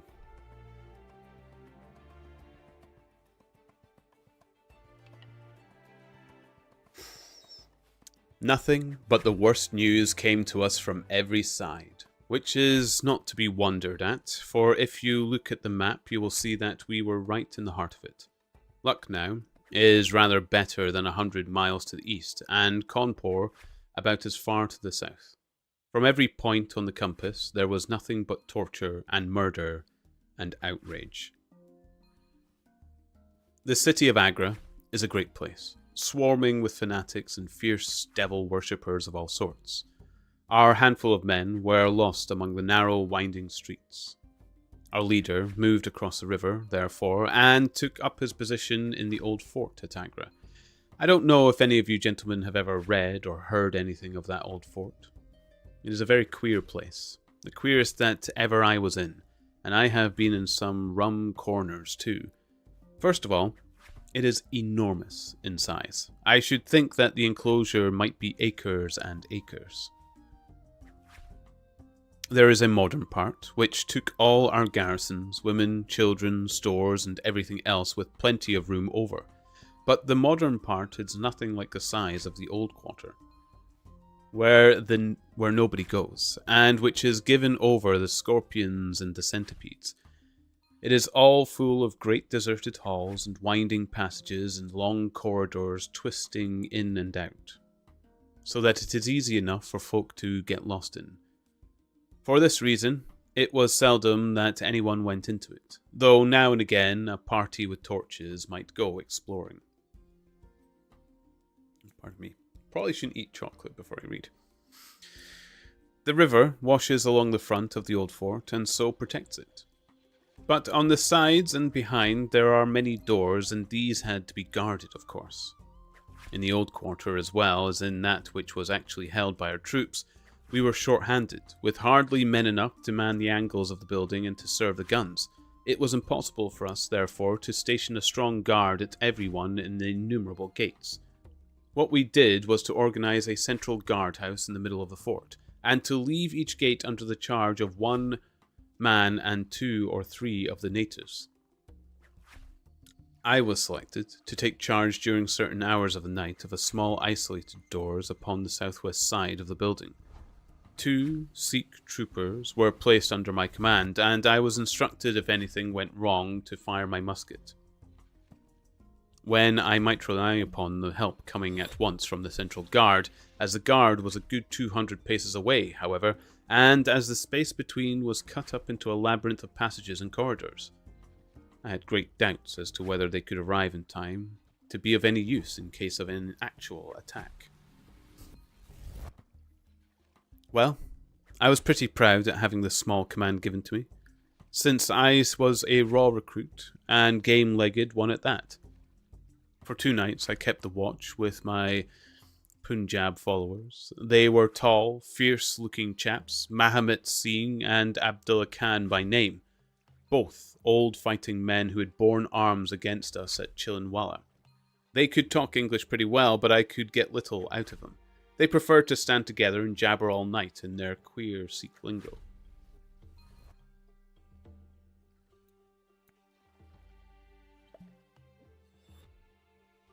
For myself, I used to stand outside the gateway, looking down on the broad, winding river and on the twinkling lights of the great city.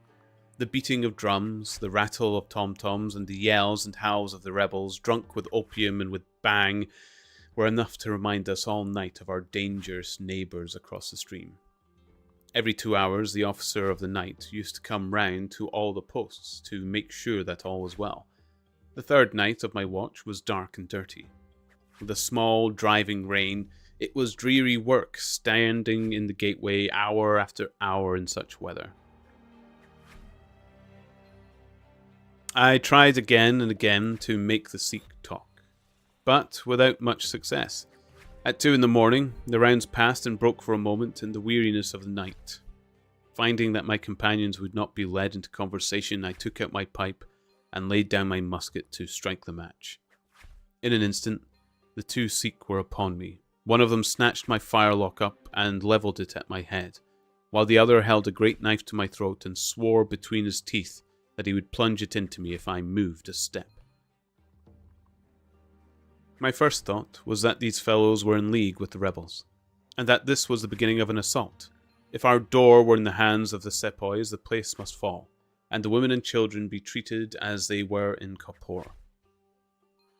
Maybe you gentlemen think that I am just making out a case for myself, but I give you my word that when I thought of that, though I felt the point of the knife at my throat, I opened my mouth with the intention of giving a scream. If it was my last one, which might alarm the main guard, the man who held me deemed to know my thoughts, for even as I braced myself to it, he whispered, "Don't make a noise. The fort is safe enough. There are no rebel dogs on this side of the river." There was the ring of truth in what he said, and I knew that if I raised my voice I was a dead man. I could read it in the fellow's brown eyes. I waited, therefore, in silence to see what it was that they wanted from me.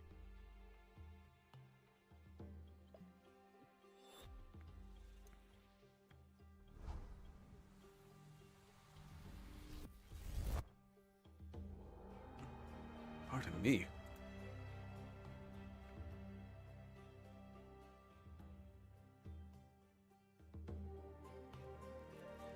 Okay, definitely not eating a piece of chocolate before the next time I read.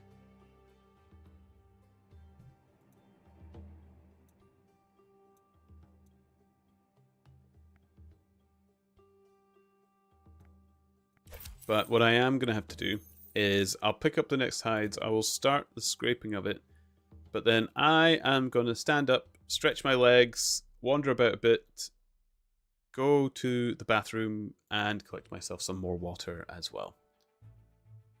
So, and I have a, I actually have a break card now to fill the screen. It shouldn't hide Wash. You'll get to see Wash's photo still. I think it's still there. Wandering Turnip today. I have been good today, Ron. I went back in the gym. I spent some time on a treadmill. I did some exercises. I'm getting my body moving again. I've been a bit of stagnant turnip, a rotten turnip. Nobody likes a rotten turnip. All filthy and, you know, they get wrinkly and stuff as they sort of shrink within themselves. Don't want any of that. So I will stretch out a bit. I would encourage that if anybody's in the same seated position as me to probably do the same. But I'm going to refresh and come back to you. We've got my lovely break card now. Look at that. I might actually hide wash because it's actually a little degrading to the boy to have him beside that. But there we go. A rotten turnip emote. Oh, that's not a bad idea. Rotten turnip as well. Here we go. I'll have to see which ones I can make animated and which ones. So I might have to swap about some of the ones that are already up and see if some of them would be better animated than others. But yeah, gonna have a wee break. I will be back in a few. Don't go too far, but I will be back very, very soon.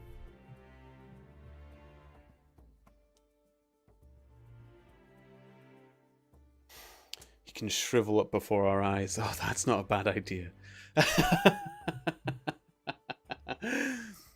Turn into a shallow, blackened husk in the end.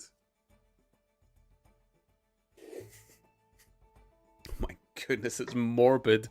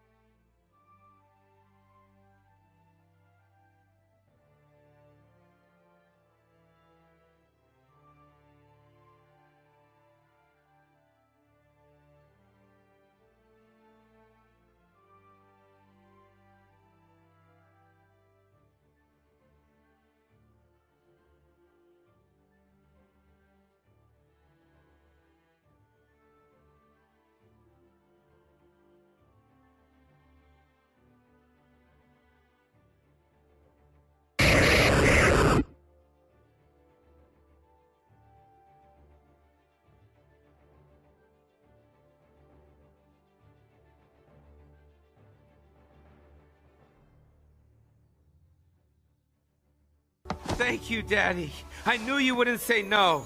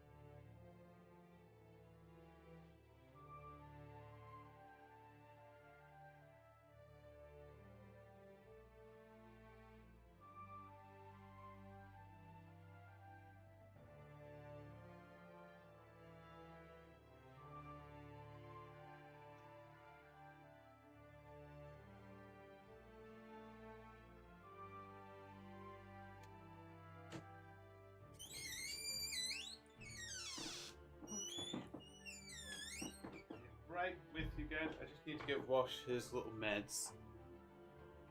Oh, 2 little Windex. Oh, thank you for the raid. So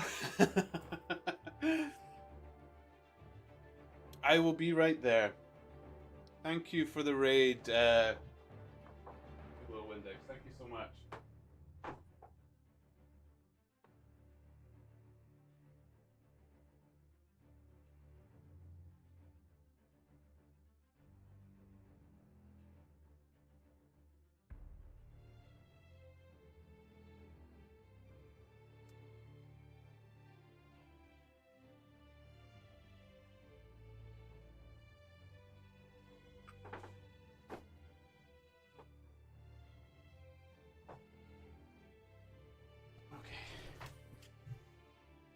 Oh, hello.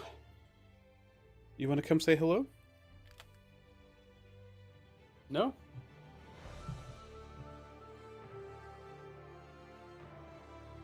Okay.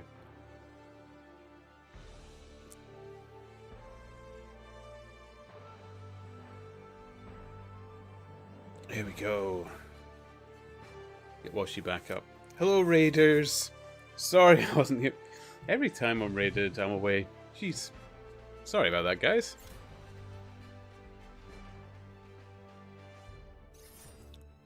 Oh.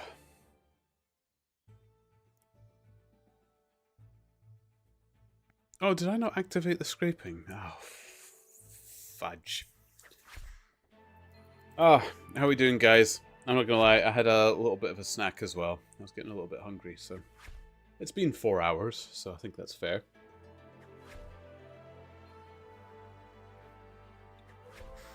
I mean, I went to get a snack. I didn't, like, find a snack in my bathroom or anything like that. I realize how that might have sounded. But,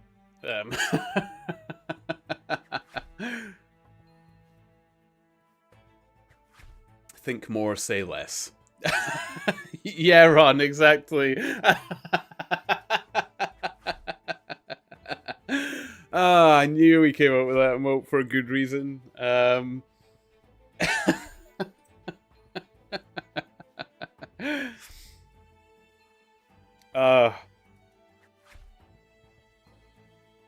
But we're back. We're back. How is everyone doing? How is our raiding party as well? I hope you're all well. If you're into getting cozy, I will be reading more Sherlock Holmes. We have lots and lots of pages. We still have 64 pages banked to get through.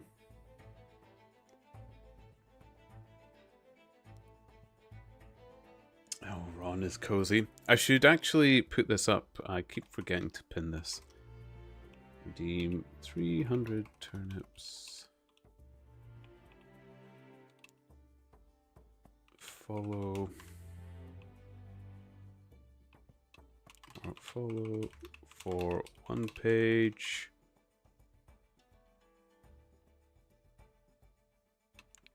Subscribe for 5 pages to read Sherlock Holmes. I'll put that up and I will pin it. There we go. I used to pin it more, but I'd forgotten for a time. There we are.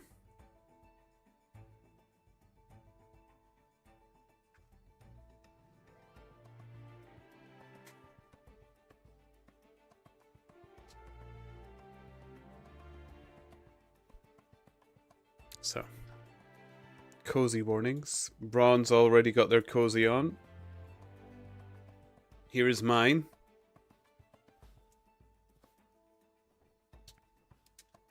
Here we go. Listen to me, Sahib, said the taller and fiercer of the pair, the one whom they called Abdullah Khan. You must either be with us now, or you must be silenced forever. The thing is too great, one of us to hesitate. Either you are heart and soul with us on your oath on the cross of the Christians, or your body this night shall be thrown into the ditch, and we shall pass over to our brothers in the rebel army. There is no middle way. Which is it to be, death or life? We can only give you 3 minutes to decide, for the time is passing, and all must be done before the rounds come again. How can I decide? Said I. You have not told me what you want of me. But I tell you now that if it is anything against the safety of the fort, I will have no truck with it. So you can drive home your knife and welcome. It's nothing against the fort, said he. We only ask you to do that which your countrymen come to this land for. We ask you to be rich. If you will be one with us this night, we will swear to you upon the naked knife and by the threefold oath which no Sikh has ever known to break, that you shall have your fair share of the loot. A quarter of the treasure shall be yours. We can say no fairer. But what is the treasure then? I asked. I am as ready to be rich as you can be, if you will but show me how it can be done. You will swear then, said he, by the bones of your father, by the honour of your mother, by the cross of your faith, to raise no hand and speak no word against us, either now or afterwards. I will swear it, I answered, provided that the fort is not endangered. Then my comrade and I will swear that you shall have a quarter of the treasure, which shall be equally divided among the 4 of us. There are but 3, said I. No. Dost Akbar must have his share. We can tell the tale to you while we await them. Do you stand at the gate, Muhammad Singh, and give notice of their coming. The thing stands thus, Sahib, and I tell it to you because I know that an oath is binding upon a Ferengi, and that we may trust you. Had you been a lying Hindu, though, that had sworn by all the gods in their false temples, your blood would have been upon this knife, and your body in the water. The Sikh knows the Englishman, and the Englishmen know the Sikh. Hearken then to what I have to say. There is a Raja in the northern provinces who has much wealth, though his lands are small. Much has come to him from his father, and more still he has set by himself, for he is of a low nature and hoards of his gold rather than spend it. When the troubles broke out, he would be friendly both with the lion and the tiger, with the sepoy and with the company's Raj. Soon, however, it seemed to him that the white men's days was come, for through all the land he could hear of nothing but of their death and their overthrow. Yet, being a careful man, he made such plans that, come what might, have at least of his treasures should be left to him. That which was in gold and silver he kept by him in the vaults of his palace, but the most precious stones and the choicest pearls that he had he put in an iron box, and sent it by a trusty servant who, under the guise of a merchant, should take it to the fort at Agra, there to lie until the land is at peace. Thus, if the rebels won, he would have his money, but if the company conquered, his jewels would be saved to him. Having thus divided his hoard, he threw himself into the cause of the sepoys, since they were strong upon his borders. By doing this, mark you, Sahib, his property becomes the due of those who have been true to their salt.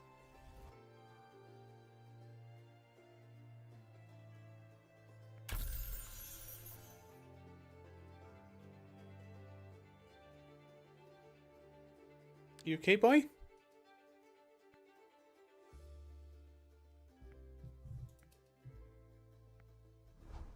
What's she? Okay. She'll be coming back. Come.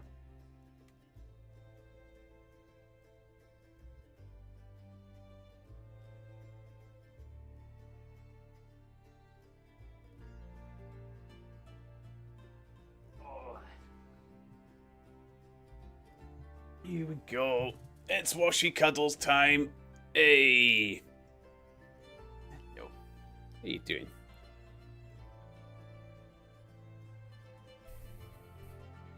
You're awake. It's rare. Eh?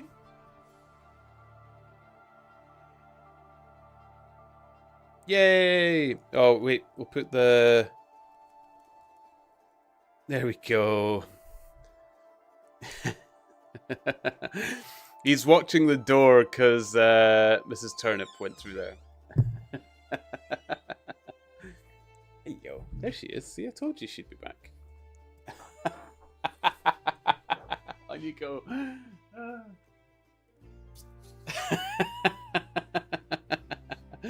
The baby! Yeah. He thinks Mrs. Turnip has more treats, but it's not. It's the cream for his foot.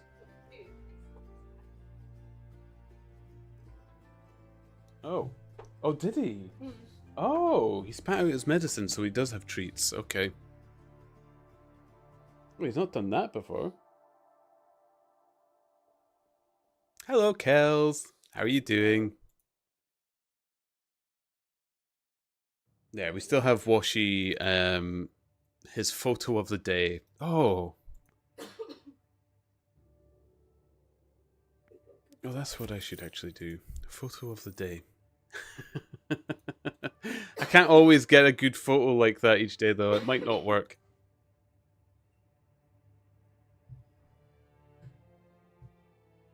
Did he spit it out again? Alright. Was he difficult? Yes. Okay. Okay. Were you being difficult? Also.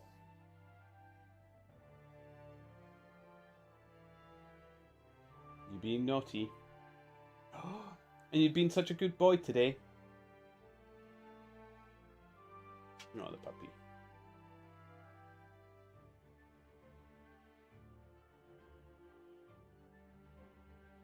Come see Pappy. Come see Puppy. There you go. Hey, Cuddles. There he is. He's had his treat.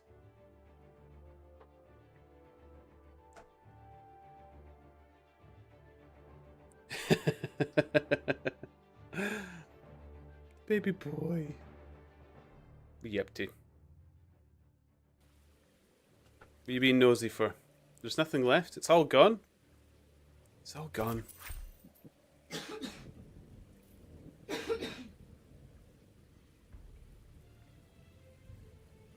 No.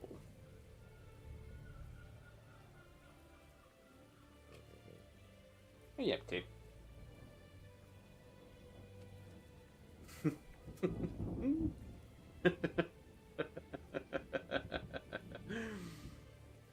Sorry to call, but give Wash a kiss from me. Oh, give him big kisses for everybody.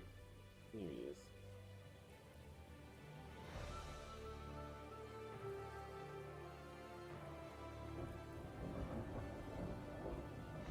No licky. Wash. No licky. That's a good boy. Say hello to people? Here you go.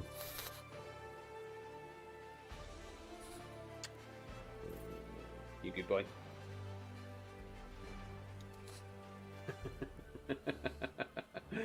Oh, good boy.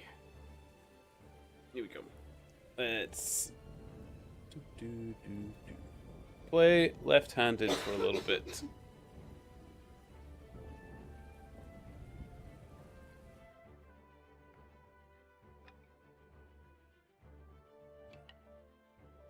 Comfy?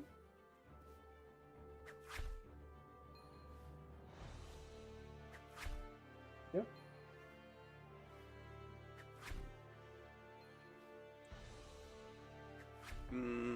Cozy boy. Hello. Yum, yum, yum, yum. Love you.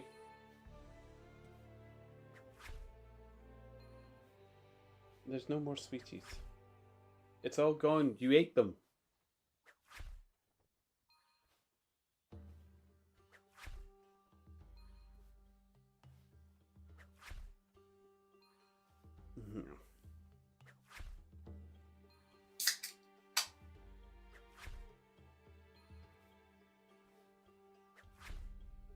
Babby boy. You good dog?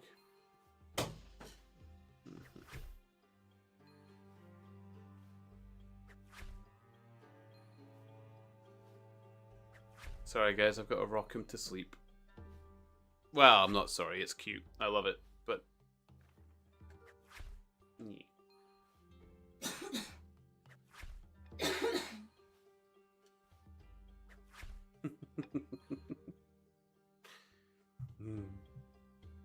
Is it Babaloo?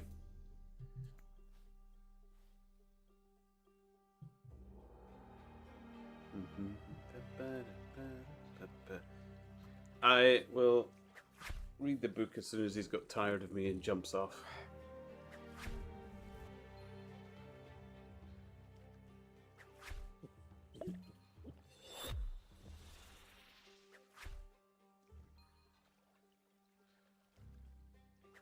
What is it? What do you want? What do you see?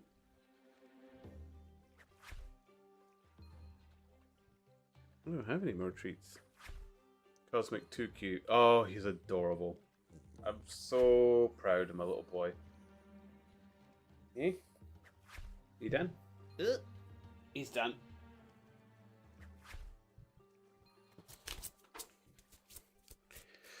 Fluffy boy.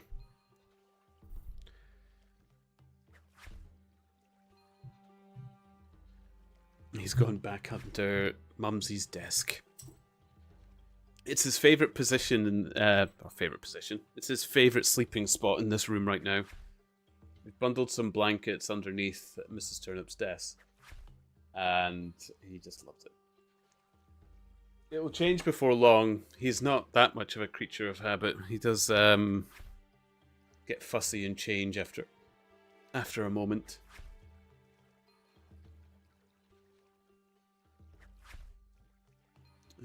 How are we doing? Not bad. Not bad.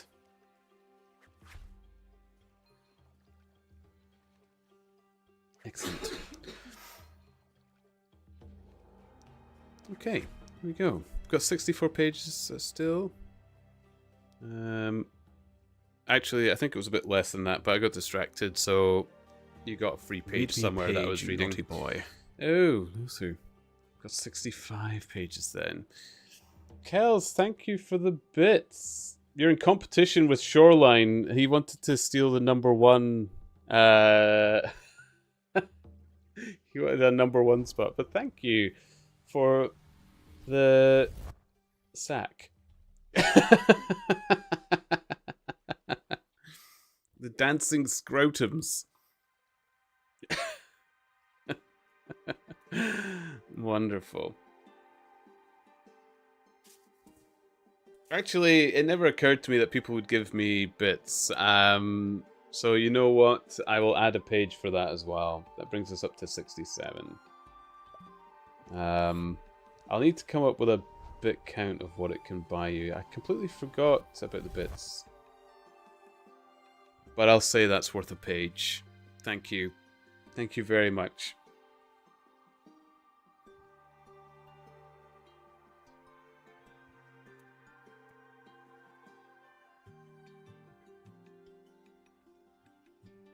In Worcestershire, the life of a man sees a great and sacred thing. But it is very different when there is fire and blood all round you and you have been used to meeting death at every turn. Whether Achmet the merchant lived or died was a thing as light as air to me. But at the talk about the treasure, my heart turned to it, and I thought of what I might do in the old country with it, and how my folk would stare when they saw their ne'er-do-well coming back with his pockets full of gold moidores. I had, therefore, already made up my mind.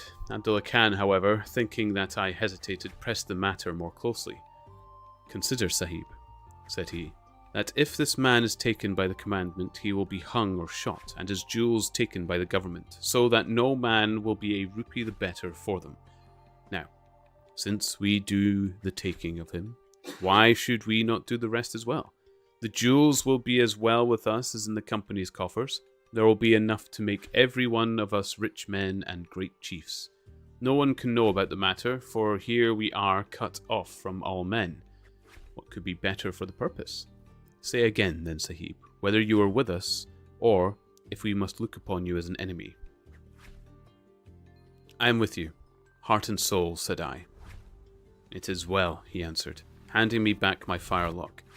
"You You see that we trust you, for your words, like ours, is not to be broken. We have now only to wait for my brother and the merchant. Does your brother know, then, of what you will do? I asked. The plan is his. He has devised it. We will go to the gate and share the watch with Mahomet Singh.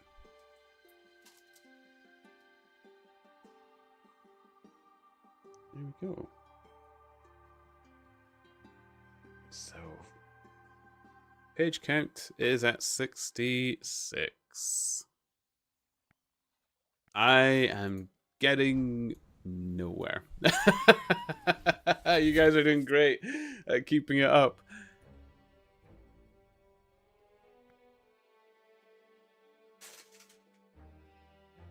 I like it. It's odd playing a game where numbers go up, but I'm trying to challenge in making numbers go down. Hey! Cosmo! I see you.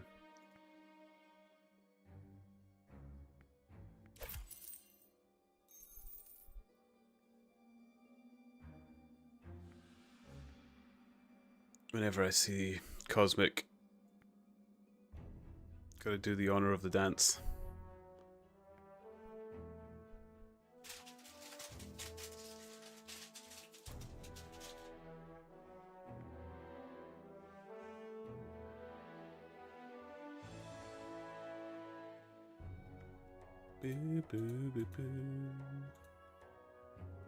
Race here. I think I'm ahead. Although probably not in levels. Woo.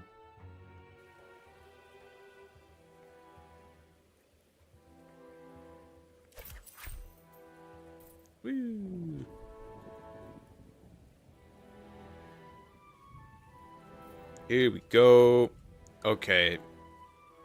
We are filled with hides.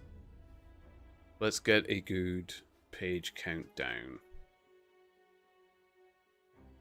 I lost. Oh, what we'll do then is we'll fire up the cozies. Cozy, cozy, cozy. And I'll read you some book.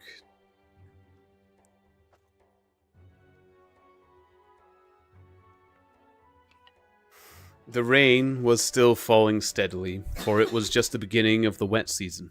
Brown, heavy clouds were drifting across the sky, and it was hard to see more than a stone cast. A deep moat lay in front of our door, but the water was in places nearly dried up, and it could easily be crossed. It was strange to me to be standing there with the two wild Punjabis, waiting for the man who was coming to his death. Suddenly, my eye caught the glint of a shaded lantern at the other side of the moat. It was vanished among the mound heaps, and then appeared again, coming slowly in our direction. "Here they are," I exclaimed. "You will challenge him, Sahib, as usual," whispered Abdullah. "Give him no cause for fear. Send us in with him, and we shall do the rest while you stay here on guard. Have the lantern ready to uncover. Then we may be sure that it is indeed the man." The light had flickered onwards, now stopping and now advancing until I could see two dark figures upon the other side of the moat. I let them scramble down the sloping bank, splash through the mire, and climb halfway up to the gate before I challenged them. "Who goes there?" said I in a subdued voice. "Friends," came the answer. I uncovered my lantern and threw a flood of light upon them. The first was an enormous Sikh with a black beard which swept nearly down to his cummerbund. Outside of a show, I have never seen so tall a man. The other was a little fat round fellow, with a great yellow turban and a bundle in his hand done up with a shawl. He seemed to be all in a quiver with fear, for his hands twitched as if he had an ague, and his head kept turning to left and right with two bright twinkling eyes like a mouse when he ventures out from his hole. It gave me the chills to think of killing him, but I thought of the treasure, and my heart set as hard as a flint within me. When he saw my white face, he gave a little chirrup of joy and came running up towards me.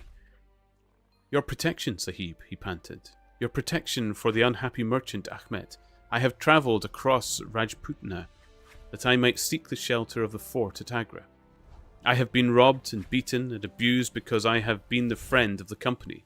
It is a blessed night, this, when I am more in safety. I and my poor possessions. What have you in the bundle? I asked. An iron box, he answered, which contains one or two little family matters which are of no value to others, but which I should be sorry to lose. Yet I am not a beggar, and I shall reward you, young Sahib, and your governor also if you will give me the shelter I ask. I could not trust myself to speak longer with the man. The more I looked at his fat, frightened face, the harder did it seem that we should slay him in cold blood. It was best to get it over. Take him to the main guard, said I. The two Sikhs closed in upon him on each side, and the giant walked behind, while they marched in through the dark gateway. Never was a man so compassed around with death. I remained at the gateway with the lantern.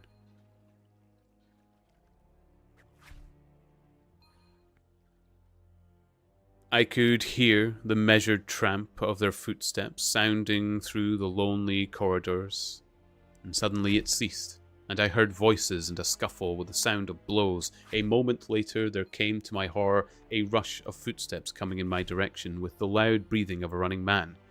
I turned my lantern down the long straight passage, and there was the fat man, running like the wind, with a smear of blood across his face, and close at his heels, bounding like a tiger, the great black-bearded Sikh with a knife flashing in his hand. I have never seen a man run so fast as that little merchant. He was gaining on the Sikh, and I could see that if he once passed me and got to the open air, he would save himself yet. My heart softened to him, but again the thought of this treasure turned me hard and bitter.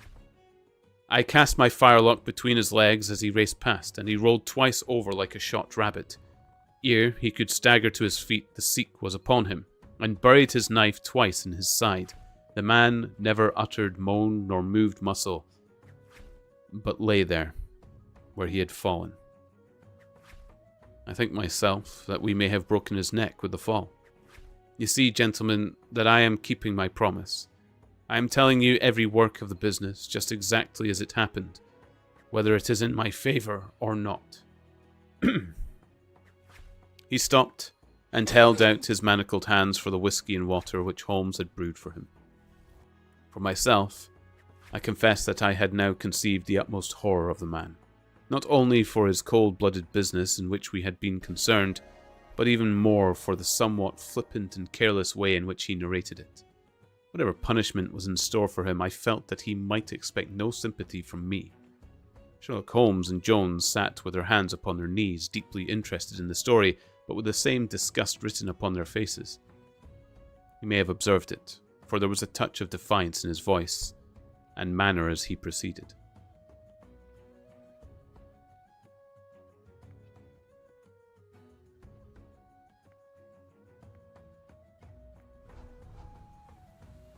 Go. New page count. 63. Oh boy. I might actually bring it below 60.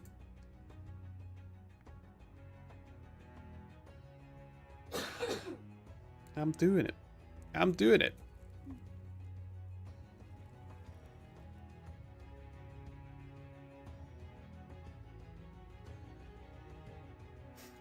Okay. And I have been planning my stream end times, by the way, guys. So just so that people know, it'll be 3 a.m. for me to stop today. So that's still an hour and a half away. Like, still ages away. But I'm going to start scheduling, and I'm going to give myself times that I should stop and stuff as well. Get things a little bit more organized in some manner. But, yeah. It's a usual run time for me anyway. I don't think it surprises anybody. I usually stream to about that time anyway.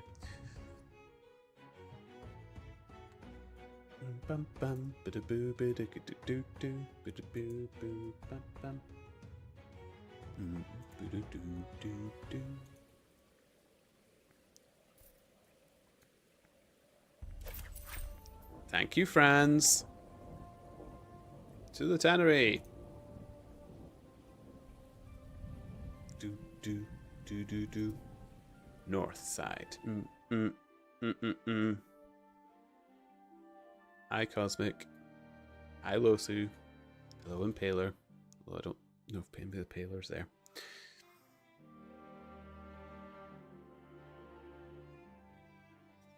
To the kitchen? Don't be disgusting. They drop food on the floor there. It's filthy. I'm going to get food hygiene reports on that place. Shut down the dab. All they do is poison everybody. The stream of diarrhea that must pour from their toilets there. Madness.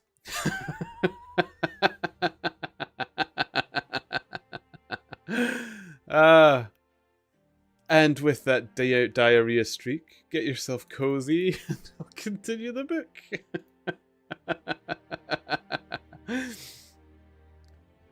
There was some tanners at Kura's 500 party yesterday in the kitchen. Yes, Losu had told me as well, Kels, that there was a 500 party there, but I got the message too late.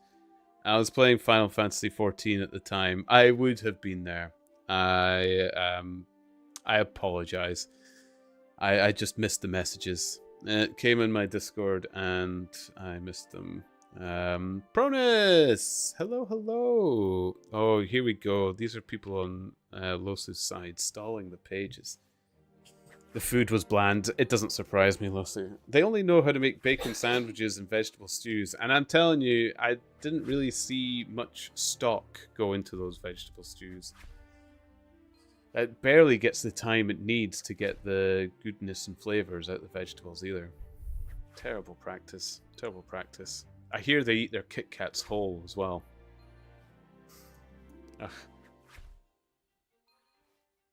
Hey, we make omelets too.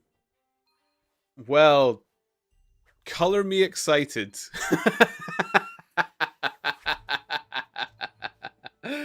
How are you doing, Pronus? Good to see you. Good to see you. We're doing a big chill stream. There's been a lot of reading. I've managed to get it down to 63 pages, and I started today at 66 pages. People have been very generous. We've had subs, turnips, we've had what are they called? Bits, all manners of things. Good troubles sleeping. Oh my goodness. Well, I've made many people fall asleep with my reading, so perhaps that could help. Incidentally, not to plug myself, but it is my own channel. If you like my reading, I have made Turnip Reads. So this is me. The current book up on it is 1984. But if you like hearing my reading, I'm making audiobooks for YouTube. I appreciate any support towards it. I really, really do. So, absolutely. And if it helps, I've had some lovely comments of people saying they use it as a sleeping aid as well, Pronus. So, maybe, maybe it helps. But I hope you can get yourself sleep soon. I know what it's like, though. You can't sleep. And it is best to get up, do some bits and bobs, get tired, and then try sleeping again. It's better than just laying in the bed and tossing and turning. Frustration ensues. Yes. Oh, Ron is all over the emotes today. Thank you. It's actually fun seeing your emotes play up. Sleepy time Turnip. My original and oldest emote from 7 years ago.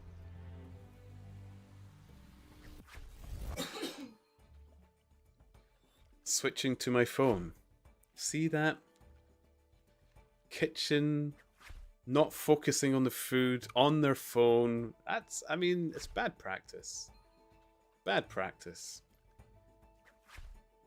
I don't know why the Delectable Dab hasn't been shut down yet. So health and safety, dropping food on the floor. Now they're on their phones whilst working with fire and flammable fluids. Usually there's some kind of alcoholic mixtures in kitchens as well. It's just a death trap. Just a death trap. Says the man who reads while tanning leather. 60 pages, might I add. I mean,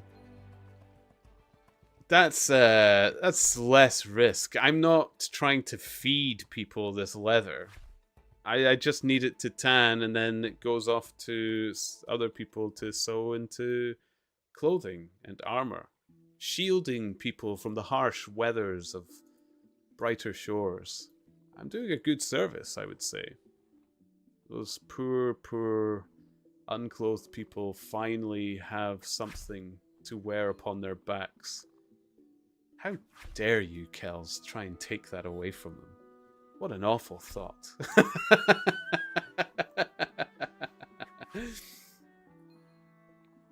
Lime, though. Oh, I've got a big stick.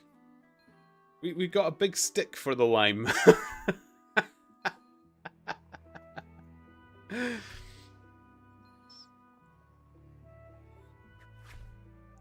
North side richer than the south side. Ooh, speak the truth.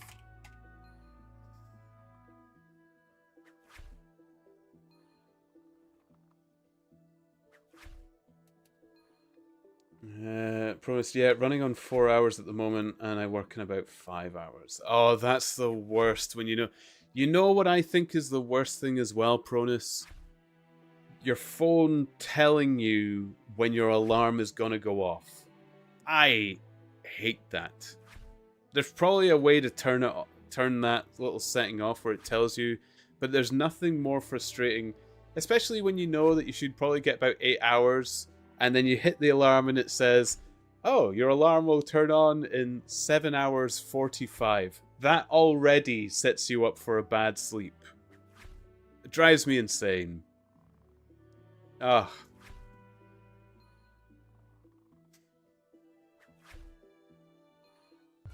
Oh, Impaler's got 919 gold. They're racing on to their platinum as well.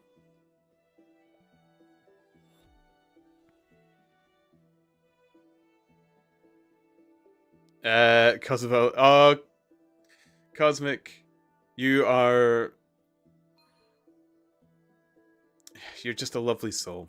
No one's gonna make you say North Side. We know it though. You're standing there. We can see it. We know. We know your love is for the North Side. That's enough for us.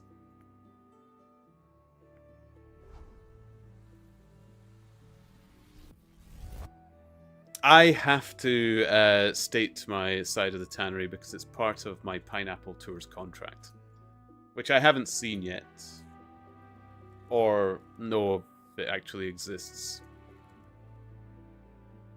I was just told I was employed.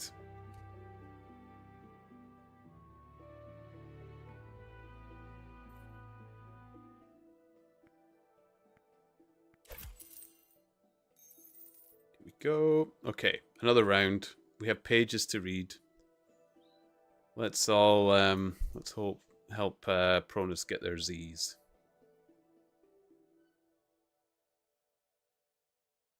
I'll get the comfy warning up. Comfy, comfy, comfy.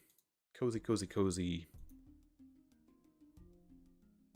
And we'll read some Sherlock Holmes.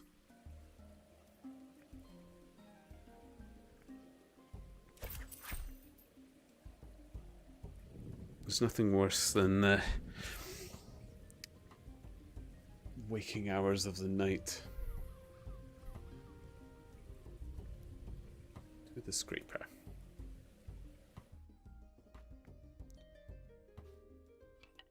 Here we are. It was all very bad, no doubt, said he. I should like to know how many fellows in my shoes would have refused a share of this loot when they knew that they would have their throats cut for their pains. Besides, it was my life or his when once he was in the fort. If he had got out, the whole business would come to light and I should have been court-martialed and shot as likely as not, for people were not very lenient at a time like that. Go on with your story, said Holmes shortly. Well, we carried in Min, Abdullah, Akbar and I. A fine weight he was too, for all that he was so short. Mahomet Singh was left to guard the door. We took him to a place which the Sikhs had already prepared. It was some distance off, where a winding passage leads to a great empty hall, the brick walls of which were all crumbling to pieces. The earth floor had sunk in at one place, making a natural grave, so we left Ahmed to the merchant there, having first covered him over with loose bricks. This done, we all went back to the treasure. It lay there, where he had dropped it, and when he was first attacked. The box was the same which now lies open upon your table. A key was hung by a silken cord to that carved handle upon the top. We opened it, and the light of the lantern gleamed upon a collection of gems such as I have read and thought of about when I was a little lad in Pershore. It was a blinding light to look upon them. When we had feasted our eyes, we took them all out and made a list of them. There were more than 143 diamonds of the first water, including one which has been called, I believe, the Great Mogul, and I said to be the second largest stone in existence. Then, there were 97 very fine emeralds and 170 rubies, some of which, however, were small. There were 40 carbuncles, 210 sapphires, 61 agates, and a great quantity of beryls, onyxes, cat's eyes, turquoises, and other stones, the very names of which I did not know at the time, though I have become more familiar with them since. Besides this, there were nearly 300 very fine pearls, 12 of which were set in a gold coronet. By the way, these last had been taken out of the chest and were not there when I recovered it. After we had counted our treasures, we put them back into the chest and carried them to the gateway to show them to Mahomet Singh. Then we solemnly renewed our oath to stand by each other and be true to our secret. We agreed to conceal our loot in a safe place until the country should be at peace again, and then to divide it equally among ourselves. There was no use dividing it at present, for if gems of such value were found upon us, it would cause suspicion, and there was no privacy in the fort, nor any place where we could keep them. We carried the box, therefore, into the same hall where we had buried the body, and there, under certain bricks in the best preserved wall, we made a hollow and put our treasure. We made careful note of the place, and next day I drew 4 plans, one for each of us, and put the sign of the 4 of us at the bottom, for we had sworn that we should always act for all, so that none might take advantage. That is an oath that I can put my hand to my heart and swear that I have never broken. Well, there's no use my telling you, gentlemen, what came of the Indian Mutiny. After Wilson took Delhi and Sir Colin relieved Lucknow, the back of the business was broken. Fresh troops came pouring in, and Nana Sahib made himself scarce over the frontier. A flying column under the Colonel Greast came down around to Agra and cleared the Pandis away from it. Peace seemed to be settling upon the country, and we 4 were beginning to hope that the time was at hand when we might safely go off with our shares of the plunder. In a moment, however, our hopes were shattered by our being arrested as the murderers of Ahmed. It came about in this way. When the Rajah put his jewels into the hands of Ahmed, he did it because he knew he was a trusty man. They are suspicious folk in the East, however. So what does the Rajah do but take a second, even more trusty servant and set him to play the spy upon the first? The second man was ordered never to let Ahmed out of his sight, and he followed him like a shadow. He went after him that night and saw him pass through the doorway. Of course, he thought he had taken refuge in the fort and applied for admission there himself the next day, but could find no trace of Ahmed. This seemed to him so strange that he spoke about it to a sergeant of guides, who brought it to the ears of the commandant. A thorough search was quickly made and the body was discovered. Thus, at the very moment that we thought that all was safe, we were all 4 seized and brought to trial on a charge of murder. 3 of us, because we had held the gate that night, and the fourth because he was known to have been in the company of the murdered man. Not a word about the jewels came out of the trial, for the Raja had seemed deposed and driven out of India, so no one had any particular interest in them. The murder, however, was clearly made out, and it was certain that we must all have been concerned in it. The 3 Sikhs got penal servitude for life, and I was condemned to death, though my sentence was afterwards commuted into the same as the others.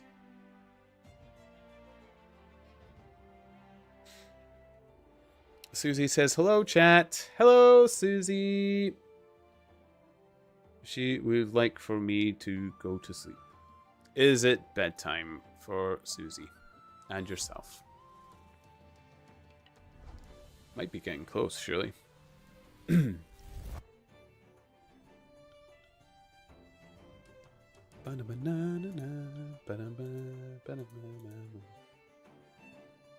She's playing right now. That doesn't sound like a cat that wants you to go to sleep. Washi was wrestling with me earlier. Yeah, he's having a good wrestle. Good happy boy. Hello, Traveller. How are you doing? Good to see you. Oh, cozy.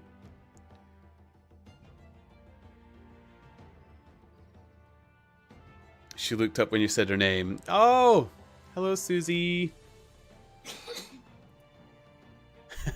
Susie, Susie, Susie. I feel like I should just say it over and over again now.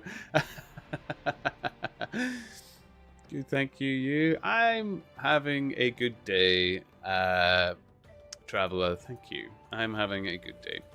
I think it might be because I actually did some good exercise today. Had a nice big walk with Wash. And I also went into the gym today. I also nearly killed myself in the gym today. I was watching Vorpal's stream at the time, and I was talking about how Vorpal had mentioned how they were thinking they should get some exercise soon. And I said I was on the treadmill. But as I was chatting to Vorpal on their stream, I had the phone up. I was just doing the warm-up run on the treadmill at the time, but it was on a program.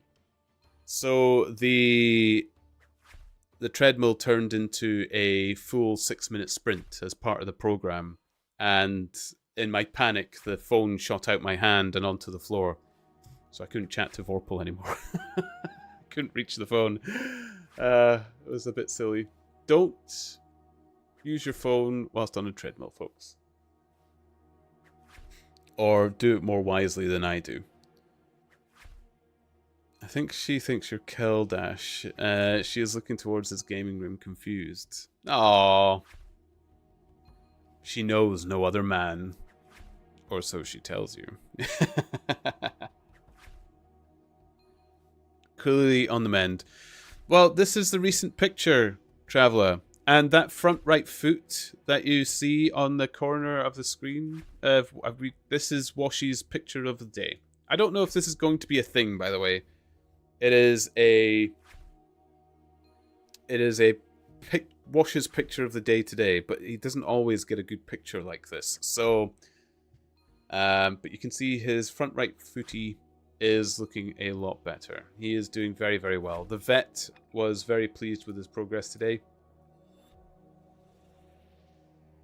So, he's happy on the mend. He's just had another dose of meds.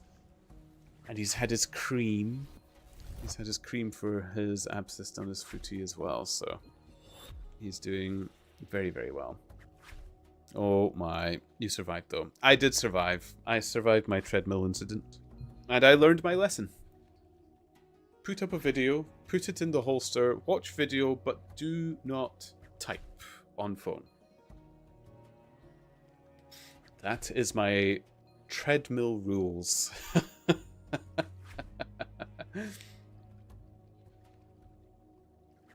Jinx. Lots of love for Jinx.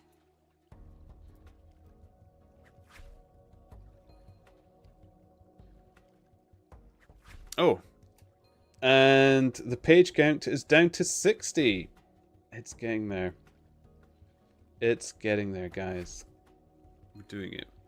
I know it doesn't seem like I've done much, but everybody's been quite good.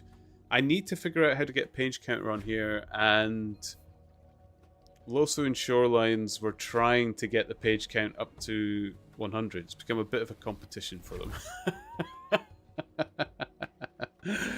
But it's a bit of a con because the way it's redeemed, I can read a little bit faster than the Turnip's redeemed, so.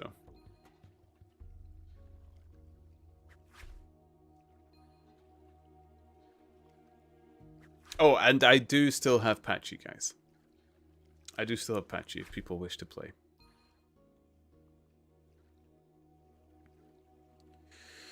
We'll see 100 or 69. Yeah, they're the two golden numbers. Actually, people were keeping it 69 for a good while. Ron had an excellent play when it hit 64 by renewing their sub.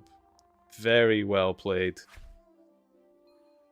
People are masters of their crafts. I'm telling you.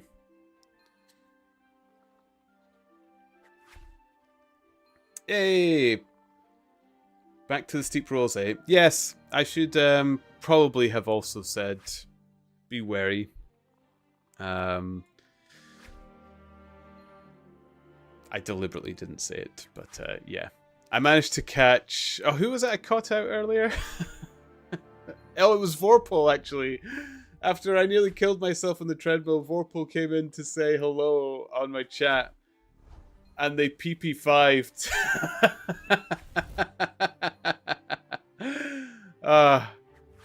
It was lovely. I caught Unbay out with it as well. Because I had run small tables for a while. No one trusts you anymore, so you're good. Well, you say that, but it keeps happening.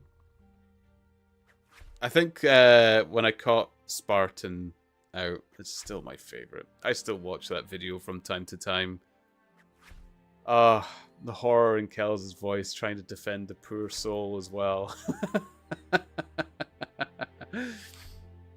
Check Discord. Oh, I don't have the notifications don't really pop up right now. Oh, Susie! Oh, Susie is beautiful.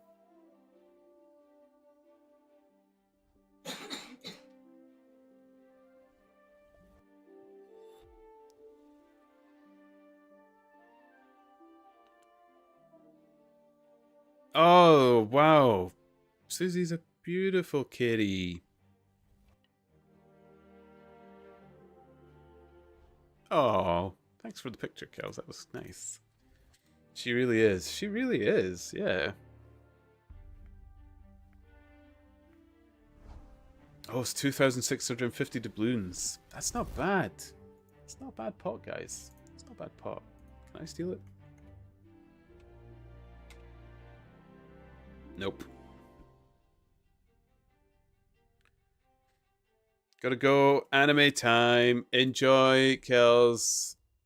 Enjoy. I've been enjoying my anime lately as well. Mrs. Turnip and I have gotten through a lot. So give Susie a big hug from me as much as Susie likes hugs. And have a wonderful evening.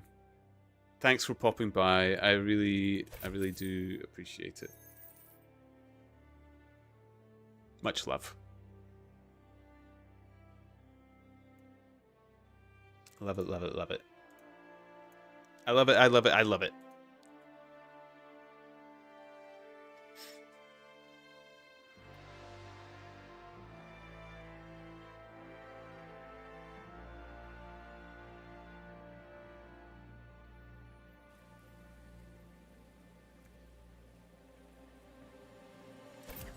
Okay. Well, if people have gotten themselves comfy, I can put up the cozy again. Poor Pronus is still probably trying to get sleep.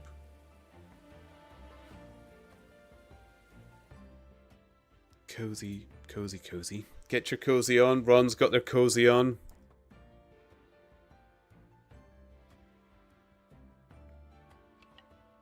Here we go. With their Sprout badge. I like how the seed pack goes to the Sprout badge. That was actually an idea given to me in Discord as well, guys. Thank you. The seed packet was a brilliant idea. Pronus is cozy. Excellent. Losu's cozy. Here we go, guys. It was rather a queer position that we found ourselves in then. There we were, all four tied by the leg with the precious little chance of ever getting out again. While we each held a secret which might have put each of us in a palace if we could only have made use of it. It was enough to make a man eat his heart out, to have to stand and kick the cuff of every petty jack in office, to have rice to eat and water to drink, when that gorgeous fortune was ready for him outside, just waiting to be picked up. It might have driven me mad, but I was always a pretty stubborn one, so I just held out and bided my time. At last, it seemed to me to have come.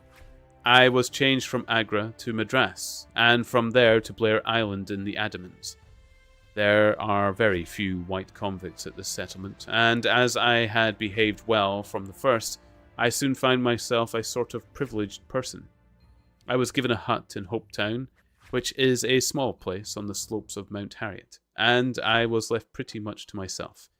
It is a dreary, fever-stricken place, and all beyond our little clearings was infested with wild cannibal natives who were ready enough to blow a poisoned dart at us if they saw a chance. There was digging, and ditching, and yam planting, and a dozen other things to be done, so we were busy enough all day, though in the evening we had a little time to ourselves. Among other things, I learned to dispense drugs for the surgeon, and picked up a smattering of his knowledge.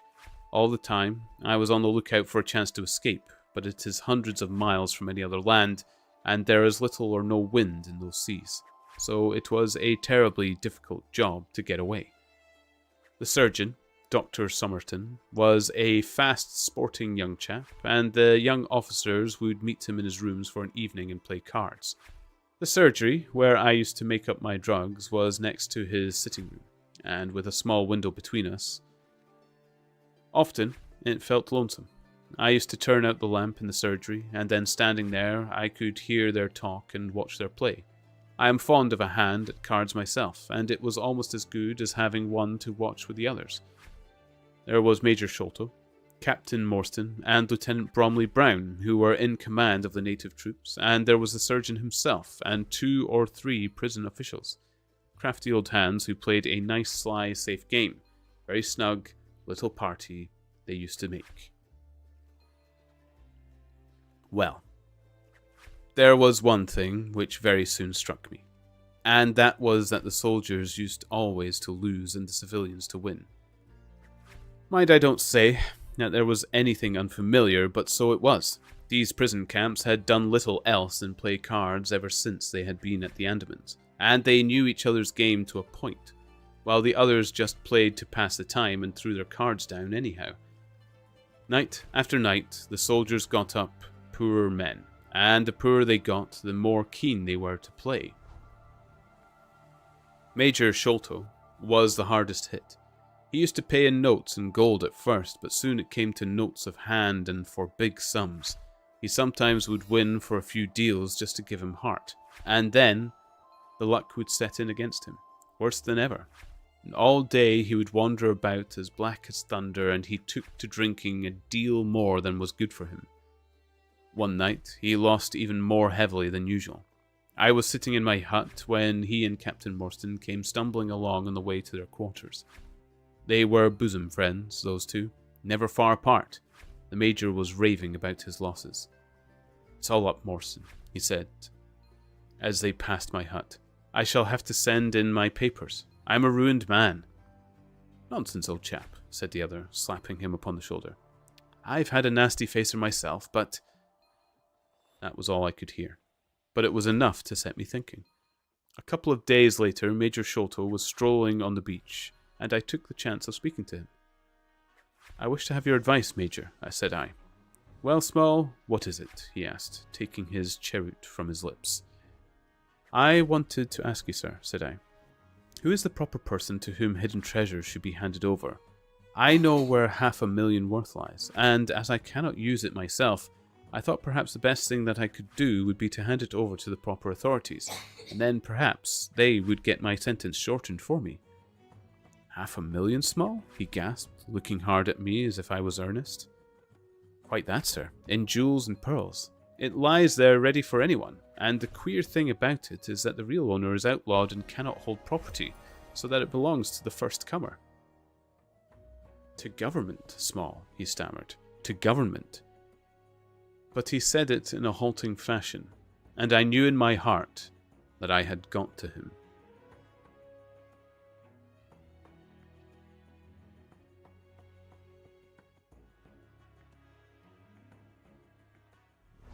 Okay. New page count. 57. We've broken 60. I've done it. Here we go. Bumpa. Dumpa.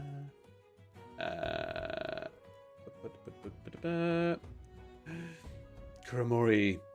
Shocked face. Hello, Kuramori. How are you doing?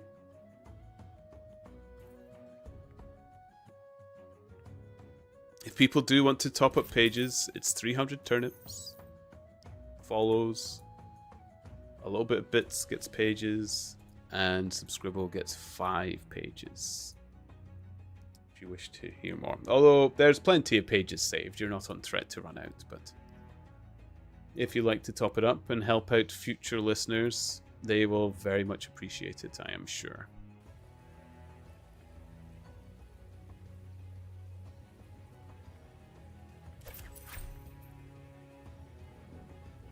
What is my level? Am I... oh! Actually frightened me, Losu.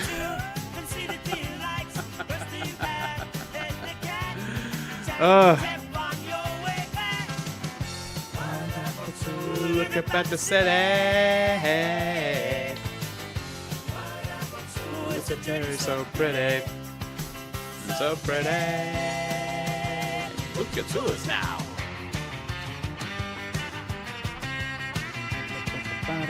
Do the hop step. You didn't. Oh, I ran past before I read the message. Sorry, Loso. I'll do it next time. Next time we go round. Kumari, doing good. Hope everybody is having a great evening. I can't speak for everybody, but we've been having a cozy and chill evening.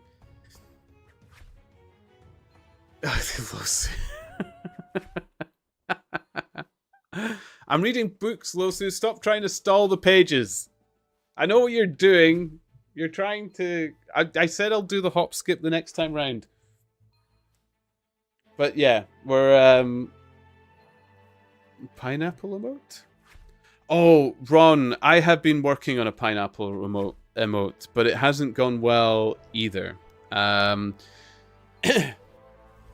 I have a good idea for it. Instead of just a pineapple, I can show you. I can show you. I have a sketch of it. Clip art.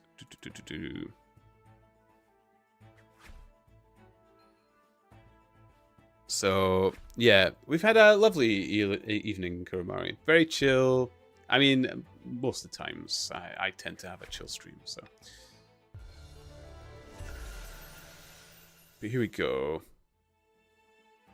So, this is my Artie Poo stuff, guys.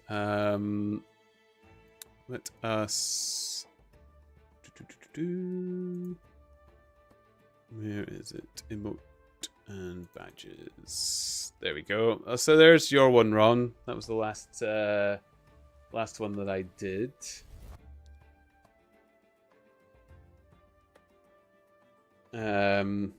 This was one I was working on as well, but I don't know if I like it. I've nicknamed it Sus, and I liked the detective kind of idea of it as well. Yeah, that's it there, Losu. So that's the one Losu just used. Umber! How are you doing? Welcome, welcome. So I better get on to the next bit of weather working as well. So, yeah. Got Sus, but I think it needs more work. It is technically finished, but I I don't know. I'm not happy with it. I like the hat, but yeah, I'll work on that. The pineapple one. This was the sketch I came up with first, Ron. So it's the pineapple and the whole cow in the middle. I was trying to think of it as a suit that Vimes, my turnip, the turnip's name is Vimes, is wearing. And I'd have its chubby face poking out of the suit. I think it could still work. I think I could still make it work, but I think I made the pineapple too square. I wasn't 100% behind it, so I didn't finish it quite yet. But, yeah, this is where I work on all these things. You can see the... Oh, you can't see the turnip rip. Oh, there we go. There's turnip rip in all its glory. One of my favorites. Oh, I do like turnip rip. But, Amber, I'm playing some RuneScape. I hope you're doing good. I am doing well. I hope you're doing good as well, Amber. It is very, very good to see you. And then, of course, you've got the cozy turnip. The cozy turnip. Turnip. Oh! Pronus, that's a brilliant... Turnip. I didn't think of that. Ah! Well, it'll forever now be called Turnip. I think I can change its name in the, don't save. I didn't change anything. But, yeah. Yeah, so I have been working on a pineapple one as well, Ron. I am working on it. We got the puns here. Better than me. Better than I have.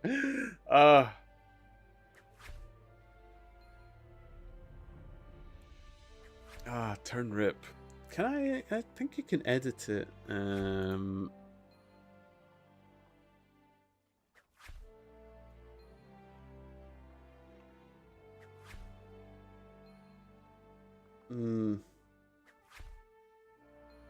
No. Or I can, but I think it would involve deleting it, reposting it, and it would ruin all that it's earned up to this point. And I kind of like the statistics things about the emotes. The Too Cool For Me and the I Love It emotes still do the best outside of my stream. Which I'm very, very happy about. I know I use the I Love It outside of my stream for people, but it's nice to know that people are using the Too Cool For Me one as well. I think you need to re-upload it. Yeah, I think I do. I don't really want to do that, though, because the Turnip, as we now have dubbed it, hasn't actually done too badly.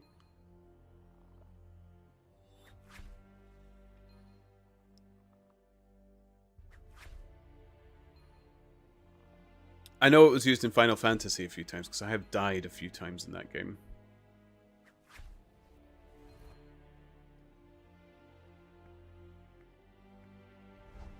Am I on 18 gold yet? Oh, well past. I'm almost at 19. Sweet. Bum,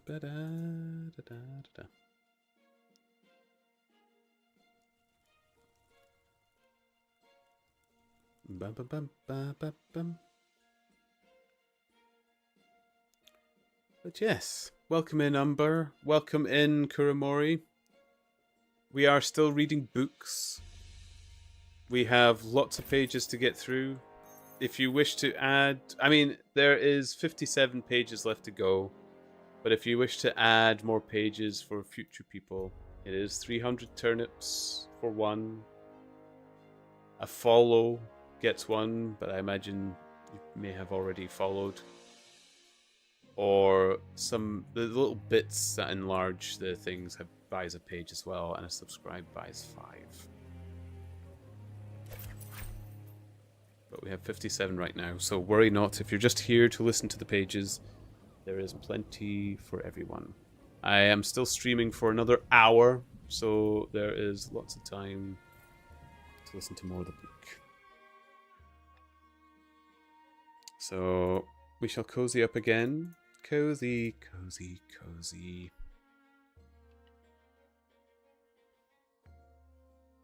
Here we go. You think then, sir, that I should give the information to the Governor-General? Said I quietly. Well, you must not do anything rash, or that you might repent. Let me hear all about it, Small. Give me the facts. I told him the whole story, with small changes so that he could not identify the places. When I had finished, he stood stock still and full of thought. I could see by the twitch of his lips that there was a struggle going on within him. This is a very important matter, Small, he said at last. You must not say a word to anyone about it. I shall see you again soon. 2 nights later, he and his friend Captain Morstan came to my hut in the dead of night with a lantern. I want you to just let Captain Morstan hear that story from your own lips, Small, said he.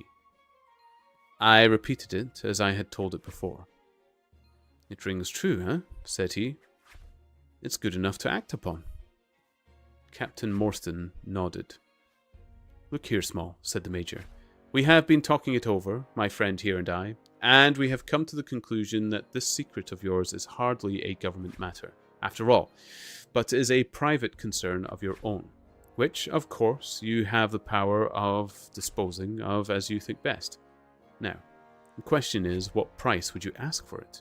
We might be inclined to take it up, and at least look into it if we could agree to terms. He tried to speak in a cool, careless way, but his eyes were shining with excitement and greed. Why, as to that, gentlemen, I answered, trying also to be cool, but feeling as excited as he did. There is only one bargain which a man in my position can make. I shall want you to help me to my freedom, and to help my 3 companions to theirs. We shall then take you into partnership and give you a 5th share to divide between you. Said he. A 5th share? That's not very tempting. It would come to 50,000 apiece, said I. But how can we gain your freedom? You know very well what you ask is an impossibility. Nothing of the sort, I answered. I have thought it all out to the last detail. The only bar to our escape is that we can get no boat fit for the voyage, and no provisions to last us for so long a time. There are plenty of little yachts and yawls at Calcutta or Madras which would serve our turn better. Do you bring one over? We shall engage to get aboard her by night, and if you will drop us on any part of the Indian coast, you will have done your part of the bargain. If there were only one, he said. None or all, I answered. We have sworn it. The 4 of us must always act together. You see, Morstan, said he, Small is a man of his word. He does not flinch from his friend. I think we may very well trust him. It is a dirty business, the other answered. Yet, as you say, the money would save our commissions handsomely. Well, Small, said the Major, we must, I suppose, try and meet you. We must first, of course, test the truth of your story. Tell me where the box is hid, and I shall get leave of absence and go back to India in the monthly relief boat to inquire into the affair.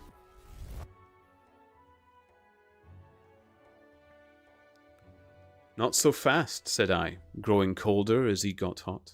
I must have the consent of my 3 comrades. I tell you that it is 4 or none with us. Nonsense, he broke in. What have 3 blackfellows got to do with our arrangement? Black or blue, said I, they are in with me.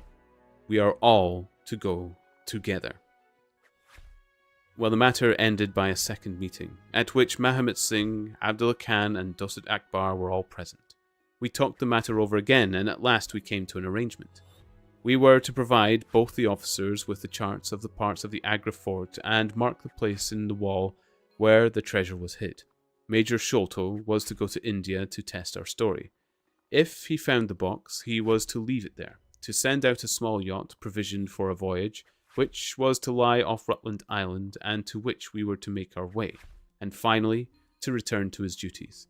Captain Morstan was then to apply for leave of absence to meet us at Agra, and there we were to have a final division of the treasure, he taking the Major's share as well as his own. All this we sealed by the most solemn oaths that the mind could think or the lips utter. I sat up all night with paper and ink, and by morning I had 2 charts already, signed with the sign of the 4, that is of Abdullah, Akbar, Mahomet, and myself.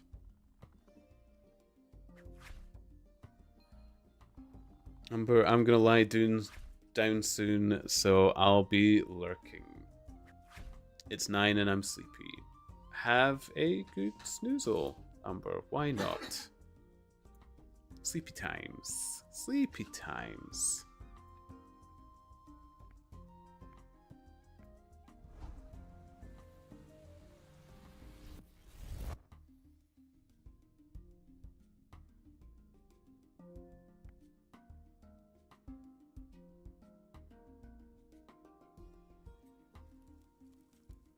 Yay.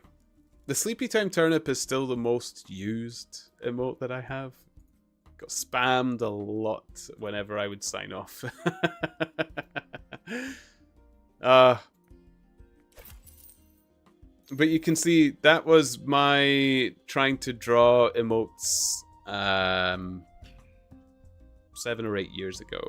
So you can see how far it comes. Like I said earlier, I put down the pen quite often, but you always get better each time you pick it up again. Doesn't matter. Doesn't matter. Don't give up on those kinds of hobbies.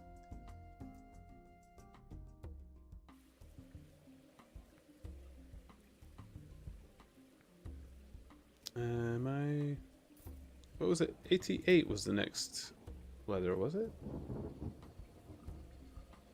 Oh yeah, okay. Here we go.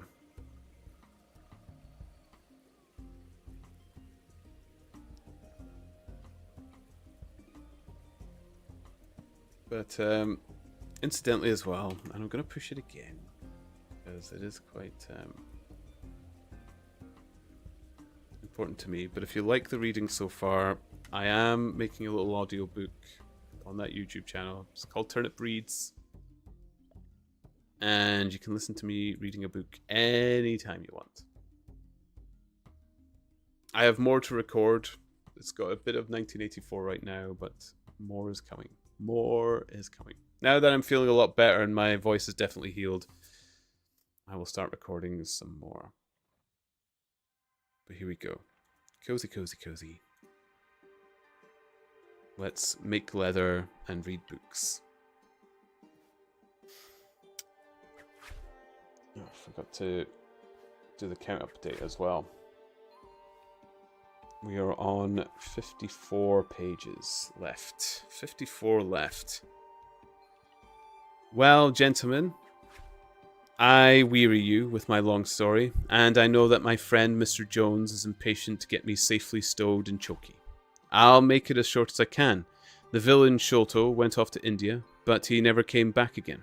Captain Morstan showed me his name among a list of passengers in one of the mail boats very shortly afterwards.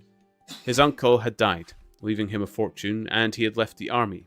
Yet he could stoop to treat 5 men as he had treated us.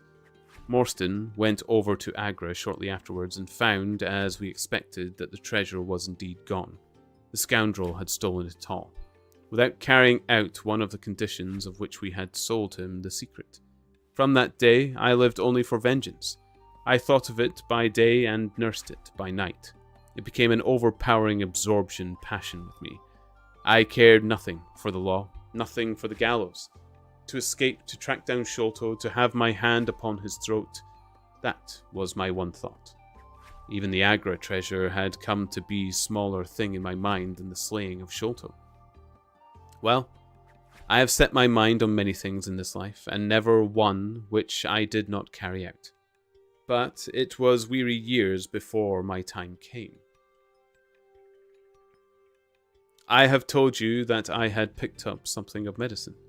One day, when Dr. Summerson was down with a fever, a little Andaman Islander was picked up by a convict gang in the woods. He was sick to death, and had gone to a lonely place to die. I took him in hand, though, and he was as venomous as a young snake. After a couple of months, I got him all right and able to walk. He took a kind of fancy to me then, and would hardly go back to his woods, but was always hanging about my hut. I learned a little of his lingo from him, and this made him all the fonder of me. Tonga, for that was his name, was a fine boatman and owned a big, roomy canoe of his own. When I found that he was devoted to me and would do anything to serve me, I saw my chance to escape. I talked it over with him. He was to bring his boat round on a certain night to an old wharf which was never guarded, and there he was to pick me up. I gave him directions to have several gourds of water and a lot of yams, coconuts, and sweet potatoes. He was staunch and true, was little Tonga. No man ever had more faithful mate. At the night named, he had his boat at the wharf. As it chanced, however, there was one of the convict guards down there, a vile Pathan who had never missed a chance of insulting and injuring me. I had always vowed vengeance, and now I had my chance. It was as if fate had placed him in my way, and that I might pay my debt before I left the island. He stood on the bank with his back to me, and his carbine on his shoulder. I looked about for a stone to beat out his brains with, but none could I see. Then a queer thought came into my head and showed me where I could lay my hand on the weapon. I sat down in the darkness and unstrapped my wooden leg. With 3 long hops, I was on him. He put his carbine to his shoulder, but I struck him full, and knocked the whole front of his skull in. You can see the split in the wood now, where I hit him. We both went down together, for I could not keep my balance, but when I got up I found him still and lying quiet enough. I made for the boat, and in an hour we were well out at sea. Tonga had brought all his earthly possessions with him, his arms and his gods. Among other things, he had a long bamboo spear and some Andaman coconut matting, which I made a sort of sail.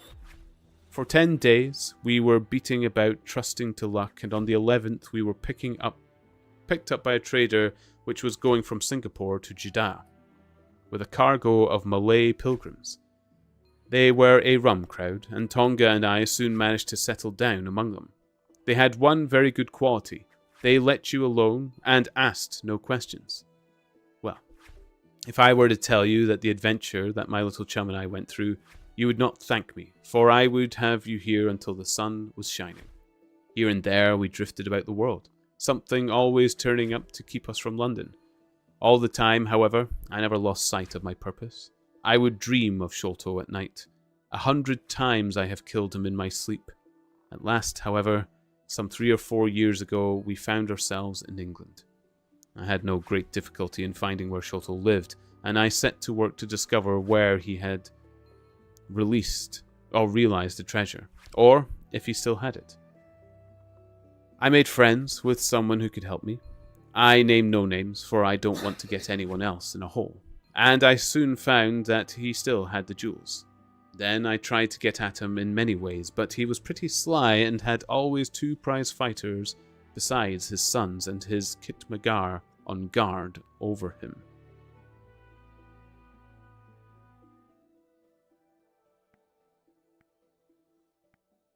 There we go.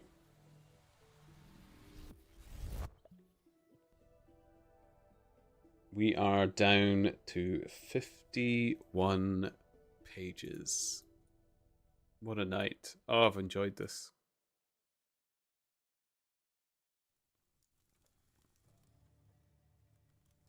I hope you all have too. This has been nice. This has been quite therapeutic for me, I have to say.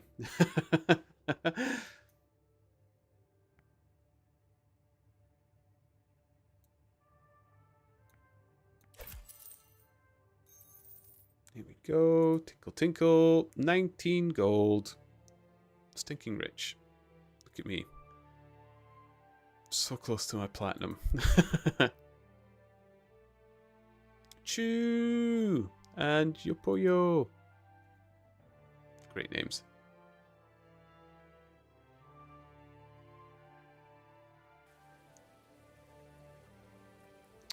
Jinx, cozy all day. It's nice to get back in the swing of it. I know it's been a bit tricky. Although saying that, the pages reclaimed had been quite low for a while, so it's nice to have a good bunch of pages to fall back on again. And it's not stopping. We're back round. There's Losu working hard at their 500.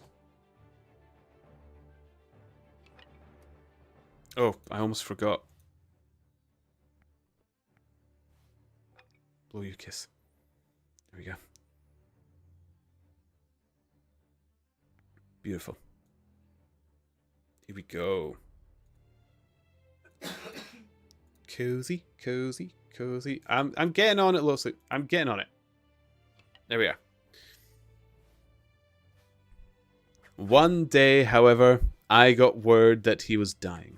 I hurried at once to the garden, mad that he should slip out of my clutches like that. And, looking through the window, I saw him lying in his bed with his sons on each side of him. I'd have come through and taken my chances with the three of them. Only, even as I looked at him, his jaw dropped, and I knew that he was gone. I got into his room that same night, though, and I searched his papers to see if there was any record of where he had hidden our jewels. There was not a line.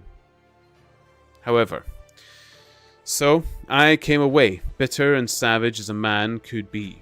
Before I left, I bethought me that if I ever met the Sikh friends again, it would be a satisfaction to know that I had left some mark of our hatred. So, I scrawled down the sign of the four of us, as it had been on the chart, and I pinned it on his bosom.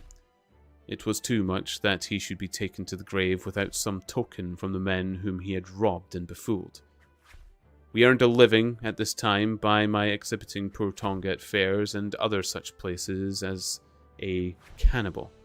He would eat raw meat and dance his war dance, so we always had a hatful of pennies after a day's work. I still heard all the news from Pondicherry Lodge, and for some years there was no news to hear, except that they were hunting for the treasure. At last, however, came what we had waited for so long. The treasure had been found. It was up at the top of the house, in Mr. Bartholomew Sholto's chemical laboratory. I came at once and had a look at the place, but I could not see how, with my wooden leg, I was to make my way up to it. I learned, however, about a trapdoor in the roof, and also about Mr. Sholto's supper hour. It seemed to me that I could manage the thing easily through Tonga.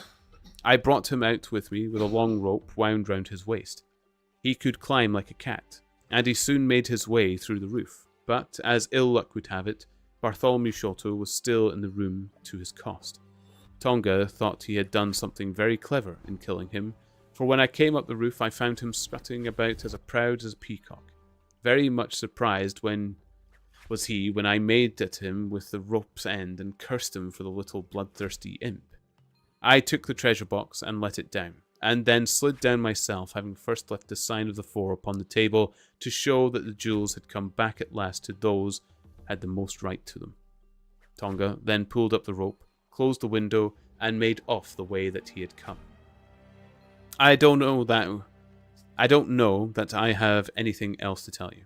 I had heard a waterman speak of the speed of the Smith's launch, the Aurora, so I thought she would be a handy craft for our escape. I engaged with old Smith, who was to be given him a big sum if he was to get us to our ship. He knew, no doubt, that there was some screw loose, but he was not in our secrets. All this is the truth, and if I tell it to you, gentlemen, it is not to amuse you, for you have not done me a very good turn.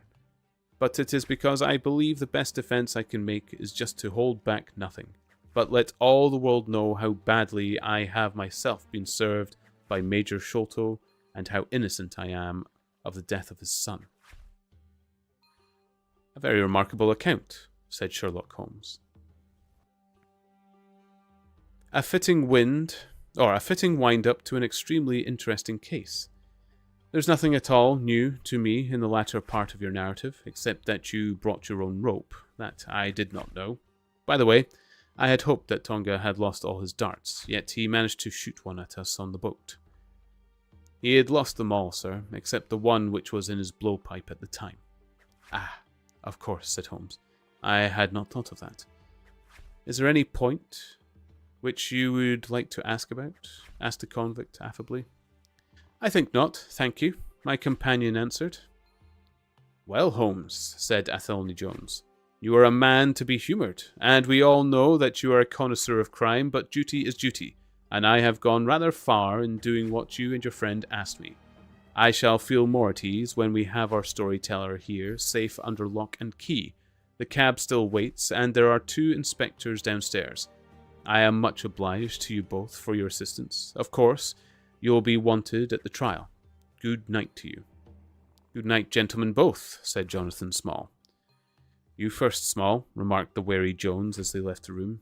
I'll take particular care that you don't club me with your wooden leg, whatever you may have done to the gentleman at the Andaman Isles. Well, and there's the end of our little drama, I remarked, after we had sat some time smoking in silence. I fear that it may be the last investigation in which I will have the chance of studying your methods. Miss Morstan has done me the honour to accept me as a husband in prospective. He gave a most dismal groan. I feared as much, said he. I really cannot congratulate you. I was a little hurt. Have you any reason to be dissatisfied with my choice? I asked. Not at all. I think she is one of the most charming young ladies I've ever met, and I might have been most useful in such work as we have been doing. She had a decided genius that way. Witness the way in which she preserved the Agra plan from all the other papers of her father. But love is an emotional thing, and whatever is emotional is opposed to that true cold reason which I place over all things. I should never marry myself, lest I bias my judgment.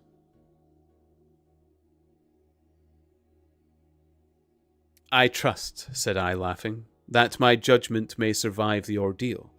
But you look weary. Yes, the reaction is already upon me. I shall be as limp as a rag for a week. Strange, said I, how terms of what in another man I should call laziness alternate with you fits of splendid energy and vigour. Yes, he answered. There are in me the makings of a very fine loafer, and also of a pretty spry sort of fellow. I often think of those lines of the old Goethe. Schade, dass die Natur nur einen Mensch aus dir schuf, denn zum würdigen Mann war und zum Schlemmen des Stoff. By the way, apropos of this Norwood business, you see that they had, I surmised, a confederate in the house who could be none other than Lal Rao, the butler. So Jones acutely has the undivided honour of having caught one fish in his great hall. The division seems rather unfair, I remarked. You have done all the work in this business. I get a wife of it. Jones gets the credit. Pray, what remains for you? For me? Said Sherlock Holmes. There still remains the cocaine bottle. And he stretched his long white hand up for it.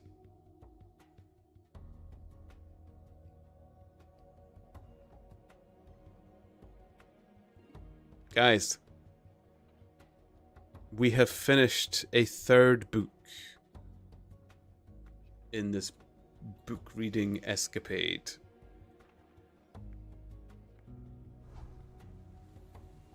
Which means we're going to have to come up with another book in due time. Nice. I actually have lists of books. Oh.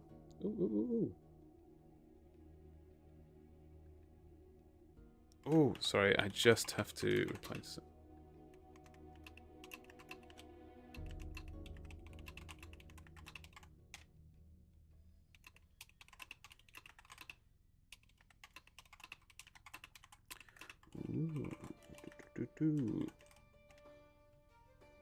There we go.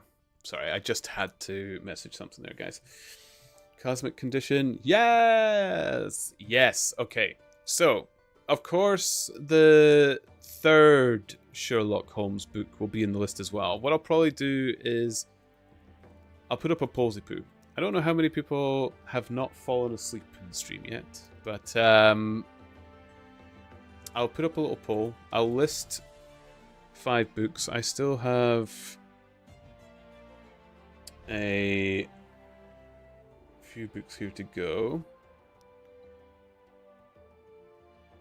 Ah, yes. Jinx Cosmic has been there. Chilling the whole time. We couldn't have a collab stream again tonight. The last time Cosmic and I collabed, it was so chill, our PCs would crash. They couldn't handle it. It was bizarre. I'm cozy, but not that cozy. Cool. Cool. Then we will have a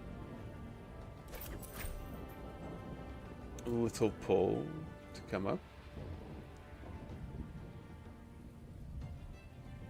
Let me get the leather working on the go again.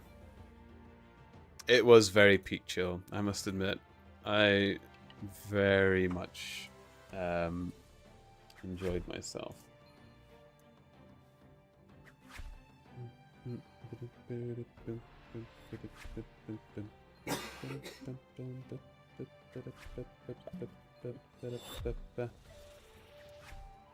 Okay, so let's.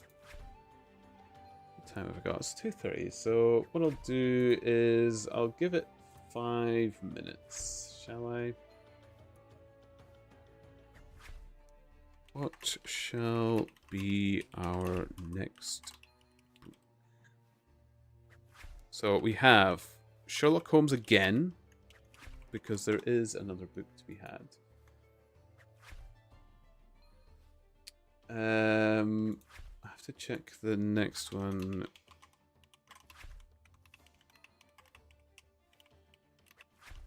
Is in public domain. No, that one's not. But we do have.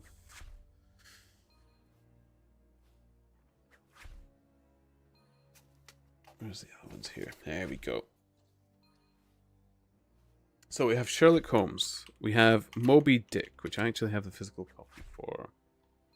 We have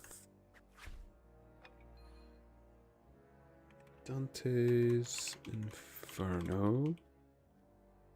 Wuthering Heights. And Oliver Twist.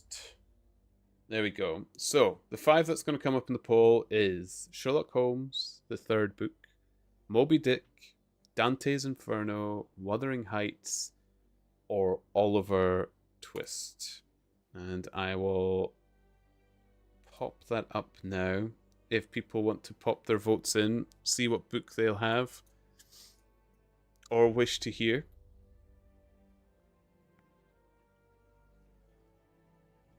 It was very peak chill.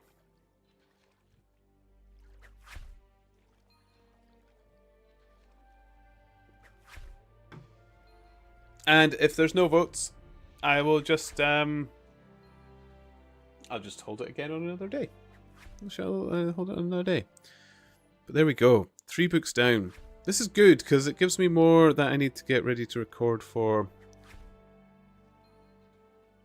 the YouTube channel, the Turnip Reads. So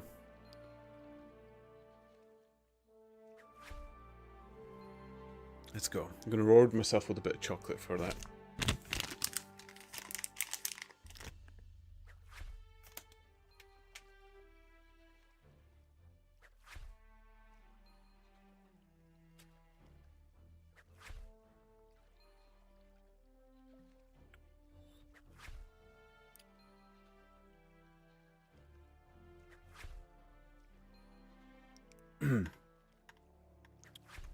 Ba-ba-ba-ba-ba.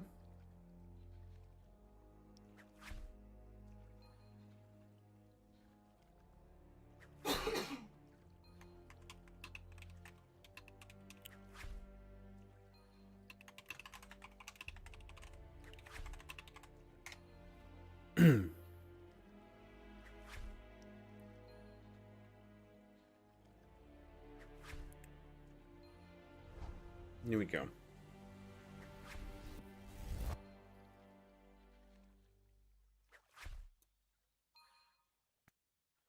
Oh. I wonder what level we are on Kindle. So I've been reading the last 3 books off of the Kindle. What have we got? What? We are silver level readers. Because we've been reading 7 weeks in a row, and we average on reading 4 days in a row. That's not bad.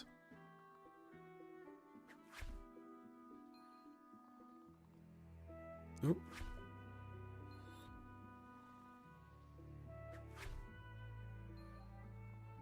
But yeah. And on top of the poll as well, if people have Henry Sharp after the patchy. It's quite a patchy pot. What have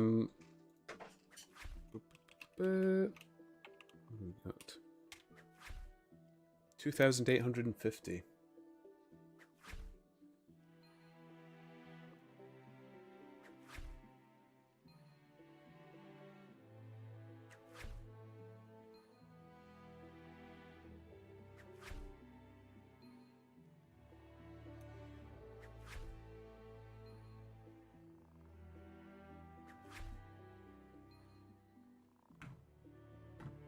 Oh, Cosmic.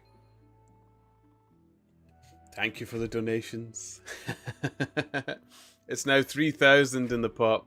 This is great. We're building up and I go off in 25 minutes. So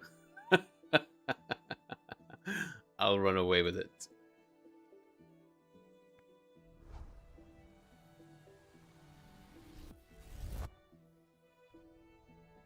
Excellent. Oh. My, he's so naughty with Patchy. Okay. So there's less than a minute left on the poll, guys. So if you wish to put in a vote for the next book to read, you might want to get that vote in soon.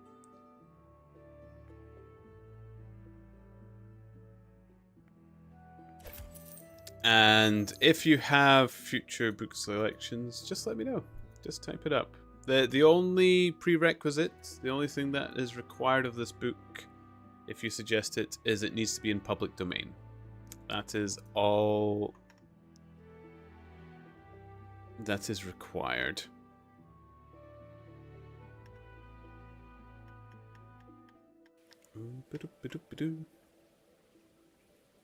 Oliver Twist. Okay. 2 votes for Oliver Twist, 1 for Dante's Inferno. Okay. Oliver Twist has never had a vote before, and then comes out on top. Fantastic. Okay.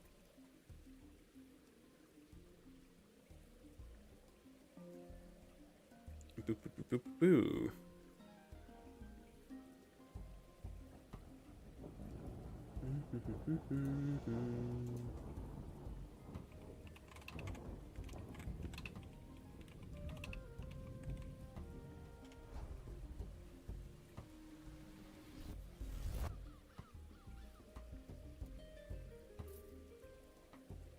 Okay. I don't have a physical copy of Oliver Twist, so I'm going to have to go Kindle it. I have not read Oliver Twist in a long time. This will actually be the first book that I'm reading on stream that I have read before. This will be interesting.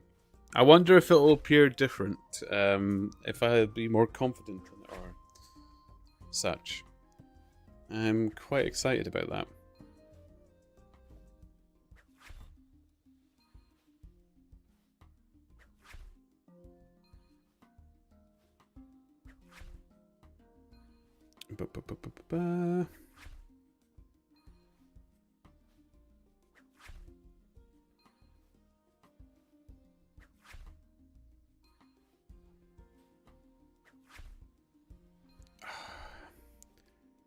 Why? Why do they make it?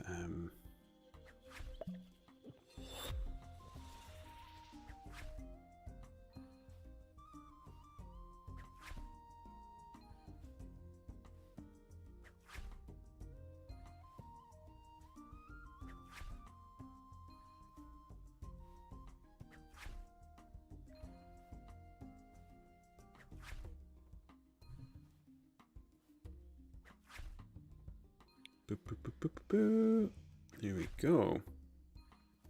Cosmic, I voted for nostalgia. Is this a book you've read as well, Cosmic? I can't remember. I don't think this was even a school project one. Often, if it was these older books, it was something that was given to you by your English teacher or something here, but I think I genuinely read Oliver Twist because I remembered seeing the film and I loved the film. So my father got me the book.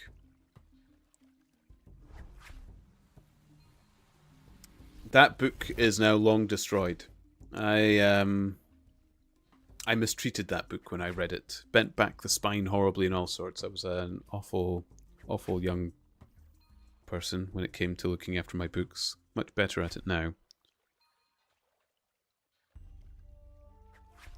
But here we go. We can start Oliver Twist tonight. There's still 20 more minutes left in the stream, so here we go.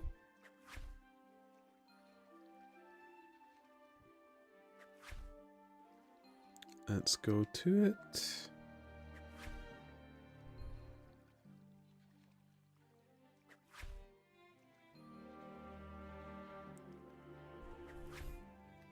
Okay.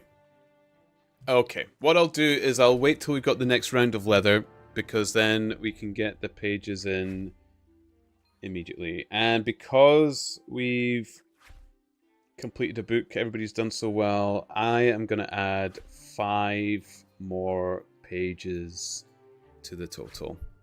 So it brings us back up to 53 pages. Because that is incredible. Like, we've done so well. So I think I can offer that to people, a subscription's worth of pages for free. There we go.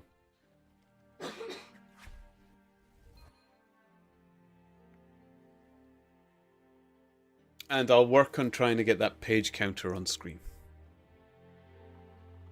There must be a way. If I next see Alan, I'll ask them how they get their counter on screen. I just can't seem to find it anywhere on any widgets or anything.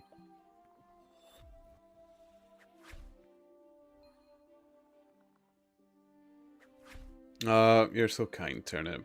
No, everybody else has been kind, Jinx. Honestly, the majority of these pages are still from yours, Shorelines, and Kels's gifted subs, and then Ron resubbed as well. I had another resub from Crimson Gunner earlier today as well. There's been a lot of subscriptions lately. A lot of raids have been adding to the pages. And I need to come up with prices for how bits add pages as well. But Kel's put in a giant emote, which I decided was worth a page 2. So you guys have been lovely. Page, you naughty boy. Losu has been collecting those turnips like the wildest turnip farmer you've ever seen. Losu's on the case. They're working hard in the turnip fields. Only 1 page for giant emote. How much is 30 bits? Is it like I must admit I don't know the value of bits. I bought thousands of them early in my times in Twitch, and I really don't know what they're worth.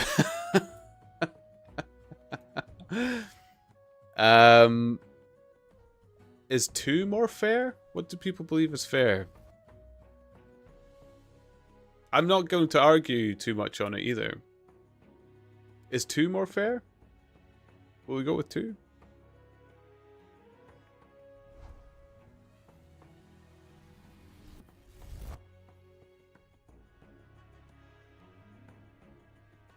$10 bits per dollar in real life currency. Oh, okay.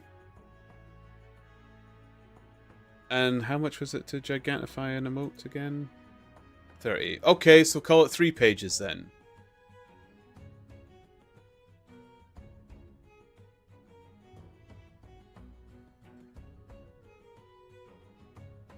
Yeah, I think that's fair then. Okay, I'll add 2 more pages from Kels's donation for the gigantifying of it then.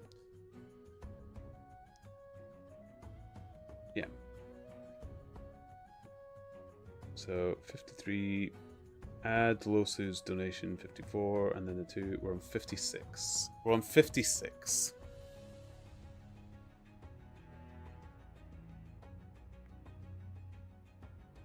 I don't know, to be honest. I was just stirring. Need more pages.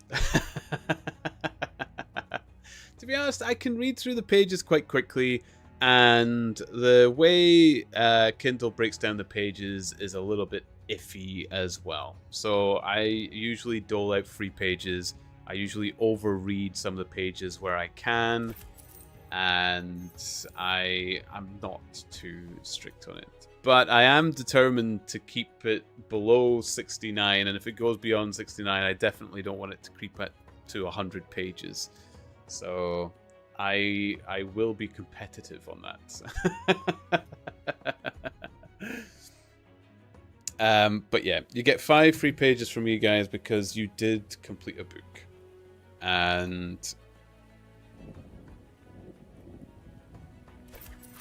I added those extra pages for the bits as well. That seems fair. That does seem fair. So, we are going to start a brand new book. We're going to get to the closing time of this stream, starting a brand new book, Oliver Twist. Get your cozy on. Cozy, cozy, cozy. Oliver Twist. The first book that I have read before. It's a momentous occasion.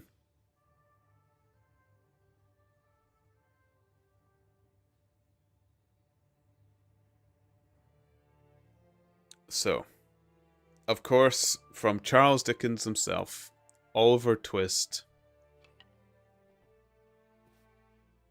Can we read it as Oliver Twisty? In respect to Twisty, it shall be called Charles Dickens, Oliver Twisty.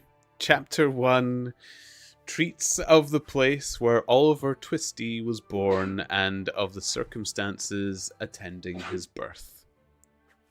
Among other public buildings in a certain town, which for many reasons it will be prudent to refrain from mentioning, and to which I will assign no fictitious name, there is one anciently common to most towns, great or small, to wit, a workhouse, and in which workhouse was born, on a day and date which I need not trouble myself to repeat, inasmuch as it can be of no possible consequence to the reader. In this stage of the business at all events, the time of mortality whose name is prefixed to the head of this chapter. For a long time, after it was ushered into this world of sorrow and trouble by the parish surgeon, it remained a matter of considerable doubt whether the child would survive to bear any name at all. In which case, it is somewhat more than probable that these memoirs would never have appeared, or if they had, that being comprised within a couple of pages, they would have possessed the inestimable merit of being the most concise and faithful specimen of biography extant in the literature of any age or country.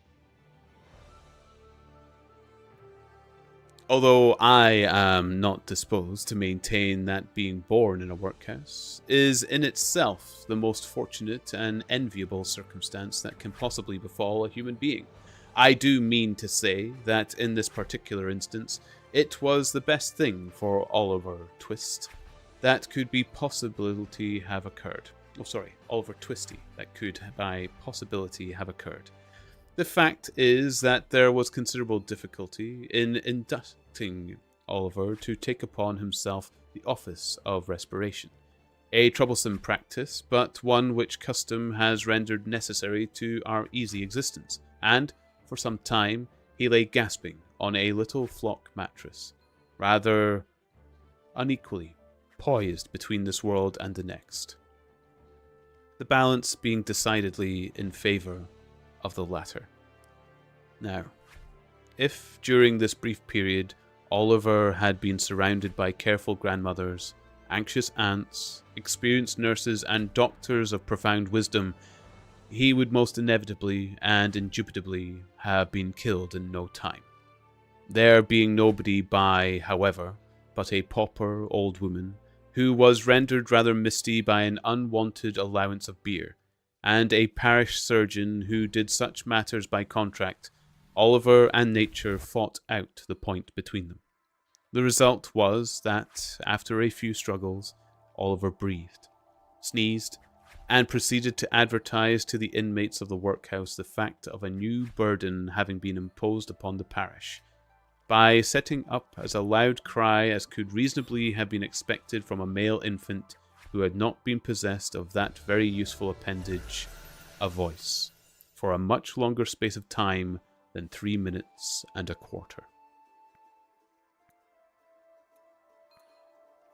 As Oliver gave his first proof of the free and proper action of his lungs, the patchwork coverlet, which was carelessly flung over the iron bedstead, rustled. The pale face of a young woman was raised feebly from the pillow, and a faint voice imperfectly articulated the words, "Let me see the child and die." The surgeon had been sitting with his face turned towards the fire, giving the palms of his hands a warm and a rub alternately. As the young woman spoke, he rose, and advancing to the bed's head, said, with more kindness than might have been expected of him, "Oh, you must not talk about dying yet." "Lord bless her dear heart, no," interposed the nurse, hastily depositing in her pocket a green glass bottle, the contents of which she had been tasting in a corner with evident satisfaction. "Lord bless her dear heart, when she has lived as long as I have, sir, and had 13 children of her own, and all on 'em dead except 2, and them in the workers with me, she'll know better than to take on in that way, bless her dear heart. Think what it is to be a mother. Where's a dear young lamb do?" Apparently, this consolatory perspective of a mother's prospects failed in producing its due effect. The patient shook her head and stretched out her hand towards the child. The surgeon deposited it in her arms. She imprinted her cold white lips passionately on its forehead, passed her hands over her face, gazed wildly round, shuddered, fell back, and died. They chafed her breast, hands, and temples, but the blood had stopped forever. They talked of hope and comfort. They had been strangers too long.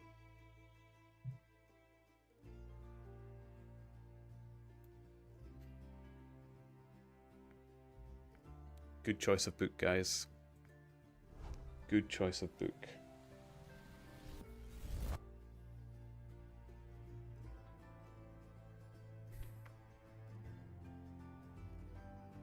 Here we go. Read me a page, you naughty boy.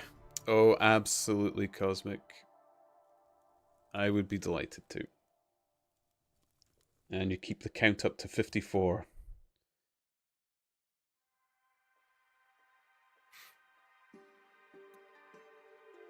What time are we on? Oh, we still have a good 10 minutes. Good 10 minutes. Let's quickly get this sold and more hides picked up. I'm sure we can do another round.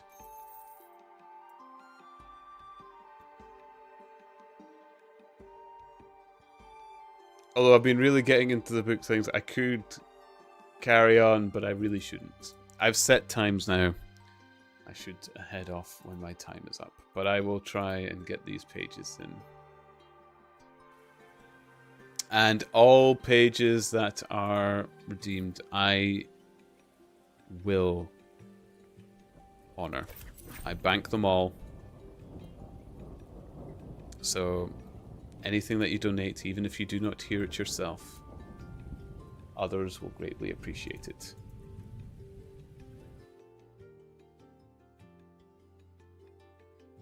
Here we go. Cozy, cozy, cozy.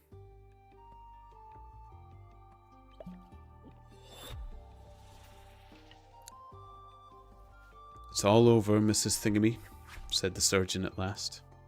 "Oh, Poor dear, so it is, said the nurse, picking up the cork of the green bottle, which had fallen out on the pillow as she stooped to take up the child.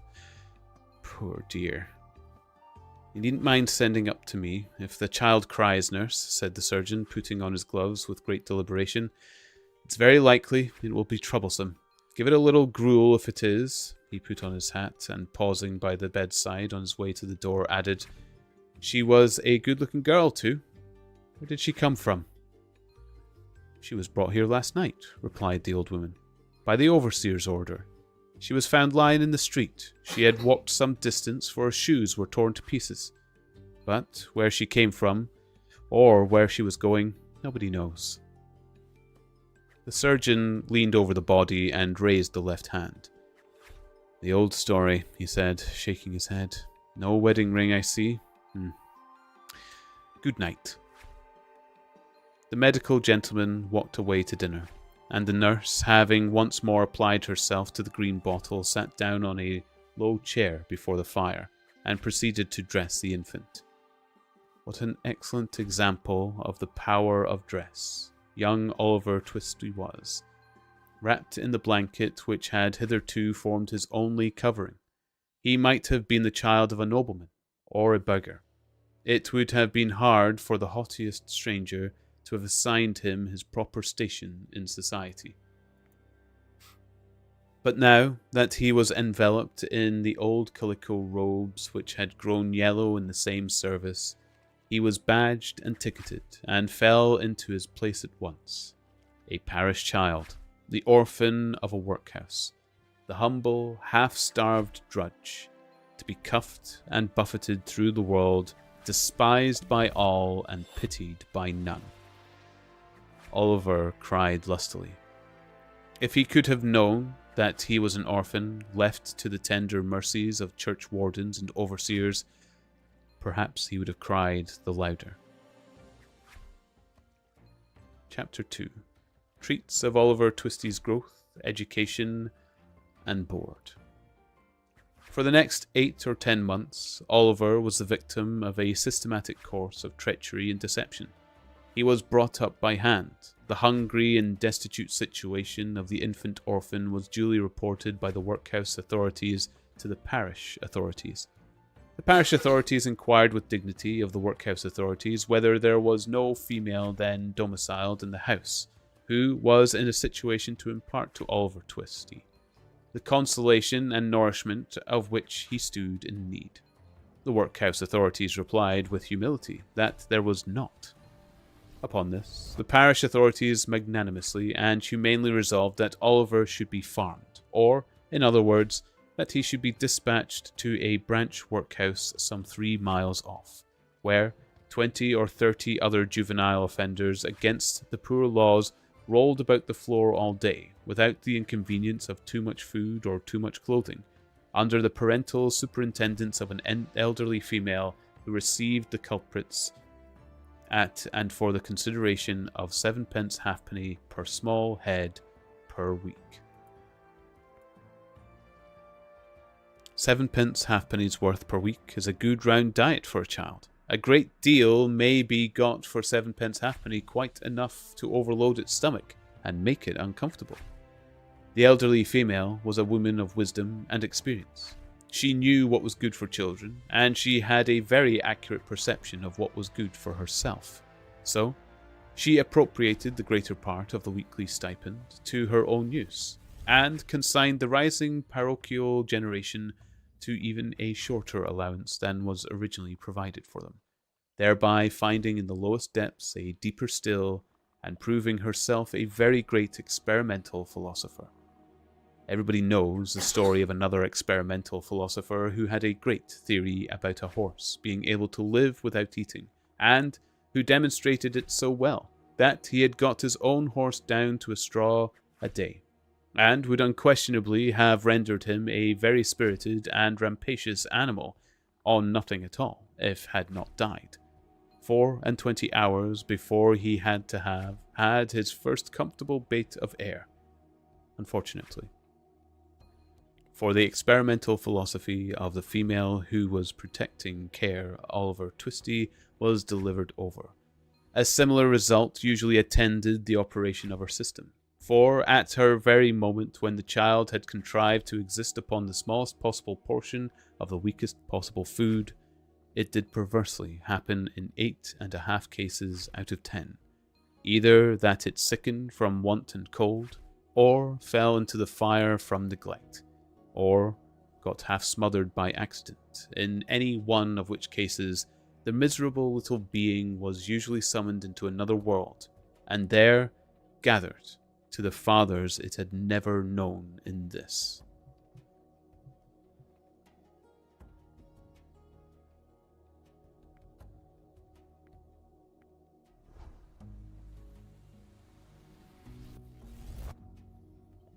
Okay, guys.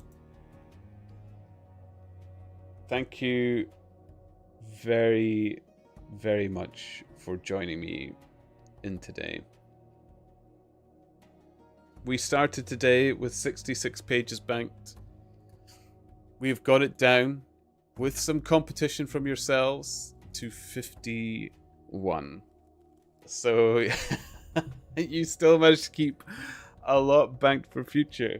I will be streaming again tomorrow, and it probably will be some Brighter Shores as well. I know a couple have asked me to do some collabs here and there, but I will take some time to get through some of the the pages also, because I must admit I really enjoyed today. Although saying that, sometimes whom I'm collabing with kind of likes to hear the pages also, so who knows. But Jinx, lovely as always. Thank you so much, and thank you for the sleepy bedtimes, Ron. Does anybody have a preference on whom they would like to raid to? Is there someone people would like to go to tonight? Otherwise, I will just picky poos myself. Actually, I don't remember the last time I raided Raccoon. And they did give me a raidy poo the other day. I wonder if I should return the favor. No, I'll probably head out soon too. I think I'll probably raid Raccoon. It has been a little while. Okay. But again, thank you so much. And before I disappear, I am going to go through the thank yous for today. So let's try to do this. Oh my goodness, it goes quite a bit back. Here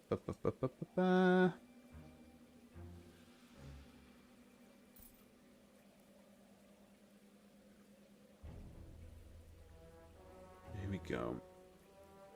So, starting with... So, thank you, Crimson Gunner, for the resub. Shoreline for... Oh, Shoreline Chronicles did 30, 50, 80 bits. Okay, we're on 59 pages, guys, before I sign off. I have to honor those bits. Shoreline did pay, so there we go. 8 more pages from Shoreline there, so a big thank you to Shoreline. I'm sure from everybody as well. Flip Out for the raid, thank you so much. I'm sorry I was on my break when that happened. Ron for the resub. Crimson Gunner for the resub. Two Little Windex for the raid as well. Thank you so much. Kells for the bits. And thank you everybody that's joined me today as well. Thank you so much. We are going to raid Raccoon. I will stream again tomorrow. And I hope to see some of you again very soon. I hope you have a wonderful day wherever that may be. Don't miss me too much.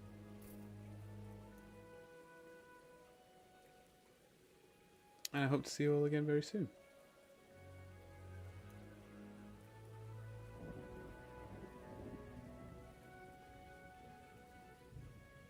There we go. Okay, 2 seconds on the cooldown. Okay, guys. Take care. Love you all. Toodaloo.